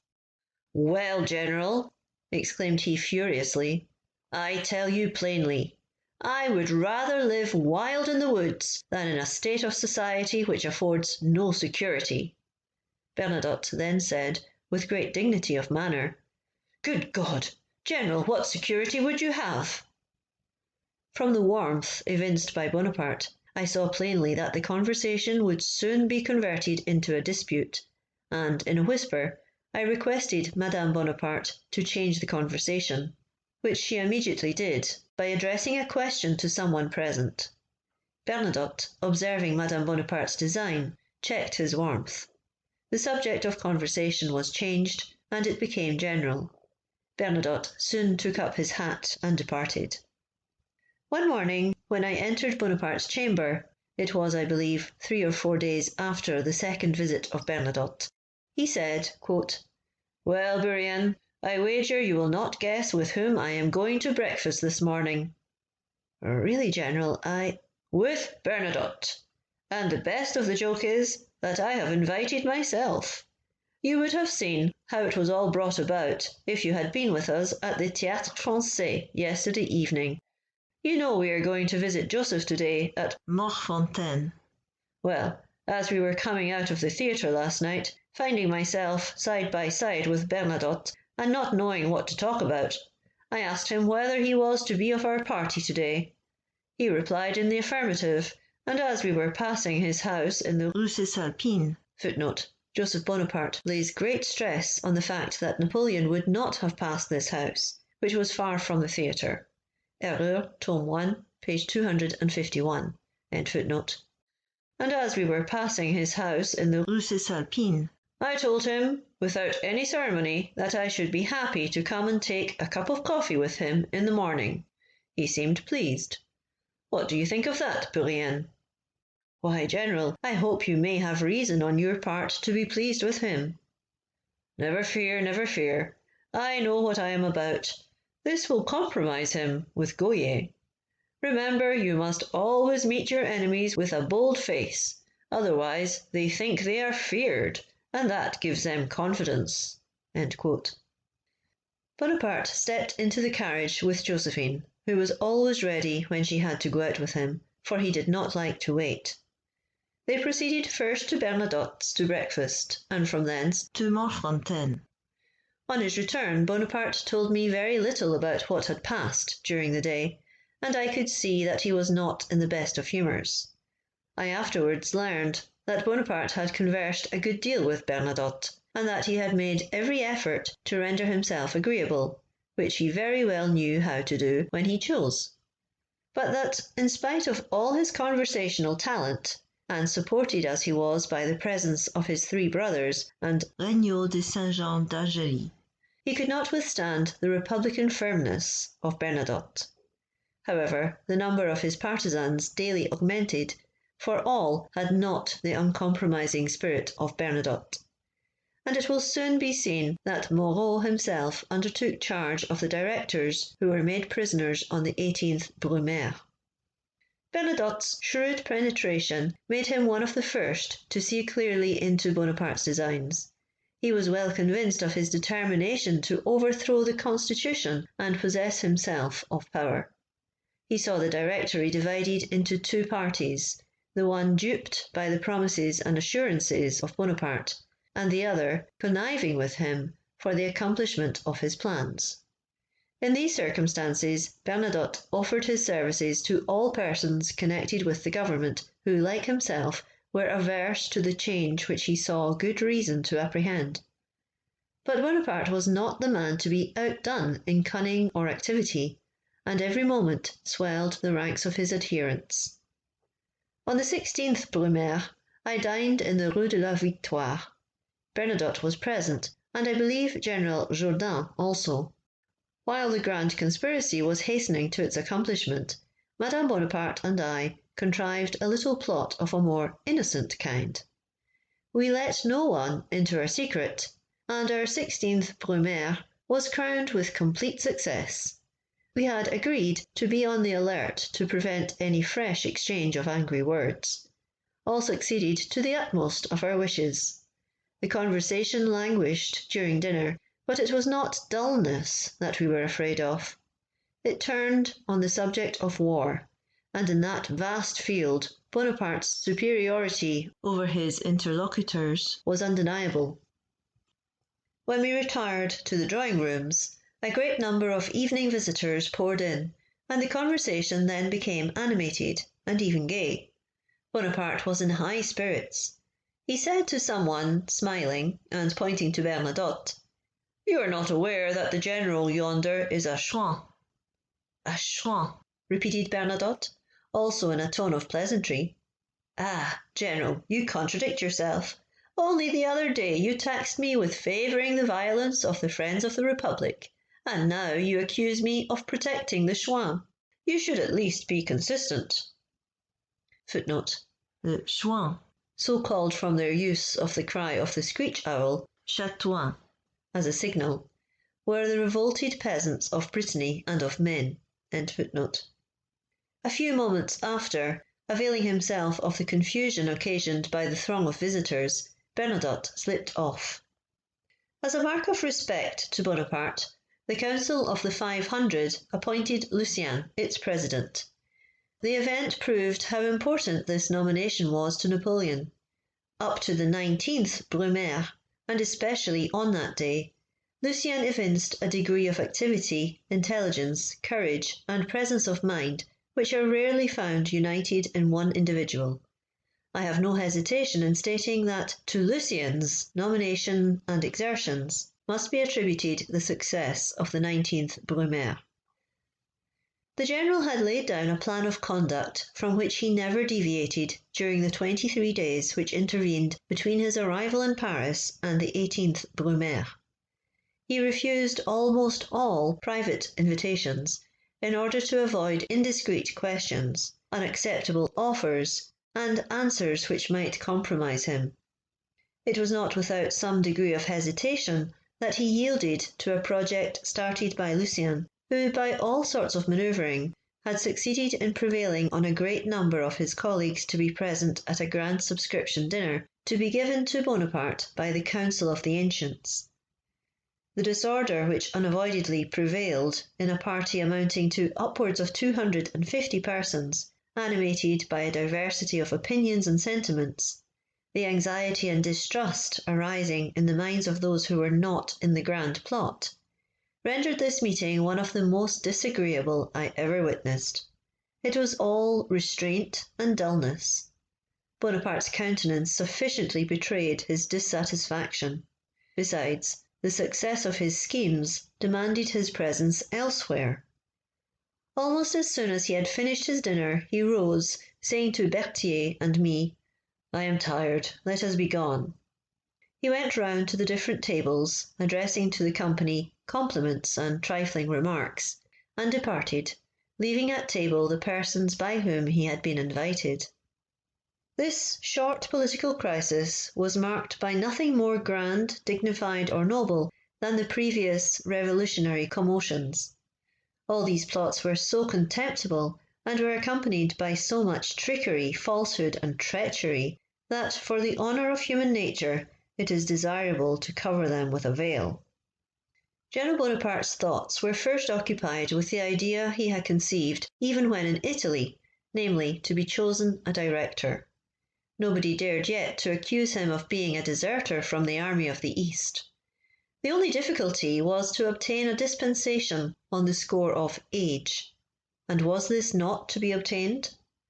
No sooner was he installed in his humble abode in the Rue de la Victoire than he was assured that, on the retirement of Rebelle, the majority of suffrages would have devolved on him had he been in France, and had not the fundamental law required the age of 40, but that not even his warmest partisans were disposed to violate the yet infant constitution of the year 3.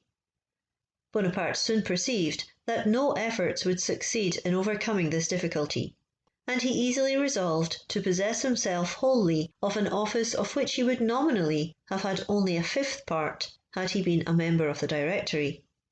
As soon as his intentions became manifest, he found himself surrounded by all those who recognised in him the man they had long looked for.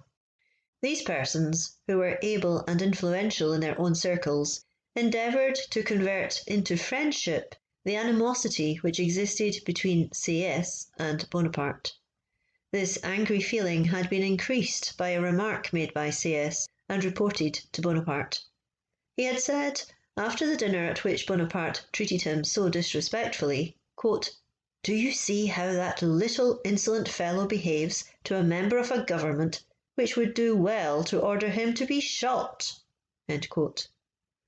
But all was changed when able mediators pointed out to Bonaparte the advantage of uniting with CS for the purpose of overthrowing a constitution which he did not like.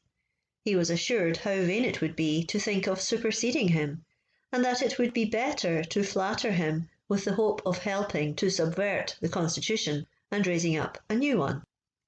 One day someone said to Bonaparte in my hearing, quote, "Seek for support among the party who call the friends of the Republic Jacobins, and be assured that CS is at the head of that party." End quote.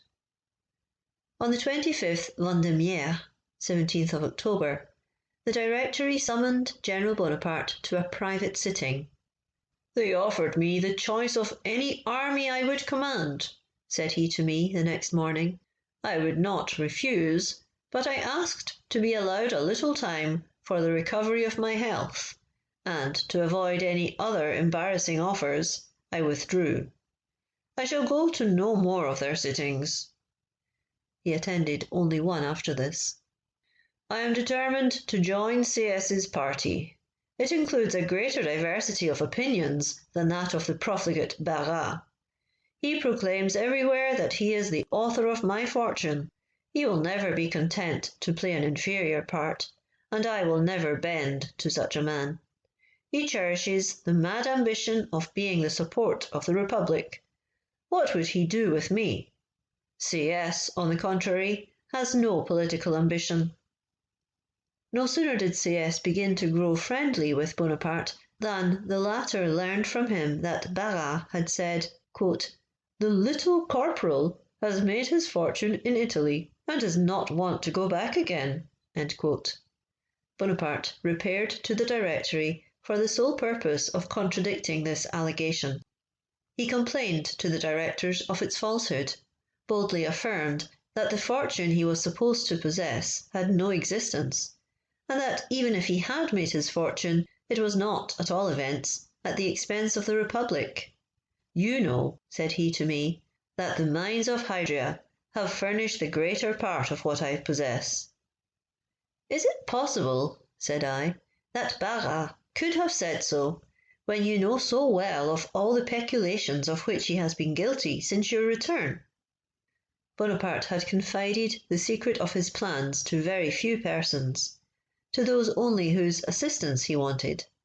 The rest mechanically followed their leaders and the impulse which was given to them. They passively awaited the realization of the promises they had received, and on the faith of which they had pledged themselves. End of chapter 23. Chapter 24 of Memoirs of Napoleon Bonaparte, Volume 3, by Louis Antoine Fauvelet de Bourrienne, 1799. Cambacérès and Lebrun. Gouhier deceived. My nocturnal visit to Barras. The command of the army given to Bonaparte. The morning of the 18th Brumaire. Meeting of the generals at Bonaparte's house. Bernadotte's firmness. Josephine's interest for Madame Gouhier. Disappointment of the directors. Review in the gardens of the Tuileries. Bonaparte's harangue. Proclamation of the ancients. Moreau, jailer of the Luxembourg. My conversation with Lavalette. Bonaparte at Saint-Cloud. The parts of the great drama which was shortly to be enacted were well distributed. During the 3 days preceding the 18th Brumaire, everyone was at his post. Lucien, with equal activity and intelligence, forwarded the conspiracy in the 2 councils. CS had the management of the Directory. Réal, under the instructions of Fouché, negotiated with the departments and dexterously managed, without compromising Fouché, to ruin those from whom that minister had received his power. There was no time to lose, and Fouché said to me on the 14th Brumaire, quote, "Tell your general to be speedy. If he delays, he is lost." End quote. Footnote: Pierre-François Réal, 1757 to 1834. Public accuser before the Revolutionary Criminal Tribunal. Became, under Napoleon, conseiller d'État and comte, and was charged with the affairs of the haute police. End footnote. Footnote: Joseph Fouché, 1754 to 1820, conventionalist, member of extreme Jacobin party, Minister of Police under the Directory, August 1799. Retained by Napoleon in that ministry till 1802, and again from 1804 to 1810. Became Duc d'Otrante in 1809. Disgraced in 1810, and sent in 1813 as governor of the Illyrian provinces. Minister of Police during the 100 Jours, President of the Provisional Government 1815, and for a short time Minister of Police under Second Restoration. End footnote. On the 17th, Regnault de Saint-Jean d'Angély told Bonaparte that the overtures made to Cambacérès and Lebrun had not been received in a very decided way. "I will have no tergiversation," replied Bonaparte with warmth. "Let them not flatter themselves that I stand in need of them. They must decide today. Tomorrow will be too late. I feel myself strong enough now to stand alone." Cambacérès and Lebrun were almost utter strangers to the intrigues which preceded the 18th Brumaire. Footnote: Cambacérès, J.J. Régide, 1763 to 1824, conventionalist, Minister of Justice under Directory 1799, Second Consul 25th December 1799, Arch-Chancellor of the Empire 1804, Duc de Parma 1806, Minister of Justice during the 100 Jours. Took great part in all the legal and administrative projects of the consulate and empire. End footnote. Footnote: Charles-François Lebrun, 1757 to 1824, Deputy to the National Assembly and member of the Council of the 500, Third Consul, 25th December 1799, Arch-Treasurer of the Empire 1804, Duc de Plaisance 1806, Governor-General of Holland 1806, Lieutenant Governor of Holland, 1810 to 1813, chiefly engaged in financial measures. End footnote. Bonaparte had cast his eyes on the Minister of Justice to be one of his colleagues when he should be at liberty to name them, because his previous conduct had pledged him as a partisan of the Revolution. To him Bonaparte added Lebrun to counterbalance the first choice. Lebrun was distinguished for honourable conduct and moderate principles. By selecting these two men, Bonaparte hoped to please everyone. Besides, neither of them were able to contend against his fixed determination and ambitious views. What petty intrigues marked the 17th Brumaire? On that day I dined with Bonaparte, and after dinner he said, quote, "I have promised to dine tomorrow with Goyer, but, as you may readily suppose, I do not intend going. However, I am very sorry for his obstinacy. By way of restoring his confidence, Josephine is going to invite him to breakfast with us tomorrow. It will be impossible for him to suspect anything. I saw Barras this morning and left him much disturbed. He asked me to return and visit him tonight. I promised to do so, but I shall not go. Tomorrow all will be over. There is but little time. He expects me at 11 o'clock tonight. You shall therefore take my carriage, go there, send in my name, and then enter yourself. Tell him that a severe headache confines me to my bed, but that I will be with him without fail tomorrow. Bid him not be alarmed, for all will soon be right again. Elude his questions as much as possible. Do not stay long, and come to me on your return." End quote. At precisely 11 o'clock I reached the residence of Barras in General Bonaparte's carriage. Solitude and silence prevailed in all the apartments through which I passed to Barras's cabinet. Bonaparte was announced, and when Barras saw me enter instead of him, he manifested the greatest astonishment, and appeared much cast down. It was easy to perceive that he looked on himself as a lost man. I executed my commission, and stayed only a short time. I rose to take my leave, and he said, while showing me out, quote, "I see that Bonaparte is deceiving me. He will not come again. He has settled everything, yet to me he owes all." End quote. I repeated that he would certainly come tomorrow, but he shook his head in a way which plainly denoted that he did not believe me. When I gave Bonaparte an account of my visit, he appeared much pleased. He told me that Joseph was going to call that evening on Bernadotte, and to ask him to come tomorrow. I replied that from all I knew, he would be of no use to him. "I believe so too," said he, "but he can no longer injure me, and that is enough. Well, good night. Be here at 7 in the morning." It was then 1 o'clock. I was with him a little before 7 o'clock on the morning of the 18th Brumaire, and on my arrival I found a great number of generals and officers assembled. I entered Bonaparte's chamber and found him already up, a thing rather unusual with him. At this moment he was as calm as on the approach of a battle. In a few moments Joseph and Bernadotte arrived. Joseph had not found him at home on the preceding evening, and had called for him that morning. I was surprised to see Bernadotte in plain clothes, and I stepped up to him and said in a low voice, "General, everyone here except you and I is in uniform." "Why should I be in uniform?" said he.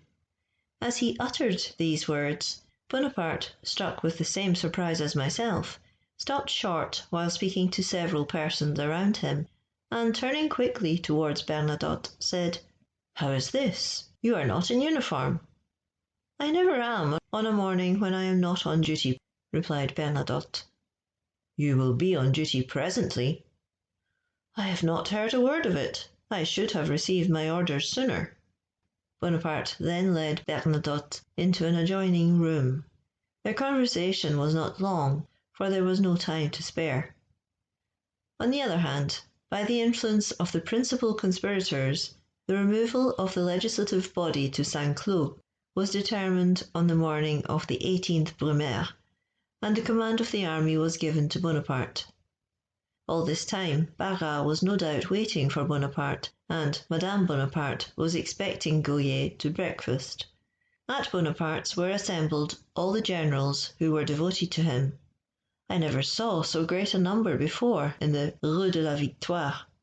They were all except Bernadotte in full uniform, and there were besides half a dozen persons there initiated in the secrets of the day.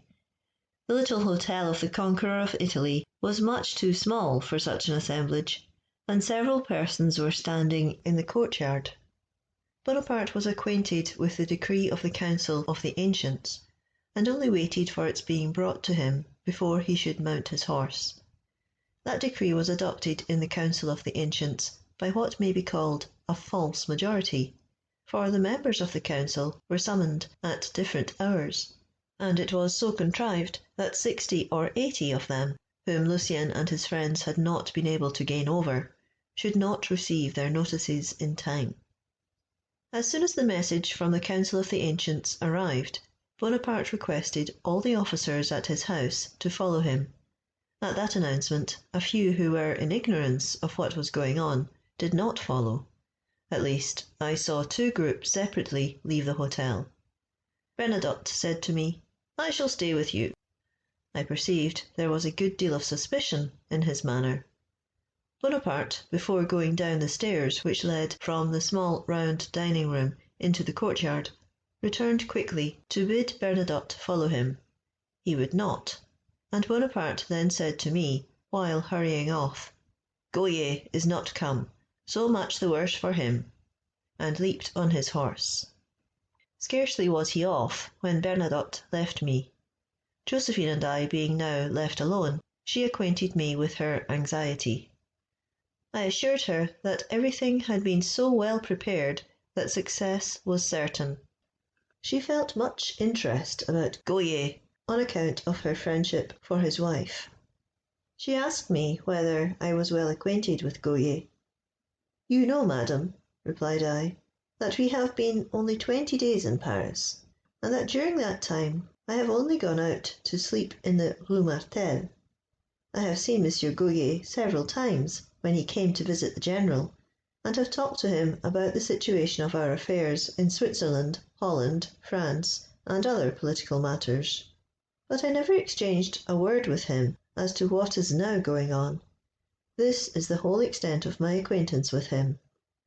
"I am sorry for it," resumed Josephine, "because I should have asked you to write to him and beg him to make no stir, but imitate C.S. and Roger, who will voluntarily retire, and not to join Barras, who is probably at this very moment forced to do so.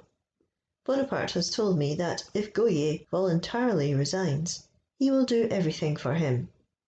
I believe Josephine communicated directly with the president of the Directory through a friend of Madame Gouhier's. Gouhier and Moulin, no longer depending on C.S. and Roger Ducos, waited for their colleague Barras in the hall of the Directory to adopt some measure on the decree for removing the council to Saint-Cloud. But they were disappointed, for Barras, whose eyes had been opened by my visit on the preceding night, did not join them. He had been invisible to his colleagues from the moment that Brie and M. de Talleyrand had informed him of the reality of what he already suspected, and insisted on his retirement. On the 18th Brumaire, a great number of military, amounting to about 10,000 men, were assembled in the gardens of the Tuileries, and were reviewed by Bonaparte, accompanied by Generals Bournonville, Moreau, and Macdonald. Bonaparte read to them the decree just issued by the Commission of Inspectors of the Council of the Ancients, by which the legislative body was removed to Saint-Cloud, and by which he himself was entrusted with the execution of that decree, and appointed to the command of all the military force in Paris, and afterwards delivered an address to the troops. Whilst Bonaparte was haranguing the soldiers, the Council of the Ancients published an address to the French people in which it was declared that the seat of the legislative body was changed, in order to put down the factions, whose object was to control the national representation. Whilst all this was passing abroad, I was at the General's house in the Rue de la Victoire, which I never left during the whole day. Madame Bonaparte and I were not without anxiety in Bonaparte's absence. I learned from Josephine that Joseph's wife had received a visit from Adjutant-General Repentant, who had been sent by Bonaparte and Moreau to bring her husband to the Tuileries. Joseph was from home at the time, and so the message was useless. This circumstance, however, awakened hopes which we had scarcely dared to entertain. Moreau was then in accordance with Bonaparte, for Repentant was sent in the name of both generals. This alliance, so long despaired of, appeared to augur favourably. It was one of Bonaparte's happy strokes. Moreau, who was a slave to military discipline, regarded his successful rival only as a chief nominated by the Council of the Ancients. He received his orders and obeyed them. Bonaparte appointed him commander of the guard of the Luxembourg, where the directors were under confinement. He accepted the command, and no circumstance could have contributed more effectually to the accomplishment of Bonaparte's views and to the triumph of his ambition. At length Bonaparte, whom we had impatiently expected, returned. Almost everything had gone well with him, for he had had only to do with soldiers. In the evening he said to me, "I am sure that the Committee of Inspectors of the Hall are at this very moment engaged in settling what is to be done at Saint-Cloud tomorrow. It is better to let them decide the matter, for by that means their vanity is flattered. I will obey orders which I have myself concerted."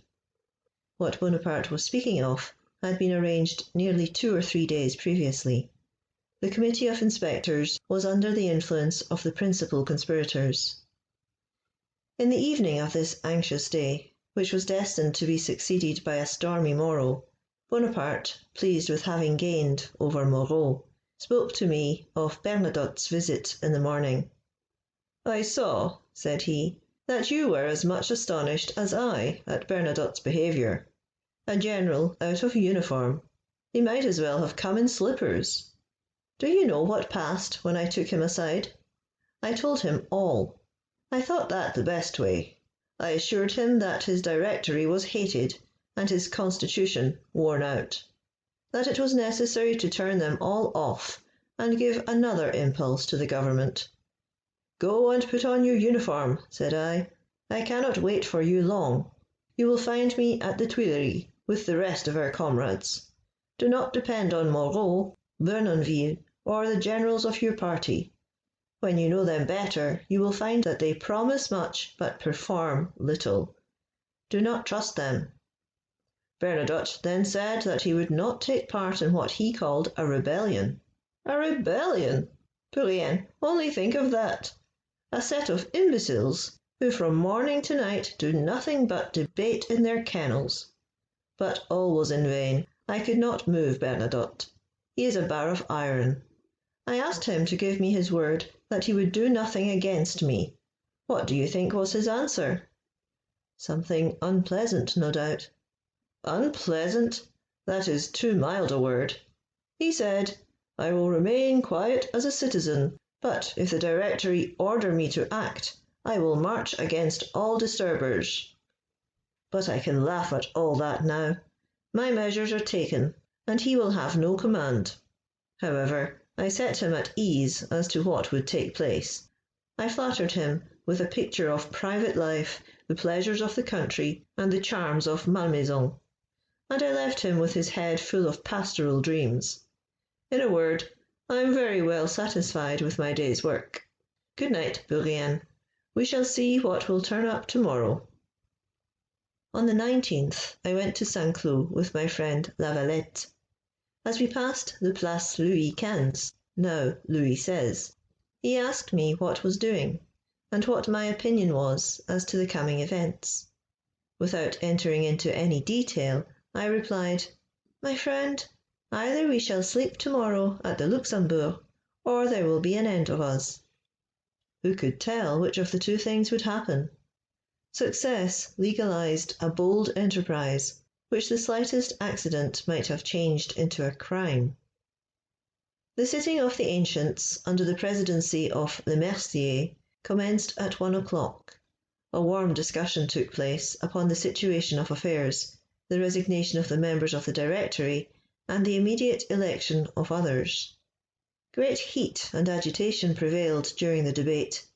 Intelligence was every minute carried to Bonaparte of what was going forward, and he determined to enter the hall and take part in the discussion.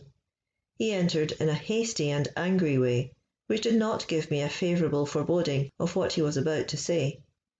We passed through a narrow passage to the centre of the hall. Our backs were turned to the door. Bonaparte had the president to his right.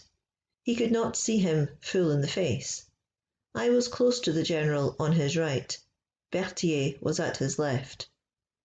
All the speeches which have been subsequently passed off as having been delivered by Bonaparte on this occasion differ from each other, as well they may, for he delivered none to the ancients, unless his confused conversation with the president, which was alike devoid of dignity and sense, is to be called a speech.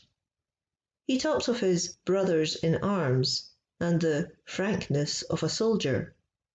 The questions of the president followed each other rapidly.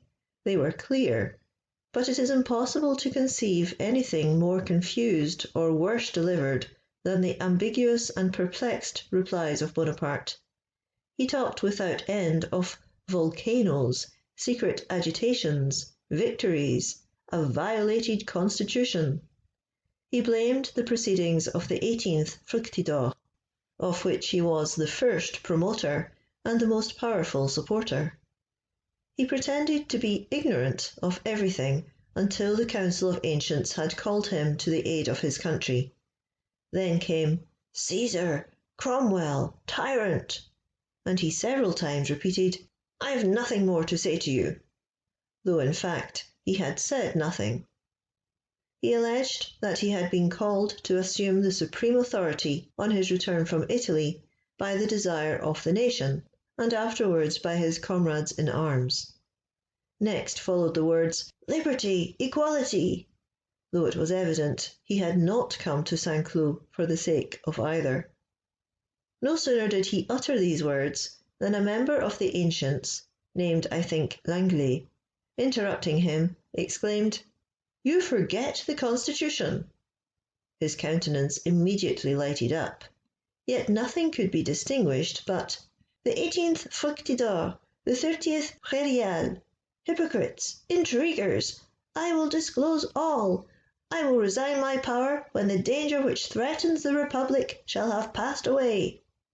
Bonaparte, believing all his assertions to be admitted as proved, assumed a little confidence, and accused the two directors, Barras and Moulin, of having proposed to put him at the head of a party whose object was to oppose all men professing liberal ideas. At these words, the falsehood of which was odious, a great tumult arose in the hall. A general committee was loudly called for to hear the disclosures. "No, no," exclaimed others, "no general committee. Conspirators have been denounced. It is right that France should know all." Bonaparte was then required to enter into the particulars of his accusation against Barras and Moulin, and of the proposals which had been made to him. "You must no longer conceal anything." Embarrassed by these interruptions and interrogatories, Bonaparte believed that he was completely lost. Instead of giving an explanation of what he had said, he began to make fresh accusations. And against whom? The Council of the 500, who, he said, wished for scaffolds, revolutionary committees, and a complete overthrow of everything. Violent murmurs arose, and his language became more and more incoherent and inconsequent. He addressed himself at one moment to the representatives of the people, who were quite overcome by astonishment, at another to the military in the courtyard, who could not hear him. Then, by an unaccountable transition, he spoke of the thunderbolts of war, and added that he was attended by the god of war and the god of fortune. The President, with great calmness, told him that he saw nothing, absolutely nothing, upon which the council could deliberate, that there was vagueness in all he had said. "Explain yourself. Reveal the plot which you say you were urged to join." Bonaparte repeated again the same things, but only those who were present can form any idea of his manner. There was not the slightest connection in what he stammered out. Bonaparte was then no orator. It may well be supposed that he was more accustomed to the din of war than to the discussions of the tribunes. He was more at home before a battery than before a president's chair. Perceiving the bad effect which this unconnected babbling produced on the assembly, as well as the embarrassment of Bonaparte, I said in a low voice, pulling him gently by the skirt of his coat, "Withdraw, General. You know not what you are saying." I made signs to Berthier, who was on his left, to second me in persuading him to leave the hall. And all at once, after having stammered out a few more words, he turned round, exclaiming, "Let those who love me follow me." The sentinels at the door offered no opposition to his passing. The person who went before him quietly drew aside the tapestry which concealed the door, and General Bonaparte leaped upon his horse, which stood in the courtyard. It is hard to say what would have happened if, on seeing the general retire, the President had said, "Grenadiers, let no one pass." Instead of sleeping next day at the Luxembourg, he would, I am convinced, have ended his career on the Place de la Révolution. End of chapter 24.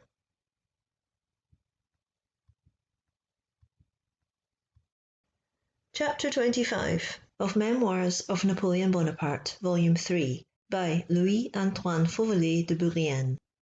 1799. The Two Councils. Barras' Letter. Bonaparte at the Council of the 500. False reports. Tumultuous sitting. Lucien's speech. He resigns the presidency of the Council of the 500. He is carried out by grenadiers. He harangues the troops. A dramatic scene. Murat and his soldiers drive out the 500. Council of 30. Consular Commission. Decree. Return to Paris. Conversation with Bonaparte and Josephine respecting Gohier and Bernadotte. The directors Gohier and Moulin imprisoned. The scene which occurred at the sitting of the Council of the Ancients was very different from that which passed outside. Bonaparte had scarcely reached the courtyard and mounted his horse, when cries of "Vive Bonaparte!" resounded on all sides. But this was only a sunbeam between two storms. He had yet to brave the Council of the 500, which was far more excited than the Council of the Ancients. Everything tended to create a dreadful uncertainty, but it was too late to draw back. We had already staked too heavily. The game was desperate, and everything was to be ventured. In a few hours all would be determined. Our apprehensions were not without foundation. In the Council of the 500, agitation was at its height. The most serious alarm marked its deliberations. It had been determined to announce to the Directory the installation of the councils, and to inquire of the Council of the Ancients their reasons for resolving upon an extraordinary convocation. But the Directory no longer existed. Sieyès and Roger Ducos had joined Bonaparte's party. Gohier and Moulin were prisoners in the Luxembourg and in the custody of General Moreau.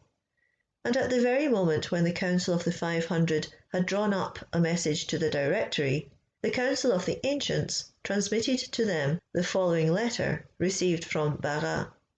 This letter, which was addressed to the Council of the Ancients, was immediately read by Lucien Bonaparte, who was President of the Council of the 500.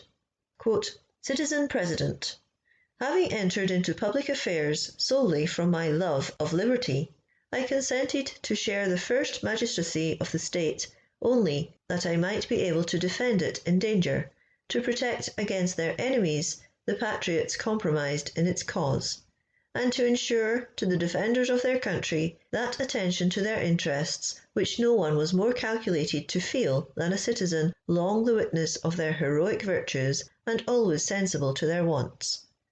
The glory which accompanies the return of the illustrious warrior to whom I had the honour of opening the path of glory, the striking marks of confidence given him by the legislative body, and the decree of the National Convention, convince me that, to whatever post he may henceforth be called, the dangers to liberty will be averted, and the interests of the army ensured.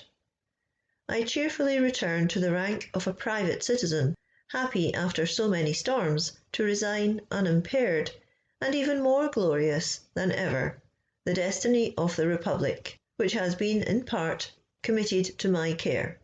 Signed, Barras. This letter occasioned a great sensation in the Council of the 500. A second reading was called for, and a question was started whether the retirement was legal or was the result of collusion and of the influence of Bonaparte's agents, whether to believe Barras, who declared the dangers of liberty averted, or the decree for the removal of the legislative corps, which was passed and executed under the pretext of the existence of imminent peril. At that moment Bonaparte appeared, followed by a party of grenadiers, who remained at the entrance of the hall. I did not accompany him to the Council of the 500. He had directed me to send off an express to ease the apprehension of Josephine, and to assure her that everything would go well. It was some time before I joined him again. However, without speaking as positively as if I had myself been an eye-witness of the scene, I do not hesitate to declare that all that has been said about assaults and poniards is pure invention. I rely on what was told me on the very night by persons well worthy of credit and who were witnesses of all that passed.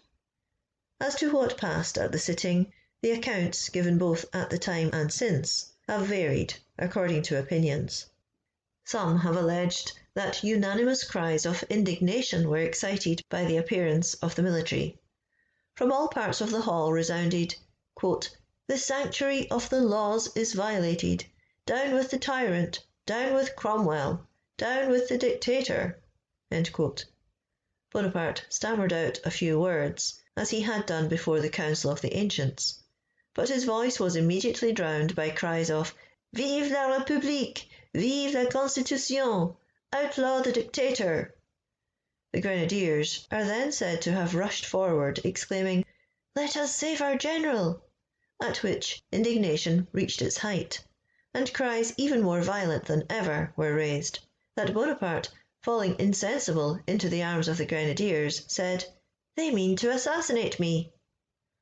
All that regards the exclamations and threats I believe to be correct, but I rank with the story of the poniards the assertion of the members of the 500 being provided with firearms, and the grenadiers rushing into the hall, because Bonaparte never mentioned a word of anything of the sort to me, either on the way home or when I was with him in his chamber. Neither did he say anything on the subject to his wife, who had been extremely agitated by the different reports which reached her. After Bonaparte left the Council of the 500, the deliberations were continued with great violence. The excitement caused by the appearance of Bonaparte was nothing like subsided when propositions of the most furious nature were made. The President, Lucien, did all in his power to restore tranquillity.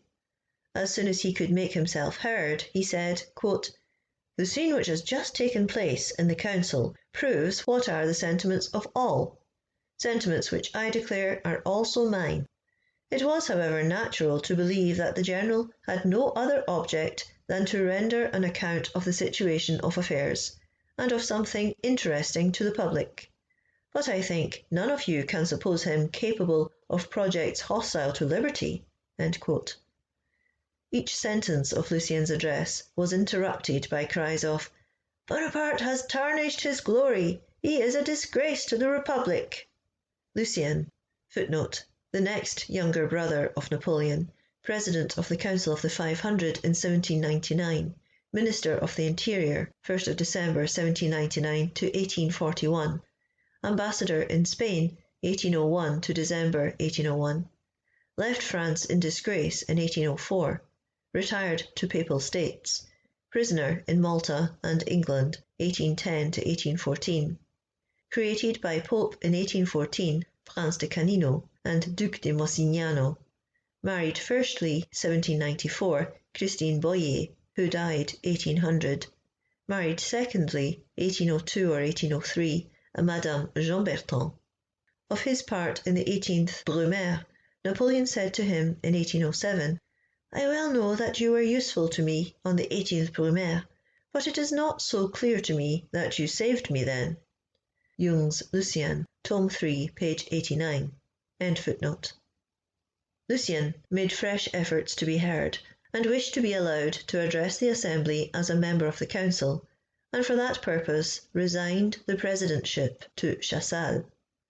He begged that the general might be introduced again and heard with calmness, but this proposition was furiously opposed. Exclamations of "Outlaw Bonaparte! Outlaw him!" rang through the Assembly, and were the only reply given to the president. Lucien, who had reassumed the president's chair, left it a second time, that he might not be constrained to put the question of outlawry demanded against his brother.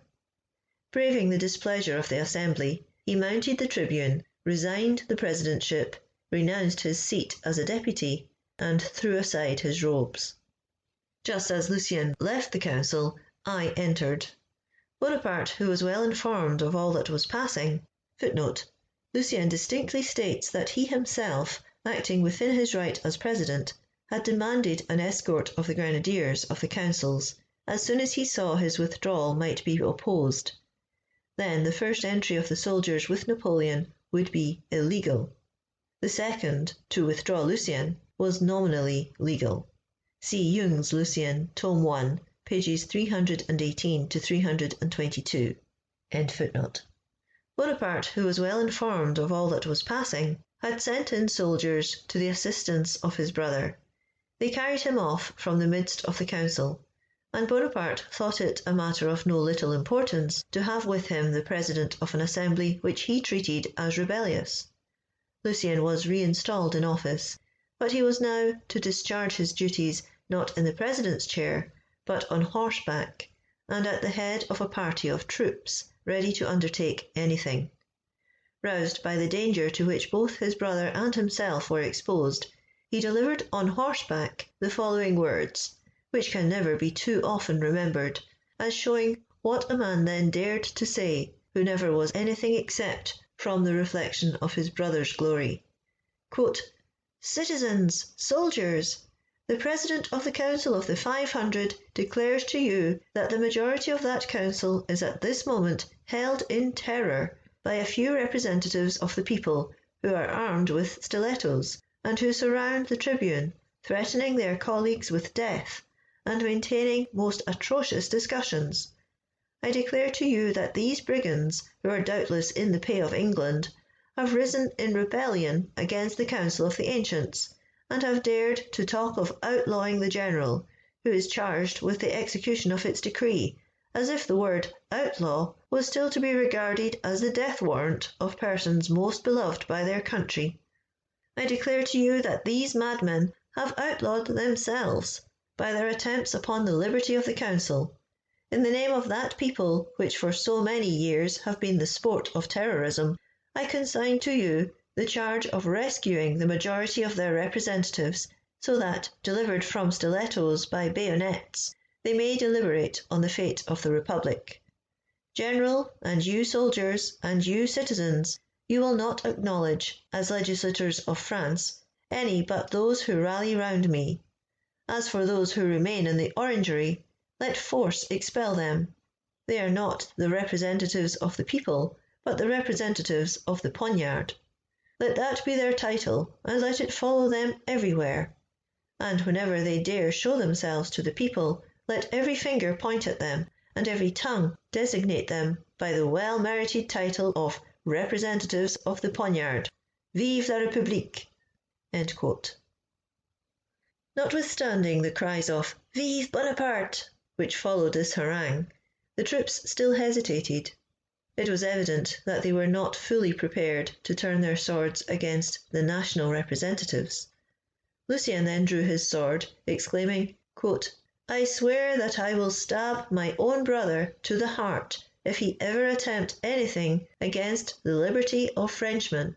End quote. This dramatic action was perfectly successful. Hesitation vanished, and at a signal given by Bonaparte, Murat, at the head of his grenadiers, rushed into the hall and drove out the representatives. Everyone yielded to the reasoning of bayonets, and thus terminated the employment of the armed force on that memorable day. At 10 o'clock at night, the palace of Saint-Cloud, where so many tumultuous scenes had occurred, was perfectly tranquil. All the deputies were still there, pacing the hall, the corridors, and the courts. Most of them had an air of consternation. Others affected to have foreseen the event and to appear satisfied with it. But all wished to return to Paris, which they could not do until a new order revoked the order for the removal of the councils to Saint-Cloud. At 11 o'clock, Bonaparte, who had eaten nothing all day, but who was almost insensible to physical wants in moments of great agitation, said to me, "We must go and write, Bourrienne. I intend this very night to address a proclamation to the inhabitants of Paris. Tomorrow morning I shall be all the conversation of the capital." End quote. He then dictated to me the following proclamation, which proves, no less than some of his reports from Egypt, how much Bonaparte excelled in the art of twisting the truth to own advantage. Quote, "To the people, 19th Brumaire, 11 o'clock p.m. Frenchmen, on my return to France, I found division reigning amongst all the authorities. They agreed only on this single point, that the Constitution was half destroyed and was unable to protect liberty. Each party in turn came to me, confided to me their designs, imparted their secrets, and requested my support. I refused to be the man of a party. The Council of the Ancients appealed to me. I answered their appeal. A plan of general restoration had been concerted by men whom the nation has been accustomed to regard as the defenders of liberty, equality, and property. This plan required calm and free deliberation, exempt from all influence and all fear. The ancients therefore resolved upon the removal of the legislative bodies to Saint-Cloud. They placed at my disposal the force necessary to secure their independence.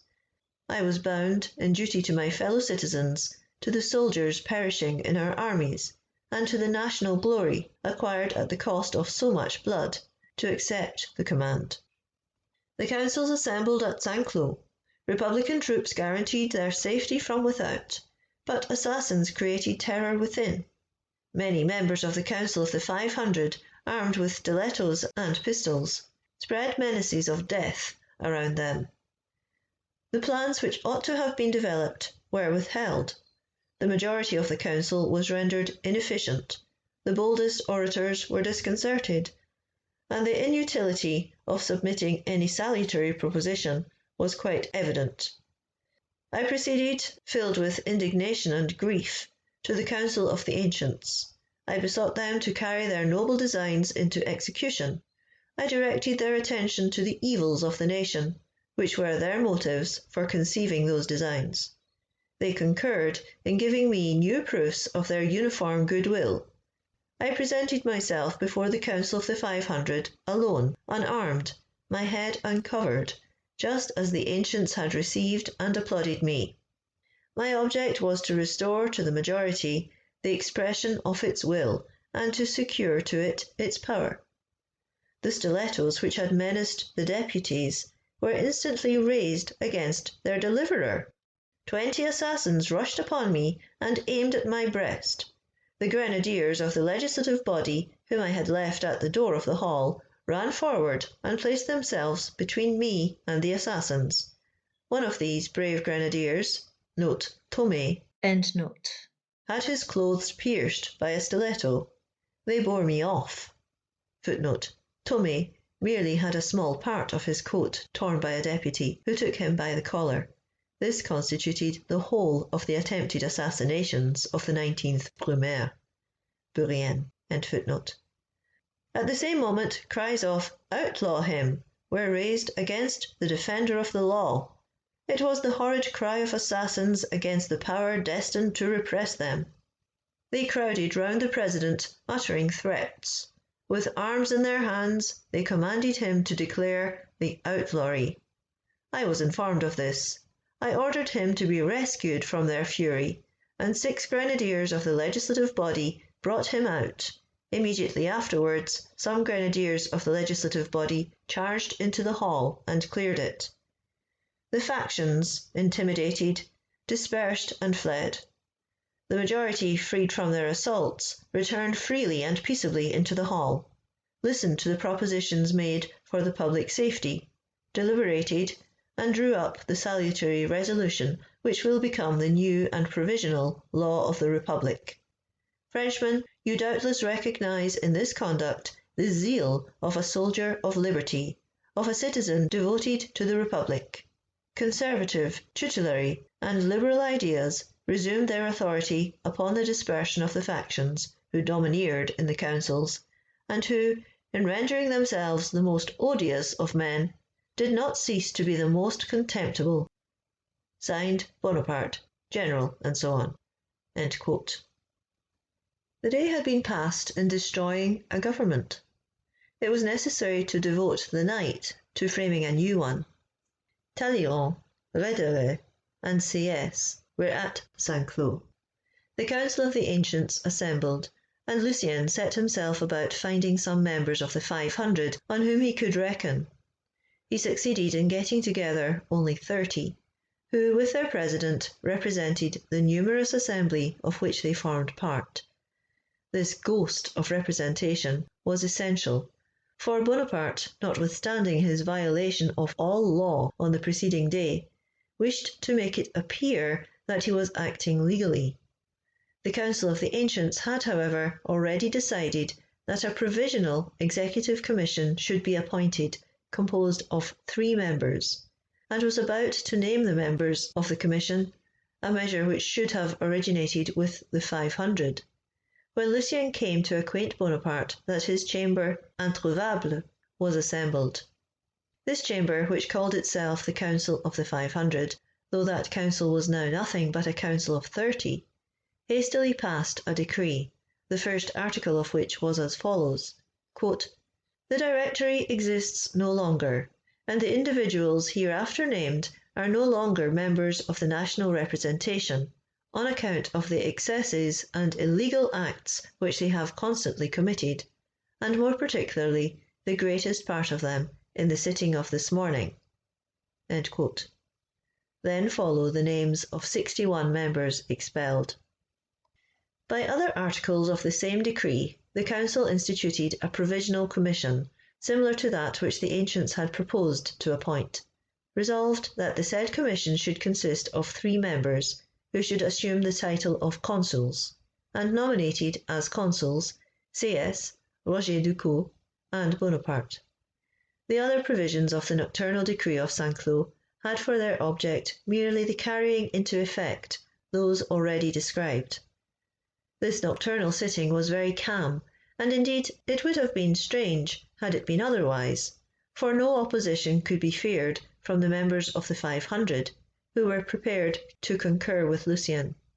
All knew beforehand what they would have to do.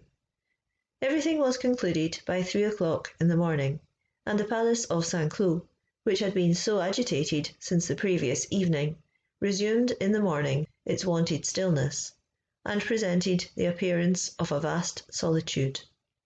All the hurrying about, the brief notes which I had to write to many friends, and the conversations in which I was compelled to take part, prevented me from dining before 1 o'clock in the morning. It was not till then that Bonaparte, having gone to take the oath as consul before the 500, afforded me an opportunity of taking some refreshment with Admiral Brie and some other officers. At 3 o'clock in the morning, I accompanied Bonaparte in his carriage to Paris. He was extremely fatigued after so many trials and fatigues. A new future was opened before him. He was completely absorbed in thought, and did not utter a single word during the journey. But when he arrived at his house in the Rue de la Victoire, he had no sooner entered his chamber and wished good morning to Josephine, who was in bed, and in a state of the greatest anxiety on account of his absence, than he said before her, "Bourrienne, I said many ridiculous things?" "Not so very bad, General. I like better to speak to soldiers than to lawyers. Those fellows disconcerted me. I have not been used to public assemblies, but that will come in time." We then began, all three, to converse. Madame Bonaparte became calm, and Bonaparte resumed his wonted confidence. The events of the day naturally formed the subject of our conversation. Josephine, who was much attached to the Gohier family, mentioned the name of that director in a tone of kindness. "What would you have, my dear?" said Bonaparte to her. "It is not my fault. He is a respectable man, but a simpleton. He does not understand me. I ought perhaps to have him transported. He wrote against me to the Council of the Ancients, but I have his letter, and they know nothing about it. Poor man! He expected me to dinner yesterday, and this man thinks himself a statesman. Speak no more of him." During our discourse, the name of Bernadotte was also mentioned. "Have you seen him, Bourrienne?" said Bonaparte to me. "No, General." "Neither have I. I have not heard him spoken of. Would you imagine it? I had intelligence today of many intrigues in which he is concerned. Would you believe it?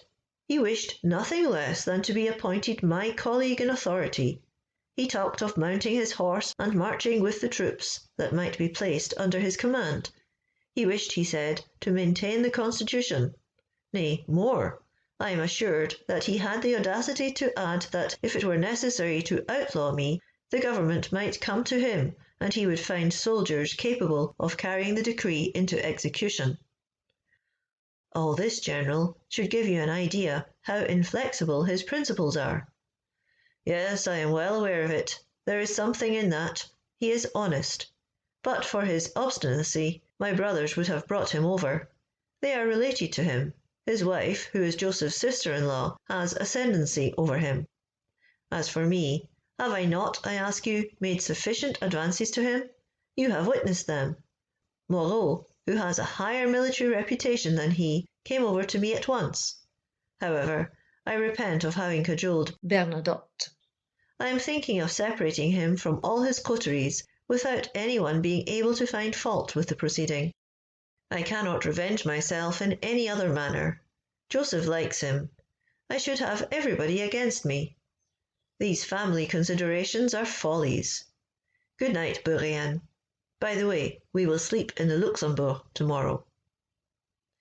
I then left the General, whom henceforth I will call the First Consul, after having remained with him constantly during nearly 24 hours, with the exception of the time when he was at the Council of the 500. I retired to my lodging in the Rue Martel at 5 o'clock in the morning. It is certain that if Gohier had come to breakfast on the morning of the 18th Brumaire, according to Madame Bonaparte's invitation, he would have been one of the members of the government. But Gohier acted the part of the stern republican. He placed himself, according to the common phrase of the time, astride of the constitution of the year 3, and as his steed made a sad stumble, he fell with it. It was a singular circumstance which prevented the two directors, Gohier and Moulin, from defending their beloved constitution. It was from their respect for the constitution that they allowed it to perish, because they would have been obliged to violate the article which did not allow less than 3 directors to deliberate together. Thus a king of Castile was burned to death, because there did not happen to be in his department men of such rank as etiquette would permit to touch the person of the monarch. End of chapter 25. Chapter 26 of Memoirs of Napoleon Bonaparte, Volume 3, by Louis-Antoine Fauvelet de Bourrienne. 1799. General approbation of the 18th Brumaire. Distress of the Treasury. Monsieur Collot's generosity, Bonaparte's ingratitude, Gouhier set at liberty, Constitution of the year 8, the Senate, Tribunate, and Council of State, notes required on the character of candidates, Bonaparte's love of integrity and talent, influence of habit over him, his hatred of the Tribunate, provisional concessions, the first consular ministry, mediocrity of Laplace, proscription lists, Cambacérès report, M. Moreau de Worms, character of Sieyès, Bonaparte at the Luxembourg, distribution of the day and visits, Lebrun's opposition, Bonaparte's singing, his boyish tricks, assumption of the titles Madame and Monseigneur, the men of the Revolution and the partisans of the Bourbon, Bonaparte's fears, confidential notes on candidates for office and the assemblies. It cannot be denied that France hailed, almost with unanimous voice, Bonaparte's accession to the consulship as a blessing of Providence. I do not speak now of the ulterior consequences of that event. I speak only of the fact itself and its first results, such as the repeal of the law of hostages and the compulsory loan of 100 millions. Doubtless, the legality of the acts of the 18th Brumaire may be disputed, but who will venture to say that the immediate result of that day ought not to be regarded as a great blessing to France? Whoever denies this can have no idea of the wretched state of every branch of the administration at that deplorable epoch. A few persons blamed the 18th Brumaire, but no one regretted the Directory, with the exception perhaps of the 5 directors themselves. But we will say no more of the directorial government. What an administration! In what a state were the finances of France? Would it be believed? On the second day of the consulate, when Bonaparte wished to send a courier to General Champollion, commander-in-chief of the army of Italy, the treasury had not 1,200 francs disposable to give to the courier. It may be supposed that in the first moments of a new government money would be wanted.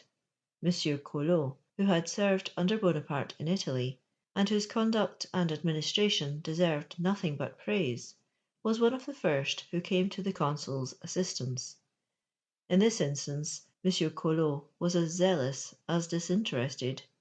He gave the consul 500,000 francs in gold, for which service he was badly rewarded. Bonaparte afterwards behaved to M. Collot as though he was anxious to punish him for being rich. This sum, which at the time made so fine an appearance in the consular treasury, was not repaid for a long time after, and then without interest. This was not indeed the only instance in which M. Collot had cause to complain of Bonaparte, who was never inclined to acknowledge his important services, nor even to render justice to his conduct. On the morning of the 20th Brumaire, Bonaparte sent his brother Louis to inform the director Gouhier that he was free. This haste in relieving Gouhier was not without a reason, for Bonaparte was anxious to install himself in the Luxembourg, and we went there that same evening. Everything was to be created. Bonaparte had with him almost the whole of the army, and on the soldiers he could rely. But the military force was no longer sufficient for him. Wishing to possess a great civil power established by legal forms, he immediately set about the composition of a Senate and Tribunate, a Council of State and a new legislative body, and finally a new constitution. Footnote: the constitution of the year 8 was presented on the 18th of December 1799, 22nd Frimaire, year 8, and accepted by the people on the 7th of February 1800, 18th Pluviose, year 8. It established a consular government composed of Bonaparte, first consul, appointed for 10 years, Cambaceres, second consul, also for 10 years, and Lebrun, third consul, appointed for 5 years. It established a conservative senate, a legislative body of 800 members, and a tribunate composed of 100 members. The establishment of the Council of State took place on the 29th of December 1799. The installation of the new legislative body and the tribunate was fixed for the 1st of January 1800. Bourrienne, L'Enfray, Tome 1, page 329, sees this constitution foreshadowed in that proposed by Napoleon in 1797 for the Cisalpine Republic. End footnote. As Bonaparte had not time to make himself acquainted with the persons by whom he was about to be surrounded, he requested from the most distinguished men of the period, well acquainted with France and the Revolution, notes respecting the individuals worthy and capable of entering the Senate, the Tribunate, and the Council of State.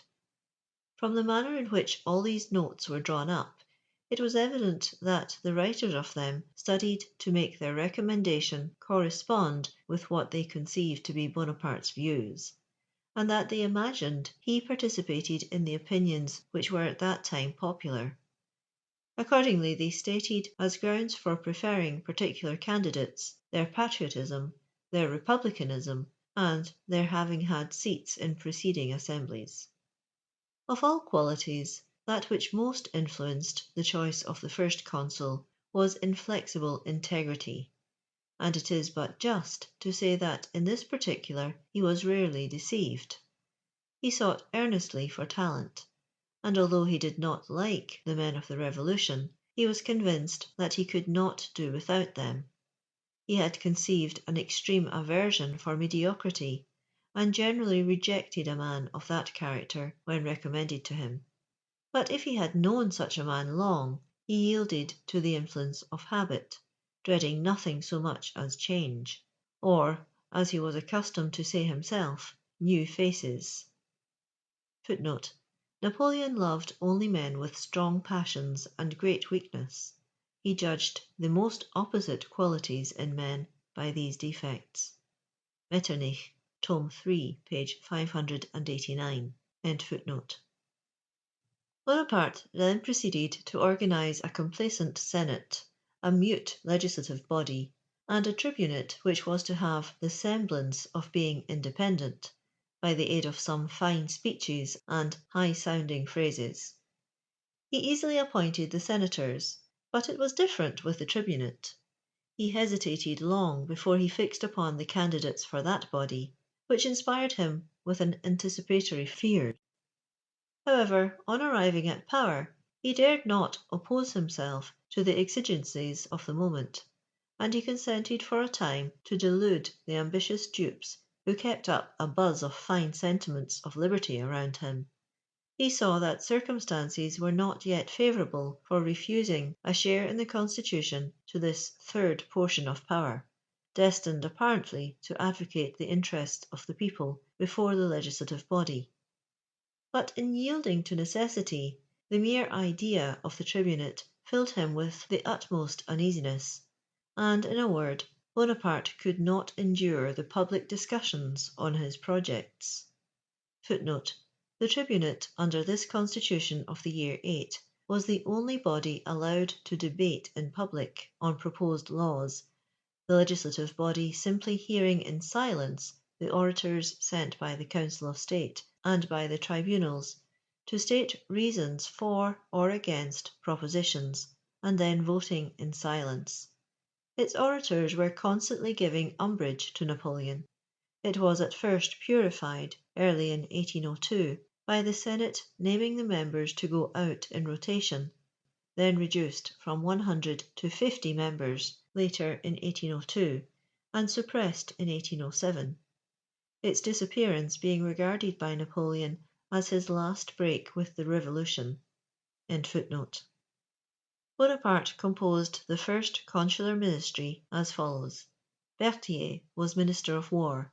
Gaudin, formerly employed in the administration of the Post Office, was appointed Minister of Finance. Cambaceres remained Minister of Justice. Forfait was Minister of Marine, Laplace of the Interior, Fouché of Police, and Reinhardt of Foreign Affairs. Reinhardt and Laplace were soon replaced, the former by the able M. Talleyrand, the latter by Lucien Bonaparte. Footnote: when I quitted the service of the First Consul, Talleyrand was still at the head of the Foreign Department.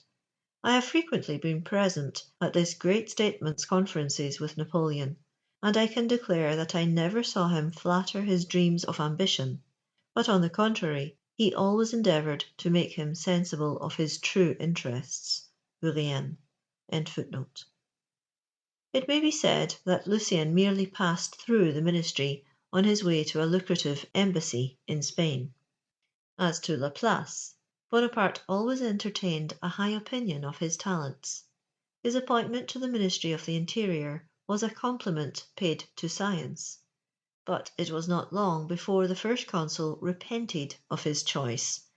Laplace, so happily calculated for science, displayed the most inconceivable mediocrity in administration. He was incompetent to the most trifling matters, as if his mind, formed to embrace the system of the world and to interpret the laws of Newton and Kepler, could not descend to the level of subjects of detail, or apply itself to the duties of the department with which he was entrusted for a short, but yet with regard to him, too long a time. On the 26th Brumaire, 17th November 1799, the consuls issued a decree in which they stated that, conformably with Article 3 of the law of the 19th of the same month, which especially charged them with the re-establishment of public tranquillity, they decreed that 38 individuals, who were named, should quit the continental territory of the Republic, and for that purpose should proceed to Rochefort, to be afterwards conducted to and detained in the department of French Guiana.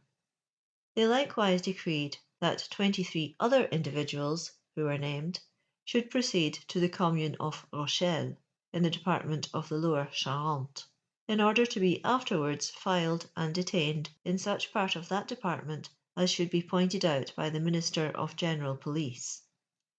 I was fortunate enough to keep my friend M. Marot de Worms, deputy from the Yonne, out of the fiat of exiles. This produced a mischievous effect. It bore a character of wanton severity, quite inconsistent with the assurances of mildness and moderation given at St. Cloud on the 19th Brumaire. Cambacérès afterwards made a report in which he represented that it was unnecessary for the maintenance of tranquillity to subject the proscribed to banishment, considering it sufficient to place them under the supervision of the superior police. Upon receiving the report, the consuls issued a decree in which they directed all the individuals included in the proscription to retire respectively into the different communes which should be fixed upon by the Minister of Justice, and to remain there until further orders. At the period of the issuing of these decrees, Sieyès was still one of the consuls, conjointly with Bonaparte and Roger Ducos, and although Bonaparte had, from the first moment, possessed the whole power of the government, a sort of apparent equality was nevertheless observed amongst them. It was not until the 25th of December that Bonaparte assumed the title of First Consul, Cambacérès and Lebrun being then joined in the office with him. He had fixed his eyes on them previously to the 18th Brumaire, and he had no cause to reproach them with giving him much embarrassment in his rapid progress towards the imperial throne. I have stated that I was so fortunate as to rescue M. Marot de Worms from the list of proscription. Some days after, Sieyès entered Bonaparte's cabinet, and said to him, "Well, this M. Marot de Worms, whom M. Bourrienne induced you to save from banishment, is acting very finely. I told you how it would be. I have received from Sens, his native place, a letter which informs me that Marot is in that town, where he has assembled the people in the market place, and indulged in the most violent declamations against the 18th Brumaire. "Can you rely upon your agent?" asked Bonaparte. "Perfectly. I can answer for the truth of his communication." Bonaparte showed me the bulletin of C.S.'s agent, and reproached me bitterly. "What would you say, General," I observed, "if I should present this same M. Moreau de Worms, who is declaiming at Sens against the 18th Brumaire, to you within an hour?" "I defy you to do it." "I have made myself responsible for him, and I know what I am about. He is violent in his politics, but he is a man of honour, incapable of failing in his word." "Well, we shall see. Go and find him." I was very sure of doing what I had promised, for within an hour before I had seen M. Moreau de Worms. He had been concealed since the 19th Brumaire, and had not quitted Paris. Nothing was easier than to find him, and in 3/4 of an hour he was at the Luxembourg. I presented him to Bonaparte, who conversed with him a long time concerning the 18th Brumaire. When M. Moreau departed, Bonaparte said to me, "You are right. That fool C.S. is as inventive as a Cassandra. This proves that one should not be too ready to believe the reports of the wretches whom we are obliged to employ in the police." Afterwards he added, "Bourrienne, Moreau is a nice fellow. I am satisfied with him. I will do something for him." It was not long before M. Moreau experienced the effect of the consul's good opinion. Some days after, whilst framing the Council of Prizes, he, at my mere suggestion, appointed M. Moreau one of the members, with a salary of 10,000 francs. On what extraordinary circumstances the fortunes of men frequently depend! As to C.S., in the intercourse, not very frequent certainly, which I had with him, he appeared to be far beneath the reputation which he then enjoyed. Footnote: M. de Talleyrand, who is so capable of estimating men, and whose admirable sayings well deserve to occupy a place in history, had long entertained a similar opinion of C.S. One day, when he was conversing with the second consul concerning C.S., Cambacérès said to him, "C.S., however, is a very profound man." "Profound?" said Talleyrand. "Yes, he is a cavity, a perfect cavity, as you would say, Bourrienne." He reposed a blind confidence in a multitude of agents, whom he sent into all parts of France. When it happened on other occasions that I proved to him, by evidence as sufficient as that in the case of M. Moreau, the falseness of the reports he had received, he replied, with a confidence truly ridiculous, "I can rely on my men." C.S. had written in his countenance, "Give me money." I recollect that I one day alluded to this expression in the anxious face of C.S. to the first consul. "You are right," observed he to me, smiling. "When money is in question, C.S. is quite a matter-of-fact man. He sends his ideology to the right about, and thus becomes easily manageable. He readily abandons his constitutional dreams for a good round sum, and that is very convenient." Everybody knows, in fact, that C.S. refused to resign his consular dignities unless he received in exchange a beautiful farm situated in the Park of Versailles, and worth about 15,000 livres a year. The good abbé consoled himself for no longer forming a third of the republican sovereignty by making himself at home in the ancient domain of the kings of France, Bourrienne. Bonaparte occupied, at the little Luxembourg, the apartments on the ground floor, which lie to the right on entering from the Rue de Vaugirard. His cabinet was close to a private staircase, which conducted me to the first floor, where Josephine dwelt. My apartment was above. After breakfast, which was served at 10 o'clock, Bonaparte would converse for a few moments with his usual guests, that is to say, his aides de camp, the persons he invited, and myself, who never left him. He was also visited very often by de Ferme, Regnault of the town of Saint Jean d'Angely, Boulet de la Meurthe, Monge, and Berbet, who were, with his brothers Joseph and Lucien, those whom he most delighted to see. He conversed familiarly with them. Cambacérès generally came at midday and stayed some time with him, often a whole hour. Lebrun visited but seldom. Notwithstanding his elevation, his character remained unaltered, and Bonaparte considered him too moderate, because he always opposed his ambitious views and his plans to usurp power. When Bonaparte left the breakfast table, it was seldom that he did not add, after bidding Josephine and her daughter Hortense good day, "Come, Bourrienne, come, let us to work." After the morning audiences, I stayed with Bonaparte all the day, either reading to him or writing to his dictation. 3 or 4 times in the week he would go to the council. On his way to the hall of deliberation, he was obliged to cross the courtyard of the little Luxembourg and ascend the grand staircase. This always vexed him, and the more so as the weather was very bad at the time. This annoyance continued until the 25th of December, and it was with much satisfaction that he saw himself quit of it. After leaving the council, he used to enter his cabinet singing, and God knows how wretchedly he sung. He examined whatever work he had ordered to be done, signed documents, stretched himself in his armchair, and read the letters of the preceding day and the publications of the morning. When there was no council, he remained in his cabinet, conversed with me, always sang, and cut, according to custom, the arm of his chair, giving himself sometimes quite the air of a great boy.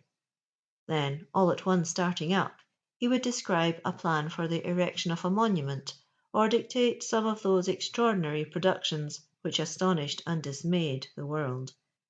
He often became again the same man who, under the walls of St. Jean d'Arc, had dreamed of an empire worthy his ambition. At 5 o'clock dinner was served up. When that was over, the First Consul went upstairs to Josephine's apartments, where he commonly received the visits of the ministers. He was always pleased to see among the number the Minister of Foreign Affairs, especially since the portfolio of that department had been entrusted to the hands of M. de Talleyrand. At midnight, and often sooner, he gave the signal for retiring, by saying, in a hasty manner, "Allons nous coucher." It was at the Luxembourg, in the salons of which the adorable Josephine so well performed the honours, that the word Madame came again into use. This first return towards the old French politeness was startling to some susceptible republicans, but things were soon carried farther at the Tuileries by the introduction of Votre Altesse on occasions of state ceremony, and Monseigneur in the family circle.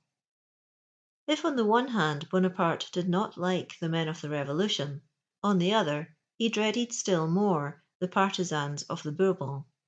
On the mere mention of the name of those princes, he experienced a kind of inward alarm, and he often spoke of the necessity of raising a wall of brass between France and them.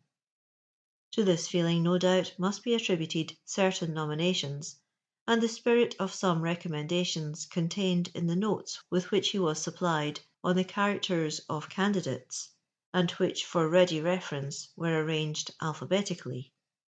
Some of the notes just mentioned were in the handwriting of Regnault de Saint Jean d'Angely, and some in Lucien Bonaparte's.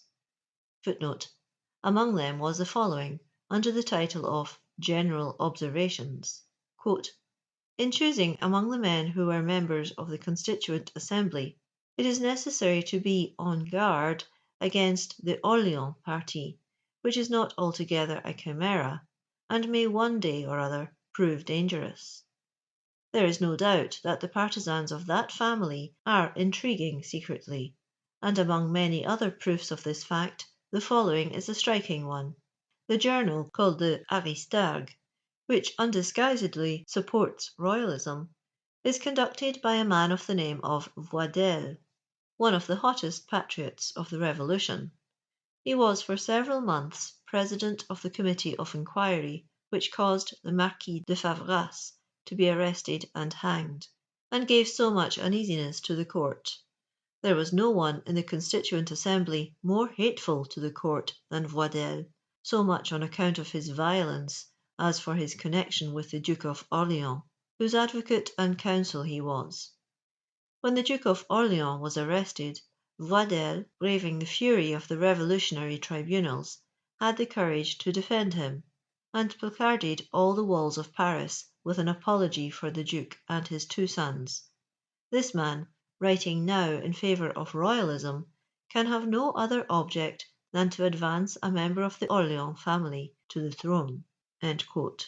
Bourrienne.